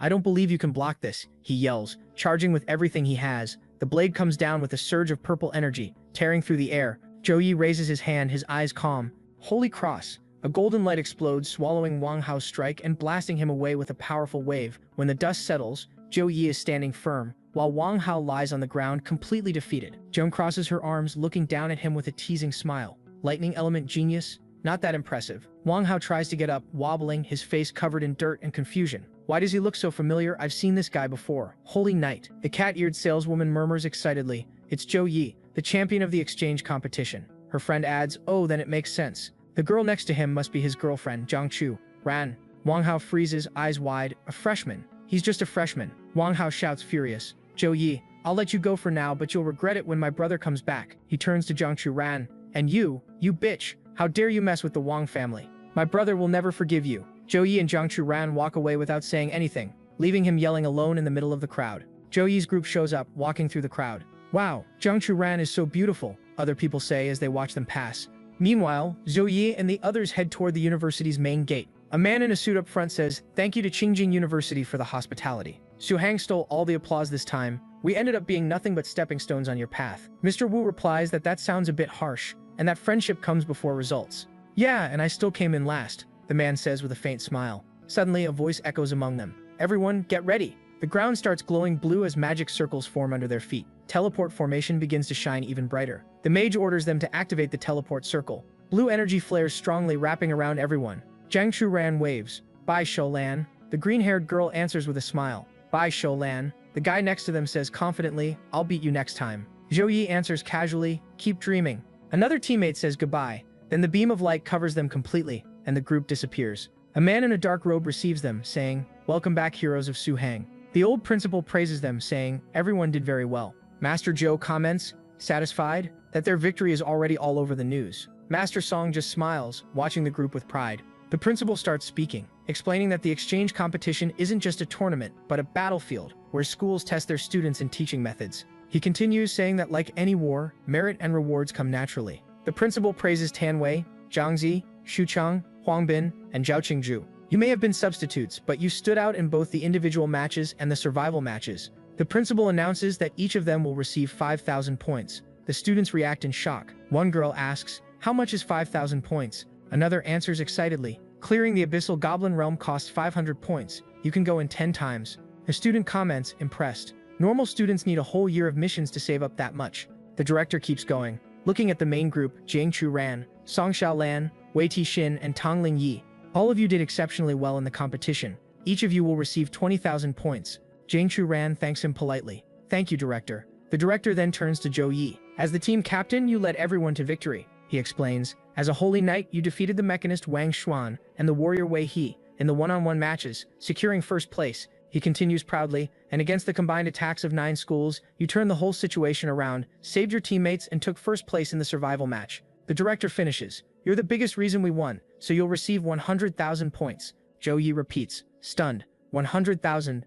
A female student blurts out in awe. 100,000 points. That's like 3 billion in regular currency. Another classmate corrects her, saying, 100,000 points can be exchanged for S-rank techniques in the school's resource bank, something you can't buy with money. One of the guys says excitedly that with 100,000 points, you could raise even a pig into a top-tier beast. Another student gets annoyed and yells, asking why he's comparing Zhou Yi to a pig. The first guy panics and says that's not what he meant. A third student laughs and says it's insane, but Zhou Yi absolutely deserves it. Zhou Yi thinks to himself that he almost spent all his points, but now he doesn't need to worry about cultivation realms anymore. And the school's Twisted Forest realm, limited to levels 23 to 26, is worth trying. Master Zhou says with a smile that Su Hang is never stingy with people who deserve it, and everyone should rest for a bit. Zhou Yi answers respectfully, yes, then walks over and calls out to his master. The master asks if something's wrong. Zhou Yi says there's something he wants to ask. Before Zhou Yi can even continue, the master asks if it's about Master Feng, he from Qingkang University. Zhou Yi confirms it is. The master explains that the incident affected a lot of people, and even someone at Master Wu's level doesn't know much about it, advising Zhou Yi to stay out of it.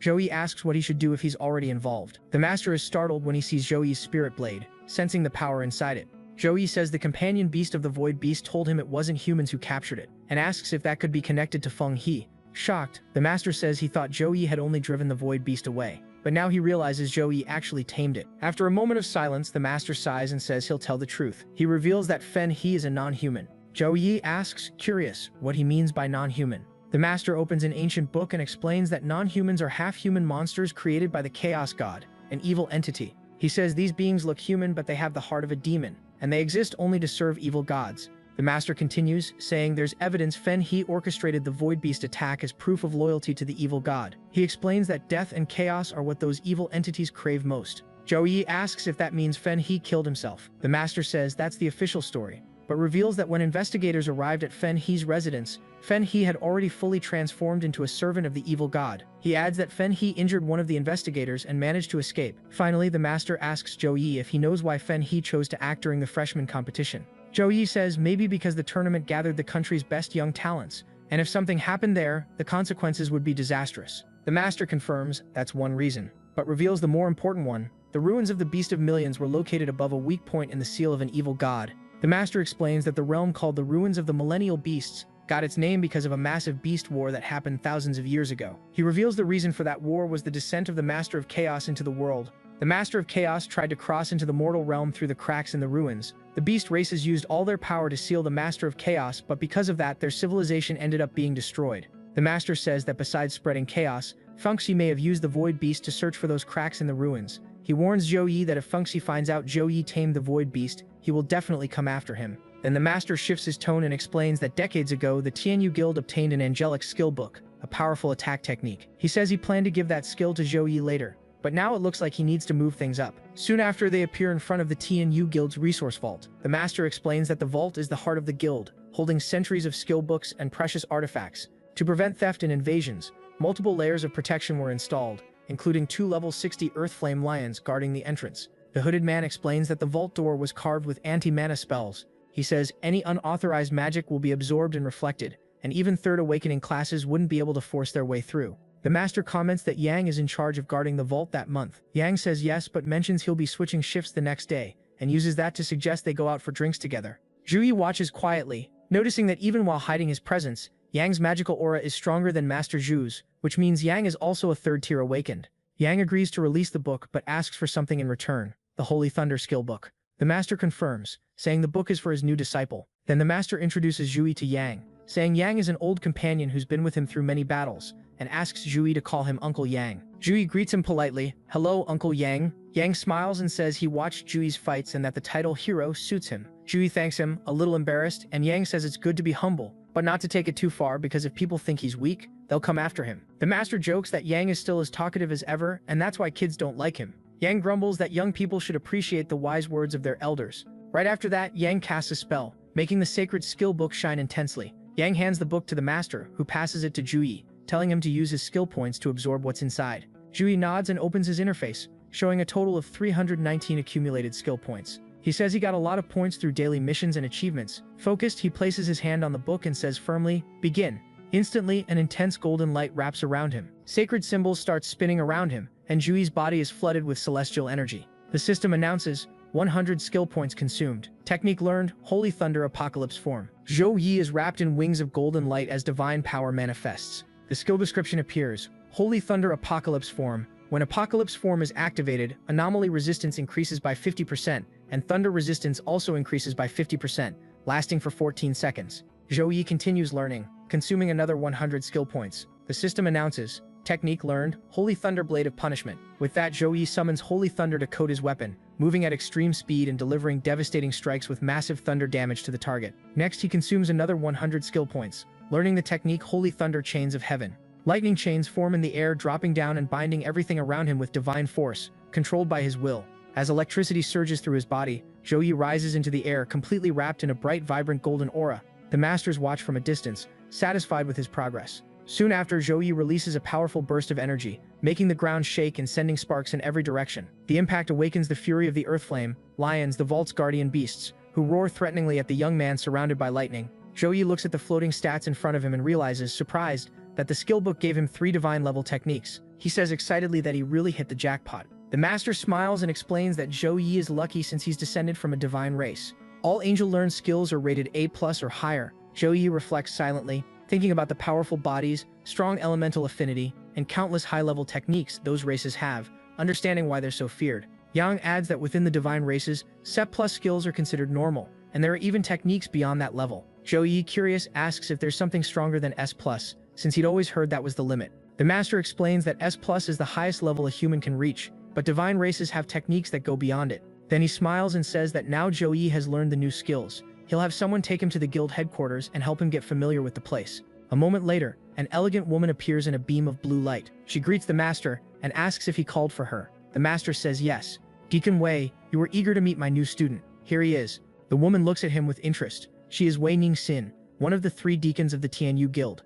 Wei Ning-sin greets Zhou Yi with a confident smile, extending her hand and saying she's a deacon of the Tianyu Guild. She says she went to Qingjing University to find him, but when she arrived he had already left. Surprised, Zhou Yi asks if she was really looking for him. The master explains that Deacon Wei is responsible for recruitment and always pays attention to promising talent. Right after that, he asks her not to overwhelm Zhou Yi with guild matters, since he's still in his first year, and tells her to just give him a tour while he discusses other things with the guild master. Wei Ning-sin bows slightly and says she understands. Outside, the blue sky opens over a vast city. The deacon explains that the Tianyu Guild was founded 45 years ago, and that base was the first headquarters where many member families still live. She says the place was originally a mountain forest, but after decades of development and 5 expansions, it's become almost the size of a city. She adds that they're about to begin the 6th expansion. Zhou Yi looks toward the horizon and suddenly freezes in shock. Eyes wide, he can barely believe what he's seeing. A heavy sound rolls through the air, and the massive shadow of a creature slowly rises from behind the mountains. White claws slam into the ground, cracking stone under the creature's colossal weight. Then the majestic head of a dragon appears, golden horns gleaming in the sunlight, and a white mane flowing like a living cloud. Zhou Yi, stunned, murmurs that it's unbelievable. The legendary Eastern Dragon, something you almost never see, not even on TV. Wei Ning-sin smiles and explains that the dragon is the guild's guardian beast, protecting Tianyu for 32 years. She advises Zhou Yi not to get too close to the mountain, because the creature is known for having a bad temper. Zhou Yi looks down from the tower and asks what the people below are doing. Wei Ning-sin says that's the Challenge Realm, a structure inside the Tianyu Guild headquarters. She explains there are 3 different tiers, Golden, Epic, and Legendary, and the guild allows members to take on those challenges. Smiling, she offers her own card so Zhou Yi can try to enter. He accepts with determination, saying it'll let him test his new skills and weapons. A panel appears in front of him, deducting 10,000 points as an entry fee, and Wei Ning-sin's voice echoes, amused, saying he's pretty generous. Right after that, Zhou Yi's body starts glowing intensely, and he's transported into the nightmare realm, the realm of sighing plague. The surroundings darken, and he finds himself in the middle of an abandoned, gloomy village. The system reports that the area requires a level between 23 and 30, and can be challenged by up to 8 people. It's a land corrupted by disease and forbidden magic, where crazed monsters attack anything they come across. Zhou Yi begins the first stage, the zombie wave. In front of him, grotesque, twisted creatures crawl out of the shadows, screaming with rage as they charge. Among them are level 20 common zombies that attack with bites and claws, and level 22 mid-tier zombies capable of unleashing terrifying shrieks. Zhou Yi stays calm as his aura starts pulsing with golden sparks. Lightning runs across his body, and in an instant he charges into the crowd of undead, cutting them down with strikes wrapped in electric light. The system confirms activation of the skill Holy Thunder Apocalypse form. His body shines intensely as he says this form temporarily boosts his power by 1 level. Even though he can only use it for 14 seconds at his current level, Zhou Yi smiles and says that's more than enough for a real fight. The ground begins to tremble under the force of the gathered energy, and a cyclone of golden lightning explodes around him. Confident, he says that's more than enough to push forward and strike again and again. After killing 200 zombies in just 35 seconds, Zhou Yi hears the system message congratulating him for clearing the first stage and informing him that the path to the second stage, the mutant village, has opened. He stares at the shimmering portal in front of him and thinks to himself that if he levels up, he'll be able to wipe out monsters even faster. The moment he steps through, a horrible stench fills the air. Zhou Yi clamps a hand over his nose and mutters that this place reeks of rotting corpses. The system announces, Sighing Plague Realm Level 2, Mutant Village. Thick dark fog wraps around the village, even heavier than the mist in Storm Valley. His vision blurs and he realizes he has to stay sharp. Through warped whispers echoing in the shadows, grotesque voices mock him, calling him an annoying light and a stinking human. Zhou Yi stays steady, activates his power, and draws his legendary weapon, saying he'll test it on level 2. The voices turn into hysterical screams. Kill him! Kill him! I'll tear him to pieces! Suddenly, red eyes flare in the darkness. Level 25 zombie dogs come charging out. With sharp claws and blood-smeared fangs, they leap at him, ready to rip him apart. A system window pops up. Zombie Butcher level 25 skills. Heavy Slash, Wind Slash, Savage Roar. The monster grips its axe like a maniac, eyes glowing red, while its zombie dog barks viciously, crusted in dried blood. It lunges forward, swinging the rusty blade. The protagonist twists his arm, triggering his skill, Holy Thunder Blade of Punishment. Summon Holy Thunder to enchant your weapon and strike at extreme speed, dealing heavy thunder elemental damage to the target. The shining slash splits the air. The zombies around him get cut clean in half by a golden wave. He catches his own reflection in the blade. Not bad. Seeing that the monster is way tougher than the earlier zombies and managed to last 2 seconds longer, he follows up with a strike that cracks the ground. The zombies regroup. One of them lets out a loud roar, whipping the rest into a frenzy. Red eyes start glowing everywhere, and soon they all rush in, ready to attack. The biggest one raises its axe and yells, "Stinkin' night, you're dying today. Weak humans are just looking for death." Zhou Yi tightens his grip on the golden sword, confused, thinking, what are they even saying? He moves fast, The golden blade cuts through the air in a blinding flash. Every strike is clean and the zombies get shredded before they can even react. But then a sharp sound breaks his rhythm. A creature slips out of the shadows with twisted fangs and razor claws. Joey turns and the beast springs at him. He pivots and brings the sword down hard, the impact splitting the ground. Out of the smoke, a new enemy appears. Plague Spreader, level 26 skills. Plague Breath, Plague Dissemination. It spits a toxic green mist that surges toward him. Joey feels the air turn heavy, but he doesn't back off. The gas nearly hits him and he answers with an electrified slash, ripping the monster's chest open in a single blow. Joey wipes the green blood splattered on his hand and grimaces. Disgusting. The system announces, death resistance, all wounds will recover quickly. He looks at the glowing golden sword and says out loud, before I used a warhammer. The longer the handle, the harder the hit. But if the enemy got close, I couldn't react fast enough. That's why I dropped the hammer and started using short-range skills, like Blade of Purity. Switching to a sword made everything way easier. He scans the area and sees dozens of zombies closing in, thinking, I've been here a full minute and I've only killed 20. This is way too slow. If I don't use AoE magic, I'm wasting time. Blade of Punishment is better saved for the stronger ones. Zuyu raises his hand, and a golden aura floods over his body. This one's perfect for right now. Holy Hurricane. A whirlwind of light drops from the sky, swallowing the monsters in seconds. Zuyu steps through the portal amid the wreckage. The system announces, congratulations on clearing level 2. 200 zombies eliminated. Time used 1 minute 30 seconds. Level 3, Forbidden Church unlocked. He takes one step forward, and the scene changes completely. The Forbidden Church, the air is heavy, and the sound of twisted prayers echoes off blood-stained walls. On the altar, a zombie bishop watches him with a cold smile. Level 45 skills. Dark Sphere, Zombie Summon, Dark Spell, Death Curse. You must be full of questions, the bishop says. To be here, life itself must have guided you. Joey grips his sword and answers warily. God? The bishop smiles. Yes, our God rules over life and death. Under his guidance, we discovered the truth of existence. Life is short and fragile. Follow our God and free yourself from mortality. Gain eternal life and watch the ages pass. Imagine it, while everyone else struggles between living and dying. You simply observe it all immortal. The bishop extends his hand, calm eyes and a gentle voice. Come, abandon that sword of blind justice. Join us, receive immortality and your joy. Joey stands still, his eyes trembling as dark energy closes in around him. The bishop smiles. Yes, young one, this is the chance people would die for. But Joey's eyes glow red and he murmurs, I've got something to say. The bishop replies, speak, God is always willing to listen. Joey raises his sword. Thunder dances around the blade. I don't care. That immortality is a stain on life. Death is a better ending. The golden blade slices the air and explodes with light. The bishop sneers, hiding his face in shadow. Fool, you'll regret this. Sisters show him what happens when you offend a god. The undead nuns open their red eyes and snap their fingers. The ground shakes as dozens of armed figures rise from the shadows,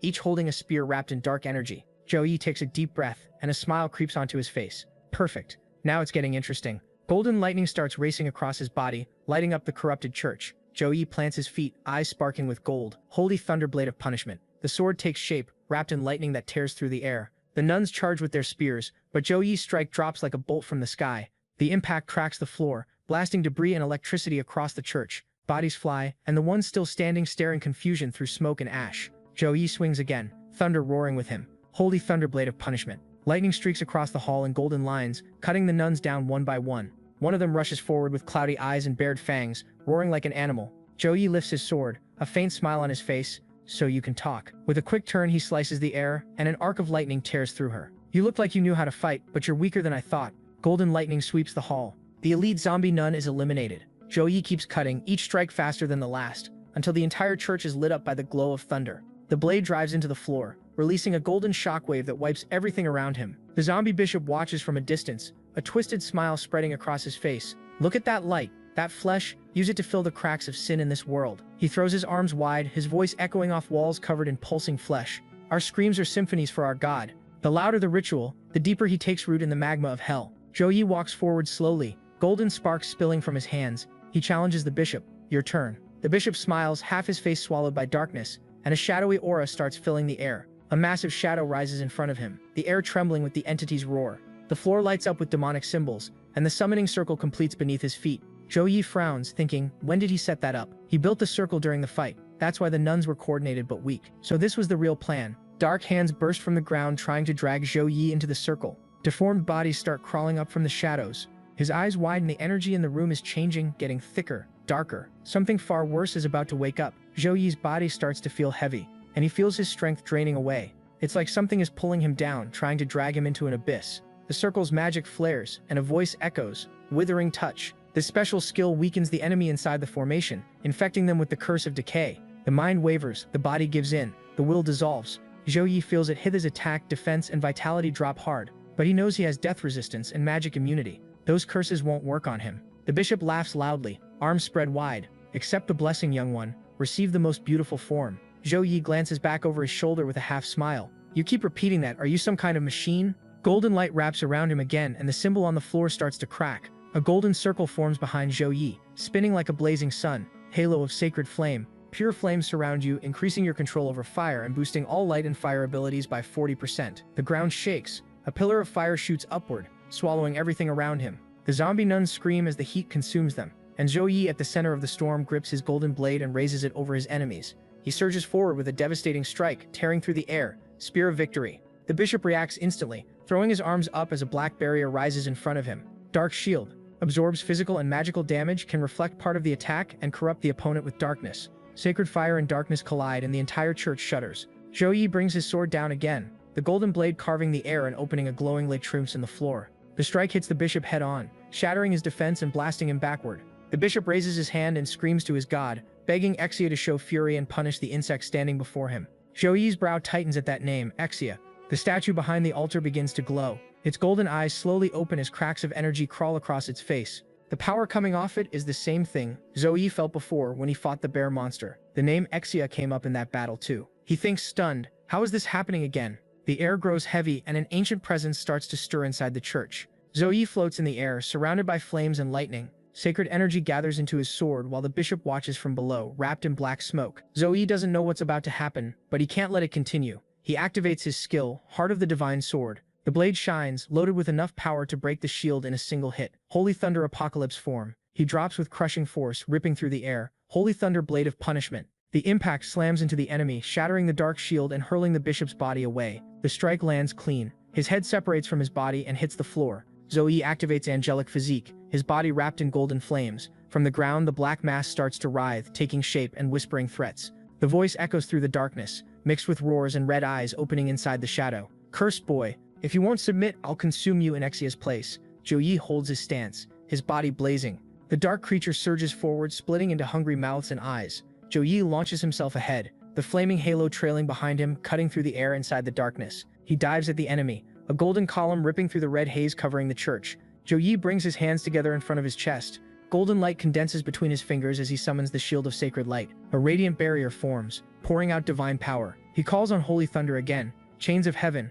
Golden lightning drops in rapid succession, binding the creature in chains of light. The black mass roars, twisting in desperation. Damn you! Let me go, you'll pay for this. Great God, punish this blasphemer. Zhou Yi tells the bishop not to fool himself with hopes of salvation. Accept the judgment of the light. He raises his hand and invokes his final skill. Chains of Heaven. Golden bolts fall like blades, forming chains that wrap the creature tight. The entity howls, fighting to break free. Let me go. Exia will turn you to ash. A system message appears, explaining the skill. Holy Thunder. Chains rank as ping controls Holy Thunder to form chains and restrain the enemy in place. Zhou Yi notices that class skills are divided into attack, defense, enhancement, nullification, and restriction. Restriction skills are the rarest, and control type abilities are the strongest among them, especially in real combat. With a solid control skill, you don't have to worry as much about accuracy when using high-power attacks. The bishop, furious, says Exia's wrath will turn Zhou Yi's soul to ash and he'll suffer for all eternity. Zhou Yi asks who this Exia is that the bishop keeps talking about. The bishop explains Exia is the great supreme god, the ruler of everything. His power has no limits. With a single thought, he can reduce his enemies to ash. All who resist Exia will burn in hell. Those who follow him will receive immortality. Zhou Yi says, who would want to be immortal as a mutant like you? The bishop calls him a fool and says he used to be just a nameless priest living in a peaceful village. People were kind and treated me like family. I did everything I could to heal their illnesses. But then a terrible plague came, and pain and despair spread everywhere. I begged for help, but it was already too late. I pleaded with the priests in the great cities, asking them to save the villagers. They mocked me, but deep down I still hoped someone would reach out a hand. But I didn't give up. I ran back, believing I'd found a solution. Hope shone for a moment, and then it went out. The villagers were dying right in front of me, and their screams still echo in my head. In the middle of all that despair, some mysterious power answered my call. I used the power I'd been given, and the villagers were healed. Even the dead came back to life. The bishop said that's when he knew he'd made the right choice, and that Exia had chosen him. He said he would spread Exia's light across distant lands so more people could receive her blessing. Our boy realizes the bishop is beyond saving, and there's nothing useful to get out of him. The bishop, now calling on Exia, asks her to show her power. Our boy mocks him, saying he's still begging that god for help, like that god hasn't already abandoned him. The bishop snaps, furious, shouting, "How dare you insult Exia," and says he'll drag Zhou to hell with him. Our boy sees the self-destructing monster, is ready to stop him, so he summons the Holy Cross. A flash of light tore through the darkness. The creature's eyes were seared by the light, and the symbol of the cross shone in the middle of the chaos. A lifeless statue appears, and the system announces that the bishop has been eliminated. Our boy returns to normal, and the system notifies him of the points he received: 12,423 experience, a health potion, a mana recovery potion, protective armor, and protective boots. Something starts to emerge from the walls. Tired of this monster, our boy grabs an iron bar off the ground and charges at it. Golden light slice through the darkness, destroying everything in its path. The system sends another notification, congratulating our boy for destroying the evil god's statue and granting extra rewards. A sacred crystal born from the primordial era, formed when powerful gods infused their power into special objects. It can be used for the second awakening of sacred classes. Zhou Yi is surprised because he'd never gotten a second awakening item before, and now he wants to explore this realm a few more times. Our boy leaves the realm. Outside, he immediately runs into the deaconess, who says, "Not bad, you took 10 minutes and 25 seconds to clear the realm on your first try. That puts you in the top 20. Our boy hands the deaconess a golden orb, saying he'll give it to her because he wants to enter the realm again. The deaconess asks why this realm isn't a game. It drains a lot of energy. The protagonist explains that the first run was just to scout it out, and this time he wants to challenge the time record, because he thinks he can take first place. The deaconess says the top 10 are all level 30, and he needs to wait until he reaches level 27 to challenge the ranking. She tells him to be careful, and says she won't accept the reward. Zhou Yi offered, he should keep it in case he needs it. A boy shows up, calling the deaconess Aunt Wei. The deaconess asks him, "Zhou Ming, when did you get back?" The boy answers, "Just now. It took me 2 months to wipe out those disgusting otherworld creatures. I'm exhausted." Wei Ming, level 24 berserker. The deaconess Wei's nephew, a second-year student at Suhang University. The deaconess and the boy keep talking, and Zhou Yi walks away. Zhou Yi remembers that when he was in Tempest Valley, he discovered the secret that low-level otherworld creatures can cross medium-sized dimensional rifts. The system shows the next realm he's about to enter, Realm of the Plague of Lamentation, Nightmare Difficulty. In the ancient era, the continent was a land corrupted by disease. Anyone who faced the monsters would quickly go insane, attacking anything in sight after losing their sanity. Our boy remembers what his master told him. The country didn't just enter level 3 war status, it also sent legions to eliminate any otherworld creature near the rifts. The deaconess asks the boy what the casualty count was. He says it was high. There were 12 people on their team and only 8 came back, even with the legions protecting them. The deaconess realizes that's a 1/3 death rate, and that's terrible. The deaconess asks if he told his mother about the dangerous mission. He says that's why he came to her. He kept it secret from his mom, and if he tells her now, he'll definitely get chewed out. The deaconess says she can't help, then turns to ask why Zhou Yi still hasn't entered the realm.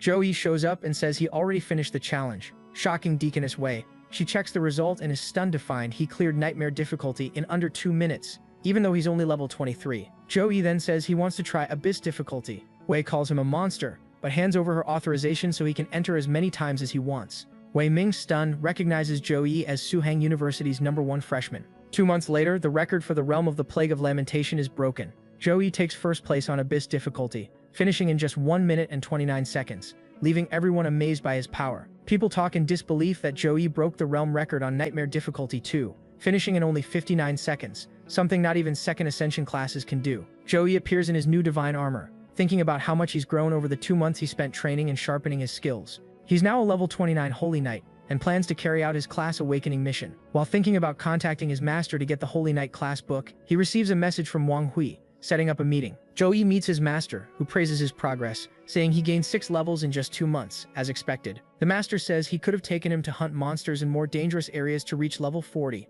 or even 50 faster, but explains why he didn't. Zhou Yi understands that classes that level up too fast without real training end up weak, unable to bring out their full potential. He says only those who train on the edge between life and death become truly strong. The master is pleased with his understanding and says now that Zhou Yi has reached level 29, it's time to prepare for the secondary awakening. The master explains that the Holy Knight's second class is called the Apocalyptic, an evolution that increases control over holy light and greatly boosts offensive power. However, he says that mostly applies to ordinary knights, because Zhou Yi already has extraordinary offensive power. Then the master hands him the class awakening book, telling him to connect with it mentally to see the awakening requirements. Zhou Yi activates the item and reads the requirements. Be a holy knight, be level 29, possess 100 sacred crystals, and 100 wills of repentance. He's surprised by the last requirement and asks if it refers to the repentant souls of cultists who served evil gods. The master confirms and explains Zhou Yi has to collect those wills quickly, because the souls dissipate in less than an hour. Zhou Yi asks how his master knew he had that ability, and the master says that when he heard Zhou had explored the realm of the Sighing Plague, he was sure he'd get it, since that place is essential for sacred classes.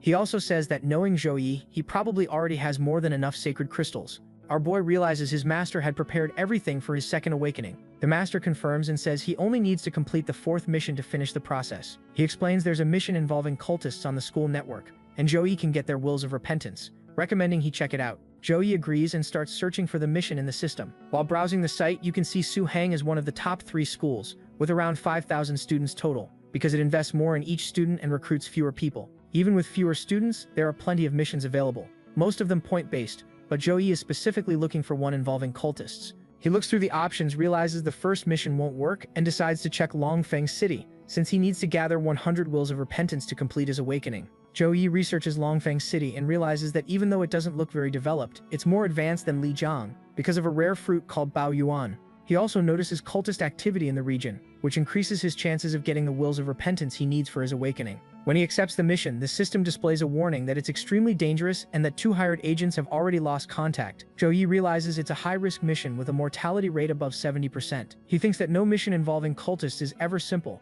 and decides to prepare before leaving. Later, he summons his spatial butterfly, a blue magical creature that helps him with teleportation abilities. He uses a locating technique, creating a magic circle filled with energy butterflies. This will let him track the mission location and, if necessary, escape quickly. Zhou says that if he runs into an enemy he can't beat, he'll use that skill as his safety net. Zhou decides to buy some mana potions on the school network before heading out. As he walks, he draws attention from the students around him, who are excited to see him in person. They call him God Yi and say that as the leader of the new golden era, not even the 4 great seniors can match his presence. In another scene, inside the combat master's private training room, a group of fighters trains hard. Master Wu asks someone if it's true. Zhou accepted a high-risk mission and already left the school. The man confirms, explaining the mission destination is Longfeng City in the Chongshan district, and it's related to cultists. He figures Zhou must be preparing for his secondary awakening, calling it a smart move. Master Wu looks worried, saying he heard other teachers talking about the Longfeng mission, and suggests there might be something even more dangerous behind it. The teachers keep discussing the mission. Zhou accepted. One of them explains that the task was originally rated normal difficulty, but after 2 students, one level 26 and one level 28, disappeared, it was re-evaluated and labeled high risk. According to the teacher reviewing the report on a tablet, the mission is especially complicated even among high-risk ones, and it's recommended only for classes that have fully completed their second awakening. Another teacher finds the change suspicious and says that for most students it would be dangerous, but Zhu is different. He believes that with Zhu's abilities it won't be a problem. While training, the teacher says Zhu spent 2 months in the TNU guild without wasting time, and even though he's still level 29, he's strong enough to face second awakening classes. He orders them to update the student's status to on mission, and says he'll remind him to follow proper procedure when he returns. A high-speed train passes through Longfeng City. The Suhang district and the Chongshan district are separated by hundreds of thousands of kilometers, crossing multiple secret realms and dangerous zones. Our boy is resting and thinking about how many hours of train travel it'll take to reach the city. He texts back, saying he has a few hours left before he arrives. One of the girls sitting next to him notices his phone has a special accessory, a singing mouse, and asks if he's from Ning'an City. Zhou says yes, and asks where they're from. The short-haired girl says she's only half from Ning'an because she grew up in the city with her grandpa, and asks why he's going to Longfeng. The protagonist keeps it low-key and just says he has some things to take care of, then asks what they're going to do there. The girls say they're going for tourism, because the city has hot springs and they want to relax. They introduce themselves as Bai Na and Lu Ji. The short-haired girl Bai Na notices Zhou Yi's level is very high because she can't identify it, and from his aura, he must be a combat class. Our boy agrees, understanding that lifestyle professions and combat professions feel very different, so it makes sense she picked up on it. Bai Na says her instincts are sharp and she's jealous of people with combat classes like his. Already acting familiar, she calls Zhou Yi Big Brother and asks for his contact info. She says if he ever needs medicine in the future, he can just tell her. She can even get him a 20% discount. Our boy, a little awkward, just thanks her. Finally, they arrive and get off the train, and one of the girls comments on how fast the time went by. Both of them say goodbye and tell Zhou Yi he can reach out anytime he needs. Miss Bai accidentally bumps into a man holding flyers. The man starts promoting an event for the church, handing out flyers to everyone. He tells our boy that based on his aura, he must be someone destined for the divine. Our boy gets a bad feeling when he looks at the flyer, and before he can react, the man is already gone. The man leaves in a suspicious way, saying, "May the Holy Spirit protect Zhu Yi." The bun-haired girl from the train reads the flyer and asks if religion is common there in Longfeng. The short-haired girl tells her to throw it away because it could bring bad luck, and explains that her brother was working in the city and said the religion started showing up about a year ago. She keeps explaining that a lot of people benefited from joining that religion and got boosts to their attribute levels. But something weird happened to their personalities. They became completely indifferent. She gives an example about one of her brother's classmates. After joining the religion, the guy became violent and would explode over stupid little things. The Holy Spirit cult said it was normal and that everyone is like that, but she always feels like something isn't right. The bun-haired girl asks, "So what exactly is this divine miracle the flyer is talking about?" Bainai says it doesn't matter, they can't get involved because they don't know what's really going on. Our guy has been listening to everything, thinking back to how he briefly saw the god of light in his consciousness. He knows divine miracles aren't something you just run into. This is probably a lead to track down the heretics, since evil cults often disguise themselves as normal religions. At 8:30 p.m. at Hengyang Mall, a crowd gathers on the 9th floor for a mysterious event that promises to reveal a miracle. People chat excitedly, saying that anyone who witnesses the miracle gets points added to their attributes, and that a lot of people came because of that promise. Mixed in with them, a small group of undercover agents talks about what's happening.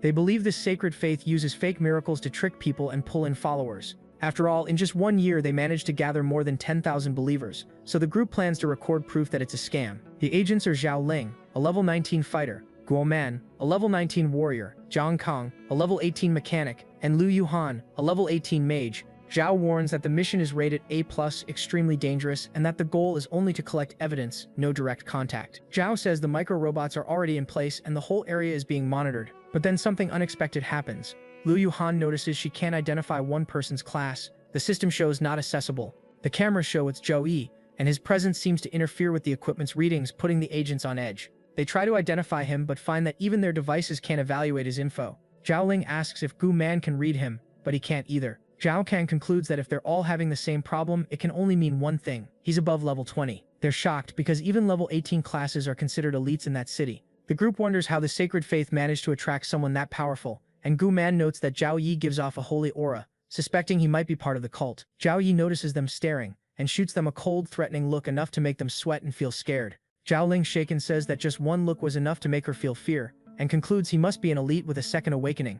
At the same time, Zhou Yi watches them too, and realizes the four don't look like civilians, but he ignores it, since his real target is the sacred faith. Someone appears ringing a bell, and the sacred faith ceremony begins. The bell's sound echoes, and the crowd falls silent as 3 priests dressed in white enter the hall lit by golden light. The lead priest, Lu Shu Yuan, welcomes everyone, saying it's an honor to guide them on the path of blessings. He says everyone is there because of fate and that the Holy Master sees all lives as equal. As he watches, Zhou Yi sizes up the priests and realizes their levels aren't high. One is level 18 and the other 2 are level 17, which makes him suspicious about how they could perform miracles. The priest continues his speech, promising unlimited blessings to those who stay faithful. He talks about special cultivation realms and precious resources offered to members, from mana potions to treasures that strengthen the body. The believers are dazzled when they hear about monthly rewards of 8,000 coins and benefits that could change their lives. Many start murmuring excitedly, believing they'll finally have a chance to become elites. Liu Shuyan finishes by saying all of it is the Holy Master's love, a love that would free believers from worldly worries so they can devote themselves completely to faith. The priest announces the start of the miracle, and with solemn gestures pulls away the cloth covering a huge golden statue with wings spread wide. He declares the Holy Master is all-powerful and that everyone there is about to witness his might. The statue is labeled as an unknown item with mysterious rank and effects, radiating strong mana energy. Zhou Yi watches closely. He can't appraise it either, but suspects it's a magical artifact. The infiltrated group, meanwhile, quickly decides the miracle is fake. Zhou Man says the statue will be used to stage a false miracle, and tells them to capture proof of what happens. The priest raises his hands and cries out, "Holy Master, show your power. Let your faithful witness your greatness." As the bell rings again, the statue begins to emit an intense golden light. The crowd's eyes shine and many look hypnotized. Zhou Yi, though, covers his face with his hand, resisting the strange effect that seems to mess with everyone's mind. Golden light floods the hall, and a massive divine projection appears above the altar. A colossal angelic figure with open wings and an overwhelming presence. The believers, stunned, drop to their knees, convinced they're seeing a real miracle. The glow wraps around everyone, and many start feeling energy flowing through their bodies. People shout in excitement, saying the light is giving them power. Sacred symbols float in the air, making strange sounds, like they're speaking. Golden words fall like blessings, and the undercover team is hit by the light too. Zhao Ling, shocked, blurts out that she's become a second awakening class. Guman and Zhang Kang, swept up in the rush, believe they've received fortune and power. But Zhao Yi senses something is off. He quickly realizes what's happening is a high-level hypnotic spell, capable of creating illusions and manipulating the mind. He notices only one woman in the group is still conscious thanks to a necklace that protects her from mental manipulation, but the artifact needs time to reactivate. Zhao Yi decides he has to wait for the right moment to act and stop the ritual. The priest smiles in satisfaction at the statue, saying the sacred artifact granted by the Holy Master is incredibly effective. Liu Shuyuan, seeing that the speech has distracted the crowd long enough, orders them to begin the real ritual. An assistant rings the bell again, and a deep sound rolls through the hall. Suddenly, the floor glows with a sinister purple tone, and dense energy starts spreading. From the shadows, hooded figures emerge wrapped in dark mist, cultists. They bow before a cold, powerful-looking man, calling him Bishop. Zhou Yi feels them immediately and recognizes the evil aura around them. The bishop scolds Liu Shuyuan for taking so long, saying there's no need for speeches. The believers are just consumables for the ritual. Liu Shuyuan, submissive, says he was only setting the stage for the sacrifice. The bishop then announces that after the ritual, everyone present will receive the Holy Master's blessing and officially become part of the sacred faith. Zhou Yi watches in silence. He knows ordinary cultists can blend into a crowd, but as a holy knight blessed by the light, he can clearly sense corruption. The five up front stand out to him like dark ink on paper. As the bishop raises his hands and calls for the sacrifice, Zhou Yi decides to wait a little longer. The enemy leader is only level 27, which means someone even stronger is behind this. He needs to find out who before he moves, because 5 cultists are nowhere near the full threat. The cultists begin chanting a fanatical prayer, repeating over and over, "The sacred is eternal, indestructible." Their voices echo through the hall as the divine statue starts to move, forming a grotesque smile. Then golden light bursts from the monument and turns into spiritual threads that stretch toward the crowd. The people, enchanted and unaware of the danger, are struck by those beams. Watching closely, Zhou Yi is horrified to realize the threads are draining something vital from their bodies, their souls. He understands immediately. The so-called miracle is actually a soul extraction ritual. Zhou Yi thinks about how the souls of ordinary people are usually too weak to manifest after death, but here they're being forcibly torn from the body. He also remembers that souls are a crucial resource for resurrection rituals and high-level spells, which explains why the cultists are collecting them. In his mind, everything he investigated clicks into place. The sacred faith members who looked normal but acted like empty shells. Now he understands. They lost their souls. Our guy realizes their behavior change is directly tied to soul loss. The statue starts absorbing the souls, and someone asks in shock what it's going to do with all the souls it's collected. Xiaoling is hit by the energy and starts getting consumed, while her companion desperately tries to wake her, saying everyone will die if this keeps going. She gathers her strength, summons a magic circle, and shouts, "Spirits of ice, answer my call, gather your strength and freeze." The spell works for a moment. The statue reacts to the cold, and Xiaoling partially regains consciousness. But then the ice circle shatters. Xiaoling realizes, stunned, that her magic was nullified. One of the priests, watching from a distance, notices the anomaly and says with a sinister look that someone wasn't hypnotized. He raises his hand and unleashes a powerful attack, shouting, "Black burn." Dark flames form around him, creating a violent explosion that surges toward them. One ally raises both hands and casts sacred protection, and a golden shield appears to absorb the impact. Right after that, a girl with her hair tied back triggers another spell and shouts, "Shining shield," projecting a bright magic circle in front of them. Another spell follows, Bright light, sending out a golden beam that slices through the dark attack and lights up the entire hall. The enemy, confident, red eyes glowing, recognizes the type of magic and says those light spells could only come from the Court of Light. The mage Liu Ran introduces herself as a level 25 light sorceress, and surprised by the opponent's resistance, remembers she once defeated a level 26 creature with that same spell. But to her shock, the cultist disperses the attack with a simple wave of his hand. She realizes they're far stronger than she expected and decides to retreat. One of the enemies, smiling coldly with a red glowing eye, steps forward and taunts her, saying she won't be leaving after interrupting the ritual. The priest casts Swamp, turning the floor into green mud that starts trapping her. As she struggles to break free, other cultists fire spells at her, Windblade and Fireball. Liu Ran lifts her staff and calls on the power of light, forming a golden barrier around herself. The cultists press in with offensive magic, and she realizes there are 2 mages among them, putting her at a huge disadvantage. If it were only one, she'd still have time to use teleport while they were casting. But with 2 attacking in sync, there are no openings. Attacks come from every direction, and she casts another spell, asking sacred power to purify all evil. But while defending, she senses a close-range fighter approaching, making her even more tense. She thinks about her training at the Court of Light, where she was taken in after awakening as a mage at 18. After 4 years of preparation, she believed she'd be able to wipe out the sect on her first mission. But facing their strength, her shield starts to falter. Terrified, she wonders if she's going to die there. Zhou Yi appears like he suddenly snapped awake. With a serious expression, he raises his hand and summons a massive golden hammer that slams down with devastating force, lighting up the entire hall. The impact is so intense it causes an explosion visible even from outside the building, shaking the ground and shattering the windows. When the light finally fades, Liu Ran looks around and sees the floor cracked and several cultists down. Stunned, she murmurs that they're dead, as the other women move closer in fear. Among the survivors, one enemy senses an extremely strong holy presence and warns that there are other intruders here. Zhou Yi steps forward holding a golden sword that radiates intense light. The priest stares at him in shock and immediately recognizes the holy energy pouring off him, calling him a high-ranking holy knight of the court. Our guy scolds them, calling the cultists sinners. Still shaken, Lu Ran watches from a distance and realizes how ridiculous his power is. 2 mages and a level 25 warrior, all with magical shields active, were taken out in a single strike. Not even a level 29 class should be able to do that. She starts suspecting he's someone with a secondary awakened class. The cultists rush him together, but he swings with ease and drops them all at once. Others watching from afar are stunned that he took everyone down in one move. One priest tries to run, but Zoe summons the blue butterfly and orders it to follow him.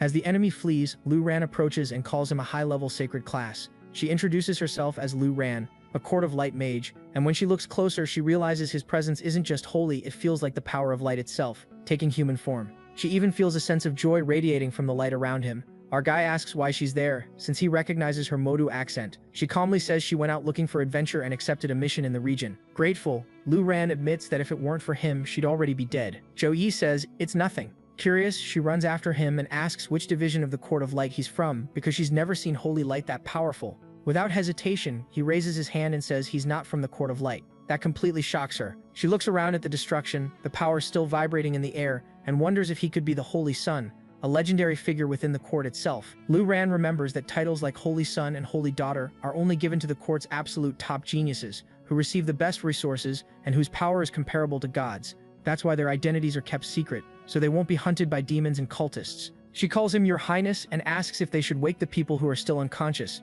but Zhou Yi refuses, saying it would only cause panic. He explains that the local public security force is experienced at dealing with anomalies and will know what to do. Lu Ran praises him for being so considerate. Our boy walks up to one of the cultist bodies and brings his hands together. A golden light starts to radiate as he recites a prayer. In the name of sacred judgment, I awaken the good within souls. Glowing flowers bloom around the body, and a voice echoes through the air. A confession coming from the purified soul itself. I sinned and I repent for every sin I committed. The golden energy spreads through the air, turning into shining sparks that slowly rise until they fade away. 4 fragments of light gather in front of the young man, forming the words Will of Repentance X4 collected. He watches the result calmly, but mutters that it's only 4. In his mind, he notes that he let the bishop escape on purpose and ordered the space butterfly to follow him so he could track down the rest of the cultists. Now seemed like the perfect time to go after them. Lu Ran, still amazed by what she's seeing, thinks to herself. She also has the repentance ability, but his is infinitely stronger. His connection to the light elements is unbelievably high. She imagines that if she could train alongside the Holy Sun, her power would definitely grow, but she wonders if he would allow something like that. Minutes later, the sound of hurried footsteps echoes up the temple stairs. Armed men in dark blue uniforms storm in with their weapons raised. Long Feng public security. Drop your weapons and put your hands up. The officers spread out through the ruined hall, taking in the chaos in front of them. Captain Wang Hao, the team leader, walks up to Lu Ran, who instinctively raises her arms. I'm Captain Wang Hao from the Public Security Operations Unit. What happened here, ma'am? Lu Ran tries to stay calm and answers, Sacred Faith was a cult. They were luring ordinary citizens in to sacrifice them and steal their souls. The captain reacts, stunned. Steal their souls? Did you stop them? She waves her hands in panic. No, I didn't. When she tries to explain more, she realizes the young man from earlier is already gone. She looks around, confused. Huh, where did he go? With no time to figure it out, the captain starts issuing orders. Evacuate the civilians, secure the area, and keep people from panicking. While the agents cordon off the scene and collect evidence, Lil Ran sighs in frustration, muttering to herself, why did the Holy Sun leave me here alone? As part of the team seals off the area, the captain orders Group 3 to start treating the victims. Healing spells are cast, and the most seriously injured begin to regain consciousness. Confused, many ask what's going on. Some remember being at a party just moments ago. Others say it feels like they were knocked out. Among them, a man with glasses wakes up, rubbing his head. My head, he mutters, trying to make sense of it. He joins a small group and asks if they managed to survive. One of the others answers nervously that everyone had been hypnotized by sacred faith, and he only got out because of a magic talisman. He explains the sect brought at least 5 level 25 or higher classes overwhelming power. The group is shocked, unable to understand how they're still alive. The man continues, excited. That guy looked like a secondary awakened sacred faith class. He wiped them all out in one go. And he even said he hoped his robots recorded everything so he could post it and make it go viral. The ceiling starts to tremble, and something seeps through the cracks. The window glass suddenly explodes, scaring the group. Right after that, the scene shifts to an underground location, where a man wrapped in shadows complains about the ritual failing and losing his followers. He fears his lord's reaction, while a blue butterfly appears and flies toward a new glowing crack. The protagonist activates his spatial tracking skill. With the power of the golden emblem, he senses a distant coordinate and creates a shining rift. Meanwhile, in an underground temple bathed in red light, a group of cultists bows before a dark orb. Bishop Feng, you're back, one voice says. The sphere replies in a deep tone, I felt the loss of 4 precious believers. What happened? Fang drops to his knees, trembling. My lord, there was an incident. A man with a powerful light element broke into the ritual and killed our people. He's too strong, I can't beat him. The voice echoes with fury. Then why are you still alive? The bishop lowers his head, desperate. It was my fault, my lord. Spare my life and I'll find more sacrifices to make up for the loss. The entity roars, useless idiot, making the ground shake. Fang tries to defend himself. I swear I did everything I could, but that mysterious man is far too strong. Zhou Yi, now disguised under a hood, watches the black orb in front of him as thick, evil energy spreads through the air. He quietly remarks that the orb must be the real core of the ritual. The hundreds of cultists gathered there showed this wasn't some simple sacrifice. Something much bigger was happening. The irritated orb says the bishop's excuses don't matter, and that even with the sacrifice interrupted, the main ritual is almost complete. The bishop on the floor asks if the sacrifice still worked. The orb answers furiously, saying the cults and rituals weren't just about collecting a few souls. The purpose was far greater. Bishop Su, the deep voice calls. A man kneels. I'm here. Explain it to this fool. Yes, my lord. Bishop Su begins calmly explaining the real plan. The Master of Chaos was preparing something that could shake the entire world. In that year alone, Sacred Faith had already carried out more than 300 sacrifice rituals. Each location was carefully chosen and placed at strategic points around Longfeng. Those points formed a gigantic magic circle, the dreaded Chaos Hell Formation.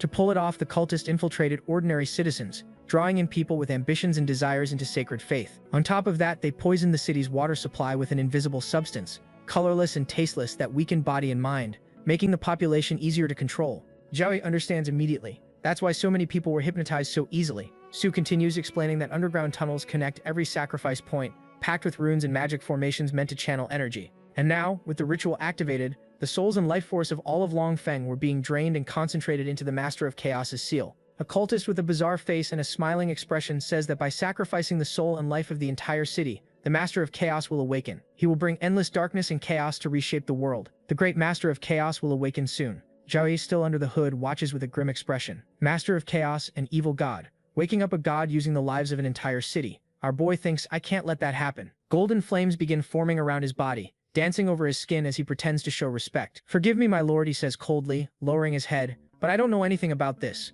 The orb starts to churn. Bishop Feng, how could you be this stupid? How could I trust something this important to someone like you? Suddenly, it senses a different presence and asks, who's there? Zhao Yi lifts his gaze, his eyes now glowing an intense blue beneath the hood's shadow. An explosion of energy wraps around him and the ground trembles. He drops the disguise and activates his power, Apocalypse form. A golden light cuts through the temple, lightning wrapping around his blade as his body surges to extreme speed. With a single motion, he slices through the ground, the air and the shadows around him, charging straight at the enemy. On the other side, the masked servant appears. The bishop on the floor shouts, "You again!" The strange masked figure invokes Space Shadow Slash, gathering dark power into his weapon and releasing a black cut with devastating force. Our boy uses Sacred Thunder, Blade of Punishment, calling down Holy Thunder to empower his weapon and delivering a fast strike that deals massive thunder damage to the target. The two powers collide violently. The orb says, Zhou Yi, it's you. Enemies meet on a narrow road. The bishop points at Zhou Yi, saying he's the one who interrupted the ritual. He dares to show up at their headquarters and now he'll never leave. Furious, the orb forms a giant hand and slaps the bishop across the face, blaming him for being careless enough to be followed back to their base, saying it could take his life right there. The orb humiliates him. You're only here because of your pathetic blood connection. Other than that, you're an ant under my feet. The orb keeps going, saying the bishop is so stupid he wouldn't even know how to die on his own. The fight between the masked servant and our boy stays intense, golden and purple lights spilling across the space. Zhou Yi leaps and tries to gauge the masked figure's level, but realizes he's stronger than the previous bishop, and Zhou Yi is struggling to keep up. The masked figure pushes forward with his power, swarming the protagonist with hundreds of bats. He keeps swinging his scythe, about to summon multiple black blades to strike Zhou Yi from different angles. A massive explosion erupts, blazing with strong purple light. The masked figure appears with a mocking smile, saying a mere level 29 knight took 3 hits from him, and that it was fun, but it ends now. The masked figure invokes Gather the Elements of Darkness to form a shadow cyclone, with powerful suction, and inflict continuous dark corruption on all life forms around it. Immediately, the cyclone fills the area, dragging everything nearby inward. Our boy is being pulled in, but he activates Divine Protection. The masked figure explains that his dark vortex can even swallow light, that fighting is pointless, and that even though Zhou Yi is impressive, he's only a first awakening class. He adds that he's a second awakening class, 14 levels above the Holy Knight. Zhou Yi thinks that maybe Holy Angel Protection can cancel most of the dark corruption, but the bigger problem is the dark vortex draining all his mana and stamina. He knows he'll be completely exhausted if this keeps going. With a threatening expression and a cruel smile, the masked figure taunts him. How long can your candlelight hold out against absolute power? Zhou Yi has sweat running down his face, but his eyes shine a bright yellow as he answers firmly that his light is enough to crush the enemy's tricks. Our protagonist is wrapped in an extremely intense golden aura, blasting sacred light in every direction while black and purple energy tries to coil around him. Zoe realizes there's no point trying to match him in mana and stamina.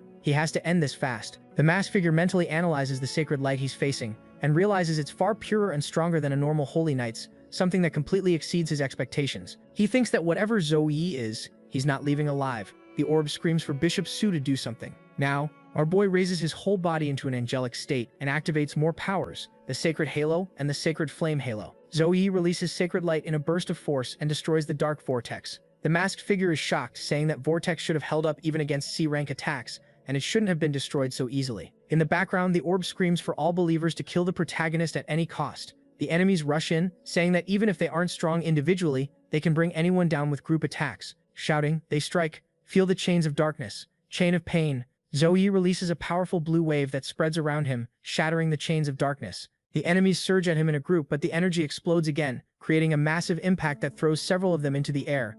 Our boy realizes there are too many people there and decides he needs to clear the area. Zoe forms two enormous wings of golden energy that spin like blades. He charges forward, destroying everything in his path, hurling enemies away and carving out open space on the battlefield. The masked figure appears in the middle of the fight, about to unleash his technique, Triple Shadow Slash. But before he can get close, our boy releases even more sacred light, which detonates and hits the enemy at full force, completely canceling the Shadow Strike. The orb becomes furious and yells that they're all useless because they still can't defeat a level 29 Holy Knight. The bishop wonders how they're supposed to beat this guy and calls Zue a monster. Our boy thinks that, thanks to buffs and skill usage, his current strength is equivalent to someone around level 40, even though he's only level 29, and Sacred Light naturally has the advantage against evil. The orb gets even angrier and says that when the ritual is complete, everyone will pay for this. Then it notices Bishop Feng just standing there and asks what he's doing. The bishop answers, trembling, that he's waiting for the right moment because he doesn't want to throw his life away. The orb, even more enraged, screams that they're all worthless trash and orders them to attack the protagonist immediately to block him. The bishop says again that he's waiting for a better moment to strike, but he's cut off. Zhui surges forward,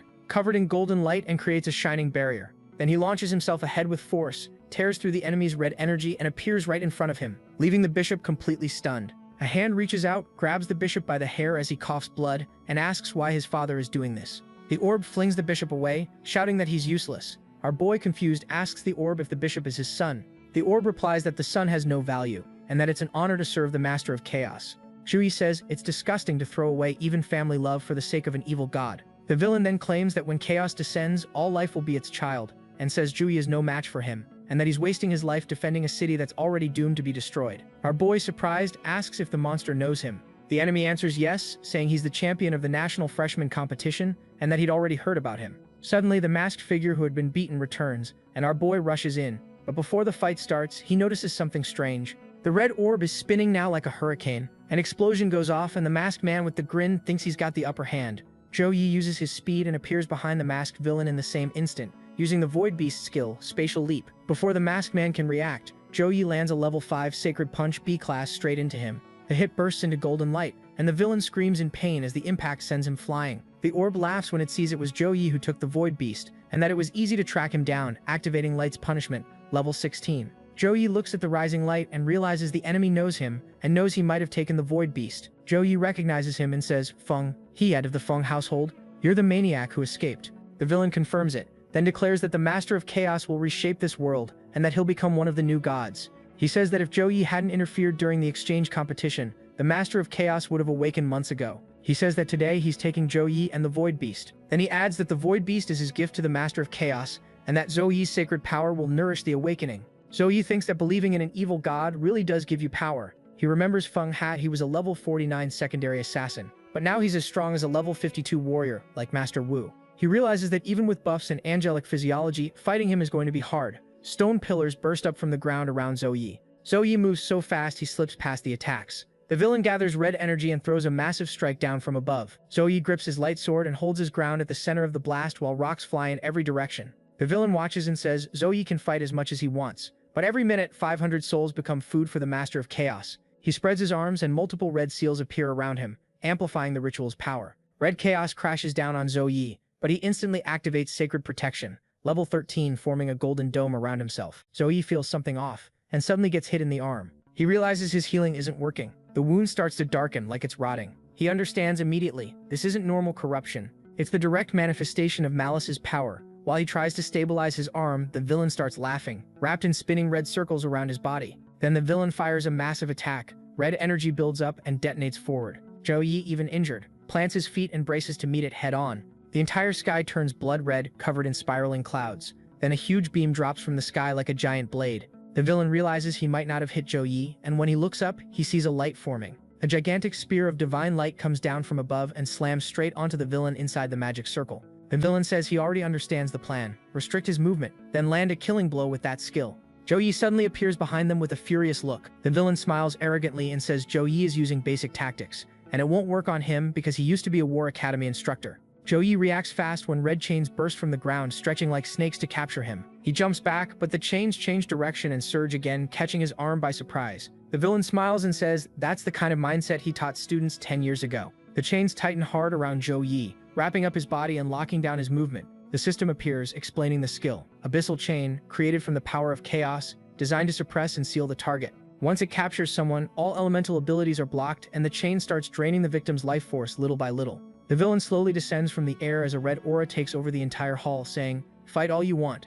This is the end." Red energy chains bind Zhou arms and legs, pinning him to the stone altar. He tries to resist, but he can feel his power being drained. The villain lands calmly and walks up to the altar like someone who's already won. He leans in, grabs Zhou face, and cruelly squeezes his cheeks. Zhou twists, unable to move, completely trapped by the chains draining his energy. The villain watches him with a crooked smile, satisfied like the outcome is already decided. Right after that, the villain turns and walks away. The whole place starts shaking, and the ceiling begins collapsing toward the altar where Zhou is trapped. Zhou lifts his head to see what's happening, and wonders what's rising from the ground. Twisted shapes crawl up from the floor, dozens of humanoid creatures with red, empty eyes. The villain spreads his arms, smiling like a madman as the horde approaches. He says, "Listen," and points at the creatures dragging themselves across the ground.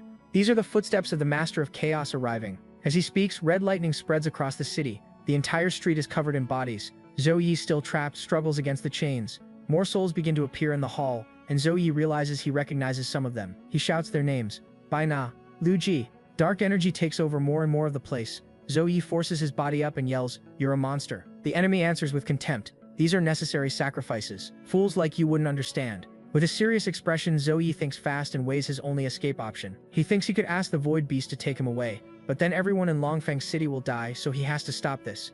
Even if he can't match him, he can't run. A golden vial appears in front of him, the congenital potion S+, which repairs the body's congenital state and increases recovery speed.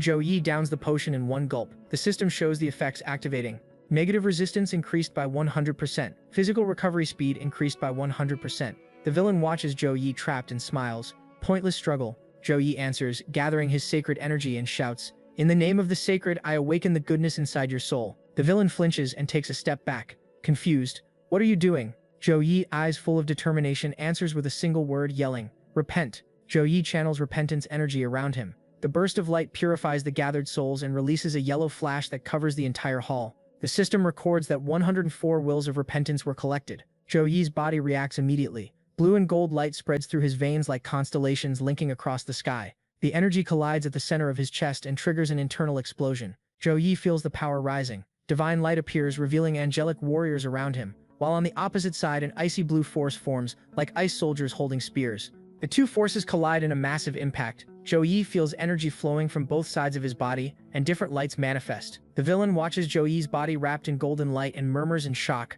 That power, is he trying to break through something? Suddenly his eyes widen. A secondary awakening. Smiling arrogantly, the villain says, "Forcing a secondary awakening? You've really opened my eyes. You've already fallen into despair." He thinks while warriors wrapped in ice and energy keep fighting. Normally, a second awakening requires huge resources, precious mana stones and pills to stabilize the body and raise power. The villain says, "You're chained by the abyssal chain, which suppresses sacred power. You're alone with no energy supply." He keeps going. "The power inside your body is going to go berserk, break you, tear you apart."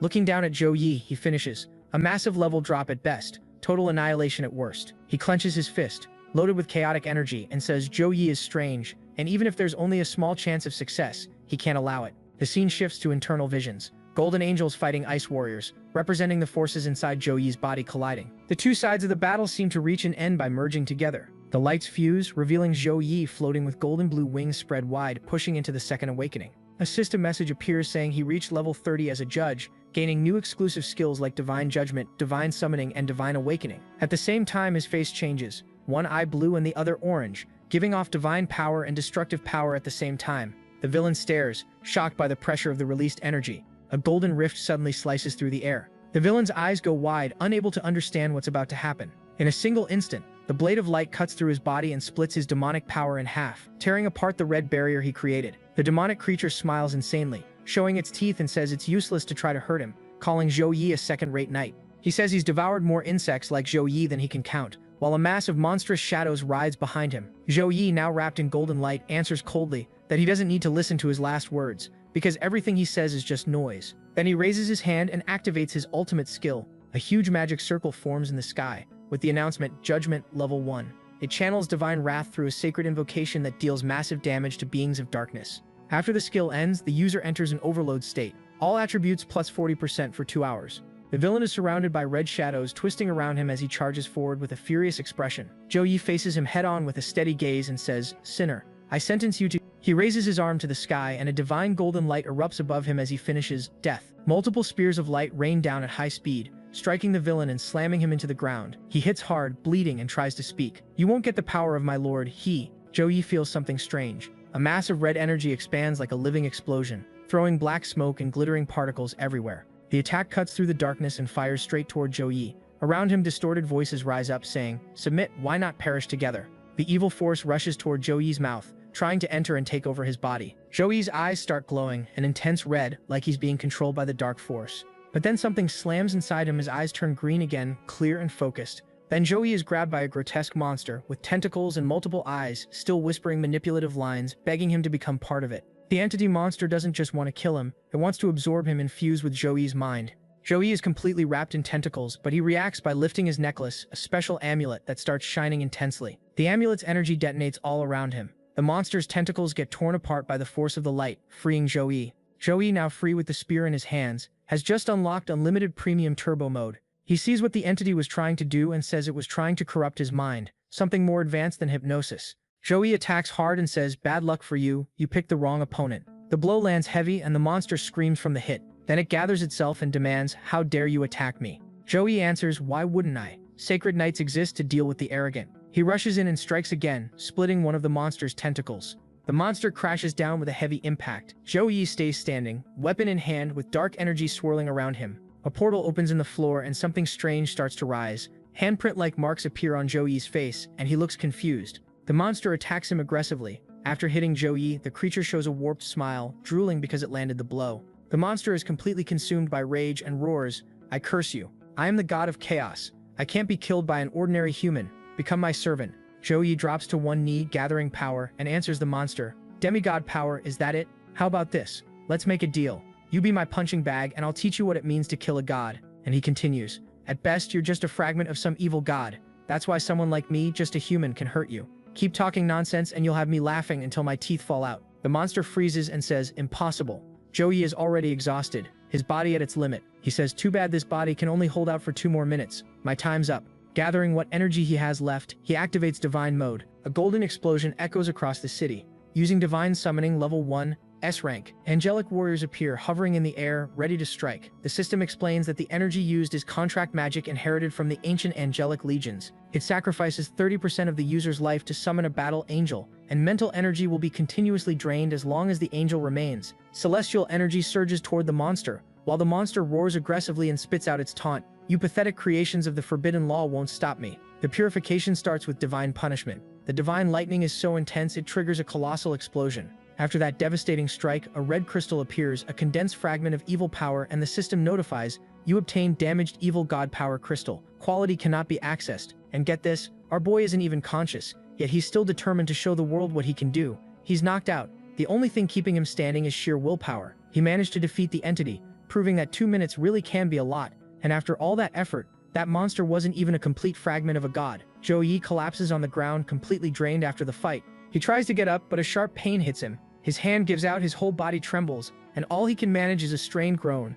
Then the system flashes another warning, "Alert, unstable vital signs, immediate treatment required, power overload warning, high risk of coma, remaining endurance 2%, multiple complications detected, internal damage 85%. Even on the verge of collapse, he gathers what little strength he has left. With difficulty, he raises his shaking hands and presses his palms together, making golden energy blaze between them. Weak as he is, he forces the words out, heal. The scene shifts. A desperate girl wearing only a towel tries to wake another girl up. Bai now wakes and asks if they weren't at the hot spring. The other girl, totally confused, says this has to be a divine miracle. The city is lit up by holy light. An angel hovers above it and casts a divine blessing. Revive level 1. A wave of sacred light washes over the entire city, purifying the corruption and removing all the local souls. The system notifies that after using it, the knight enters a specialized coma state, and all attributes drop to 0 for 10 days. The Void Beast appears and says, you forced your second breakthrough, destroyed your meridians, and still activated a rebirth skill. It's a miracle you survived. Why didn't you let me take you out of there? You could have been saved. Zhou Yi answers,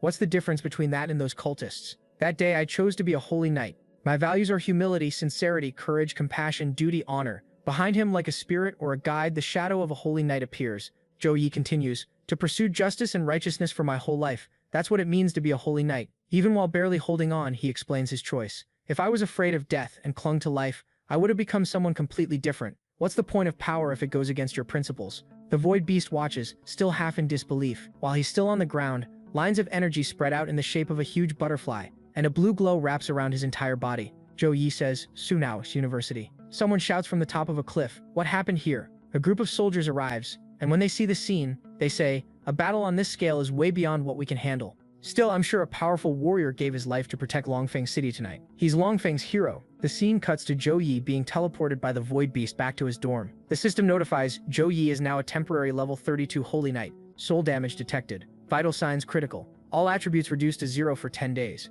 His eyes start to close as he grows weaker. The last thing he sees is a countdown. Little by little, his eyes open again. He's inside a recovery tank filled with liquid, with multiple tubes connected to his body and machines monitoring his vital signs. Zhou Yi realizes he's been in a coma for 2 days.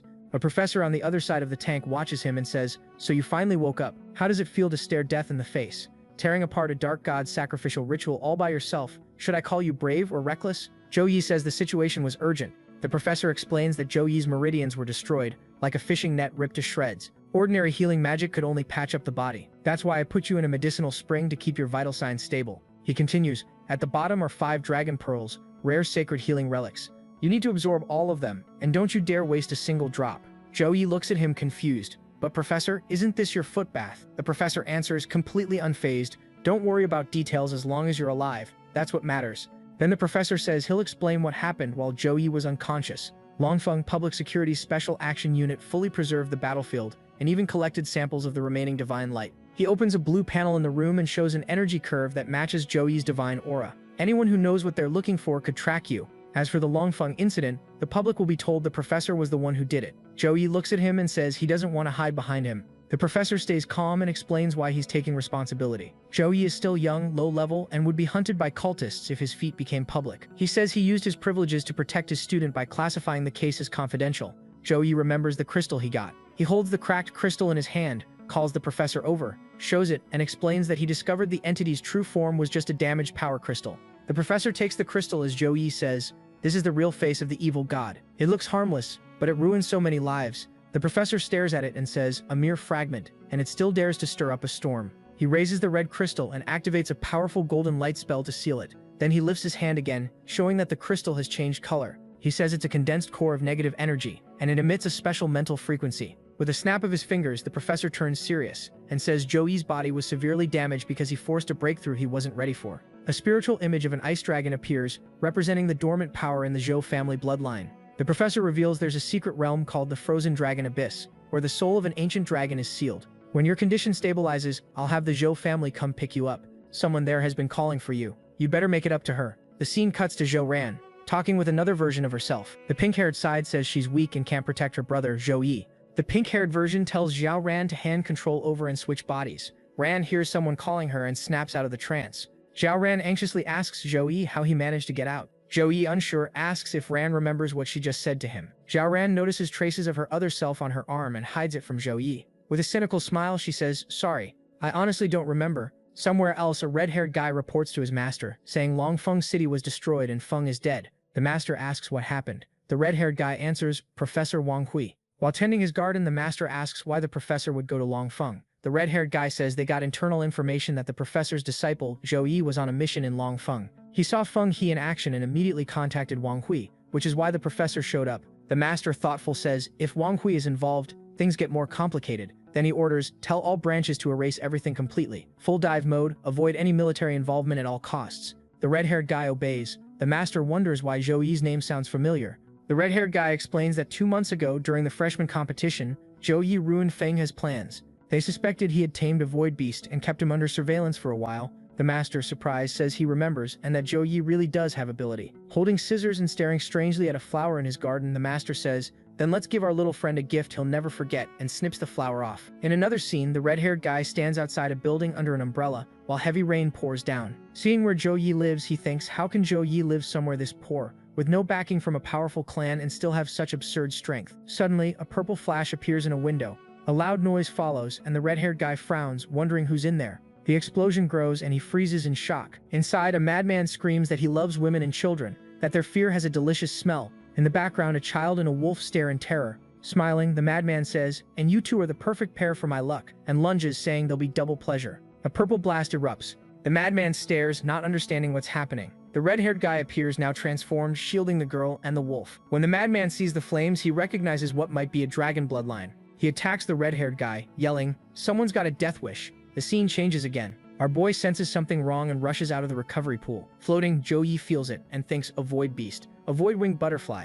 Our girl summons the void beast and asks it to do a spatial transfer to Zhou Yan. Zhou Yi, face set, tells the void beast, little Gray's life force is dropping. That means Yoon is in danger. Cut through the interference, find her now. The void beast focuses and says, I'll do my best to protect your body during transport, but I can't promise you'll arrive in one piece. The teleport begins, forming a glowing butterfly made of blue energy. Then a shattered gate appears and Zhou Yi steps through it. He arrives right in the middle of the fight, looking down at the chaos from above. The injured red-haired boy asks if the little girl can stand and tells her to go find her brother. The madman says the red-haired boy doesn't value his own life, risking everything for a little girl. With a hard stare, the red-haired boy answers, whether it's worth it or not isn't your business, and attacks, firing a massive spiral jet of fire from his mouth. An explosion swallows the area with the shadow of a dragon looming behind it. When the smoke clears, the red-haired boy is revealed, covered in injuries. The little girl runs to her brother, Zhou Yi. She says, you're finally here. That man was terrifying, and he hurt little Gray. Zhou Yi looks worried, then steadies himself and tells her to relax because he's here now. Zhou Yi looks at the red-haired boy, Shen Lingfeng, and wonders why he showed up there of all places. Lingfeng, with a mocking tone, says to Zhou Yi, so the savior finally showed up. You're one hell of a responsible brother. The little girl steps in front of Zhou Yi and says not to talk about her brother like that. Lingfeng says, hey little sister, that hurts. I risked my life to save you. She answers, you saved me and I'll repay you for it, but you don't get to talk bad about my brother. Ever since I was little, no matter how dangerous it was, my brother always stood in front of me. He's the best brother in the world. Lingfeng keeps poking at Zhou Yi. At least your sister knows how to be grateful. You're not even going to say thanks? Still bleeding from the fight, he asks if that's what they teach at Zhou Yi's academy. The little girl yells, furious. Zhou Yi calms her down and says Lingfeng is just jealous because he doesn't have an amazing sister, so he's acting irritated. Zhou Yi thinks Lingfeng really did save her, but it could also be a setup. He tells his sister it's the classic sour grapes thing when someone trashes what they really want but can't have. She asks if that's true and Zhou Yi says it is. Lingfeng gets angry, saying how dare Zhou Yi call it a setup and that he'd never be jealous of him. But as he talks, he blacks out from how severe his injuries are and collapses. With a spear still stuck through his stomach, he lies there, unable to move. Zhou Yi looks from a distance and covers his sister's face so she won't see it. Lingfeng, voice shaking, tells Zhou Yi not to stand there like a statue. He's not dead yet and he needs to be saved. Zhou Yi thinks Lingfeng can still crack jokes while bleeding like this, so maybe the injuries aren't as bad as they look. Zhou Yi says, what I really want to know is why you were at my house, and how you showed up at the exact moment Zhou Yi got attacked. Lingfeng says, there's a popular trend lately, retracing a hero's path. Zhou Yi says, what? Lingfeng remembers a conversation he overheard where two guys said people visit the old homes of powerful figures, hoping to get inspired by the traces they left behind.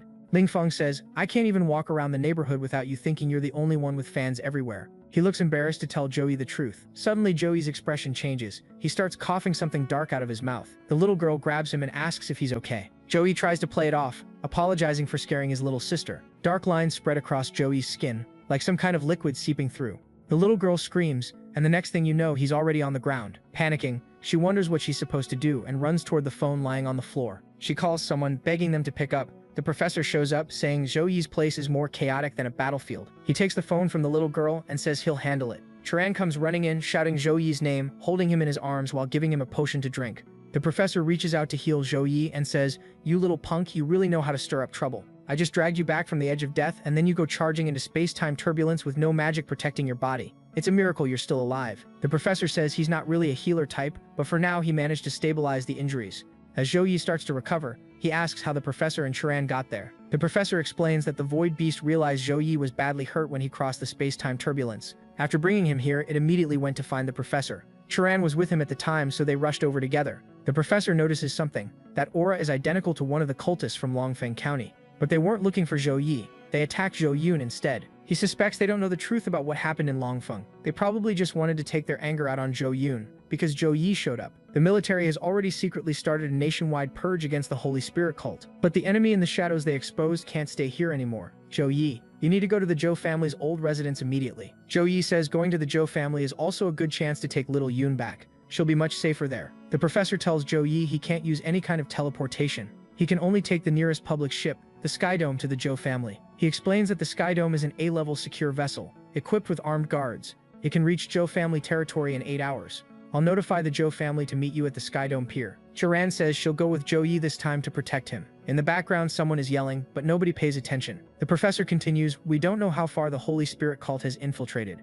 so you need to travel disguised as ordinary passengers. Suddenly the redhead Ling Feng shouts, hello? Are you not seeing me? Did I turn invisible or disappear or something? I'm hurt too. The professor crouches beside him and says, look at me. My memory's terrible. Come here, let me see how bad your injuries are. Then the professor asks, aren't you the kid Zhou Yi beat in the freshman tournament? Ling Feng, laughing like he's trying not to cry, answers with sarcasm and thanks the director for the concern. Now at the Skydome boarding port, everyone's gathered and ready to go. Zhou Yi looks like he got caught by Latrell. He's in a wheelchair. Ling Feng complains, why does he get to sit in a wheelchair pretending to be some super successful young master while I, a flame bloodline dragon, have to act like his servant? Zhao Ran with zero patience says, one more person who knows means more risk. I wasn't even going to bring you if you hadn't insisted. Ling Feng fires back, you've got it wrong. The director got called in urgently and was specifically assigned to this operation. I didn't even want to come. Me with my noble flame dragon bloodline. The little girl shouts, the ship is here. A huge cloud of smoke floods the area, then clears, revealing the ship really has arrived. The little girl runs toward it, saying, it's a giant flying octopus.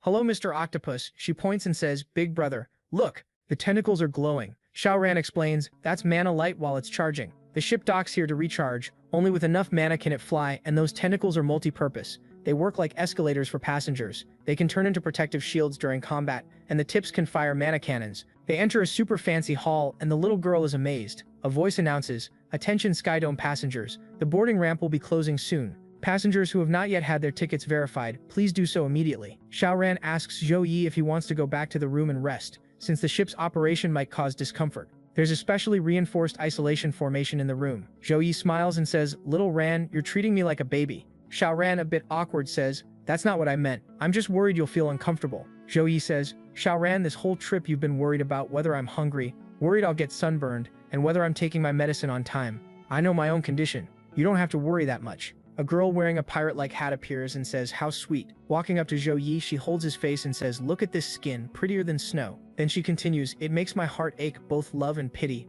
Why don't you come with me? I'll hire the best priest to heal your sickly body. Everyone is stunned by how openly she's flirting with him. Xiao Ran, hit with a wave of jealousy, lunges forward and tells the girl to take her hands off Zhou Yi or she'll rip them off. The hat girl notices Xiao Ran lightly nicked her finger, but she doesn't care. She just puts the finger in her mouth. She replies, oh, the little guard is getting serious? I only wanted to invite the young master for a cup of tea, a little chat, a bit of fun. Besides, young master, you haven't even said anything yet. Why the rush? Unless you're not a guard but a lover. Xiao Ran hates that and shifts into a fighting stance. The girl keeps going, I barely touched him, and you already want to tear me apart. Little sister, if you like a man, you should just say it. Your big sister here knows that feeling very well. Before Xiao Ran can attack, Zhou Yi grabs her hand. He tells Xiao Ran the hat girl is provoking her, and it's better not to fall for it. Private fighting is forbidden on the Skydome. A sign in the background warns, private combat is forbidden. Offenders will have their magic sealed and will be confined to the lowest deck of the ship. Zhou Yi says, ma'am, if you're looking for entertainment, maybe you should try the third-class cabin.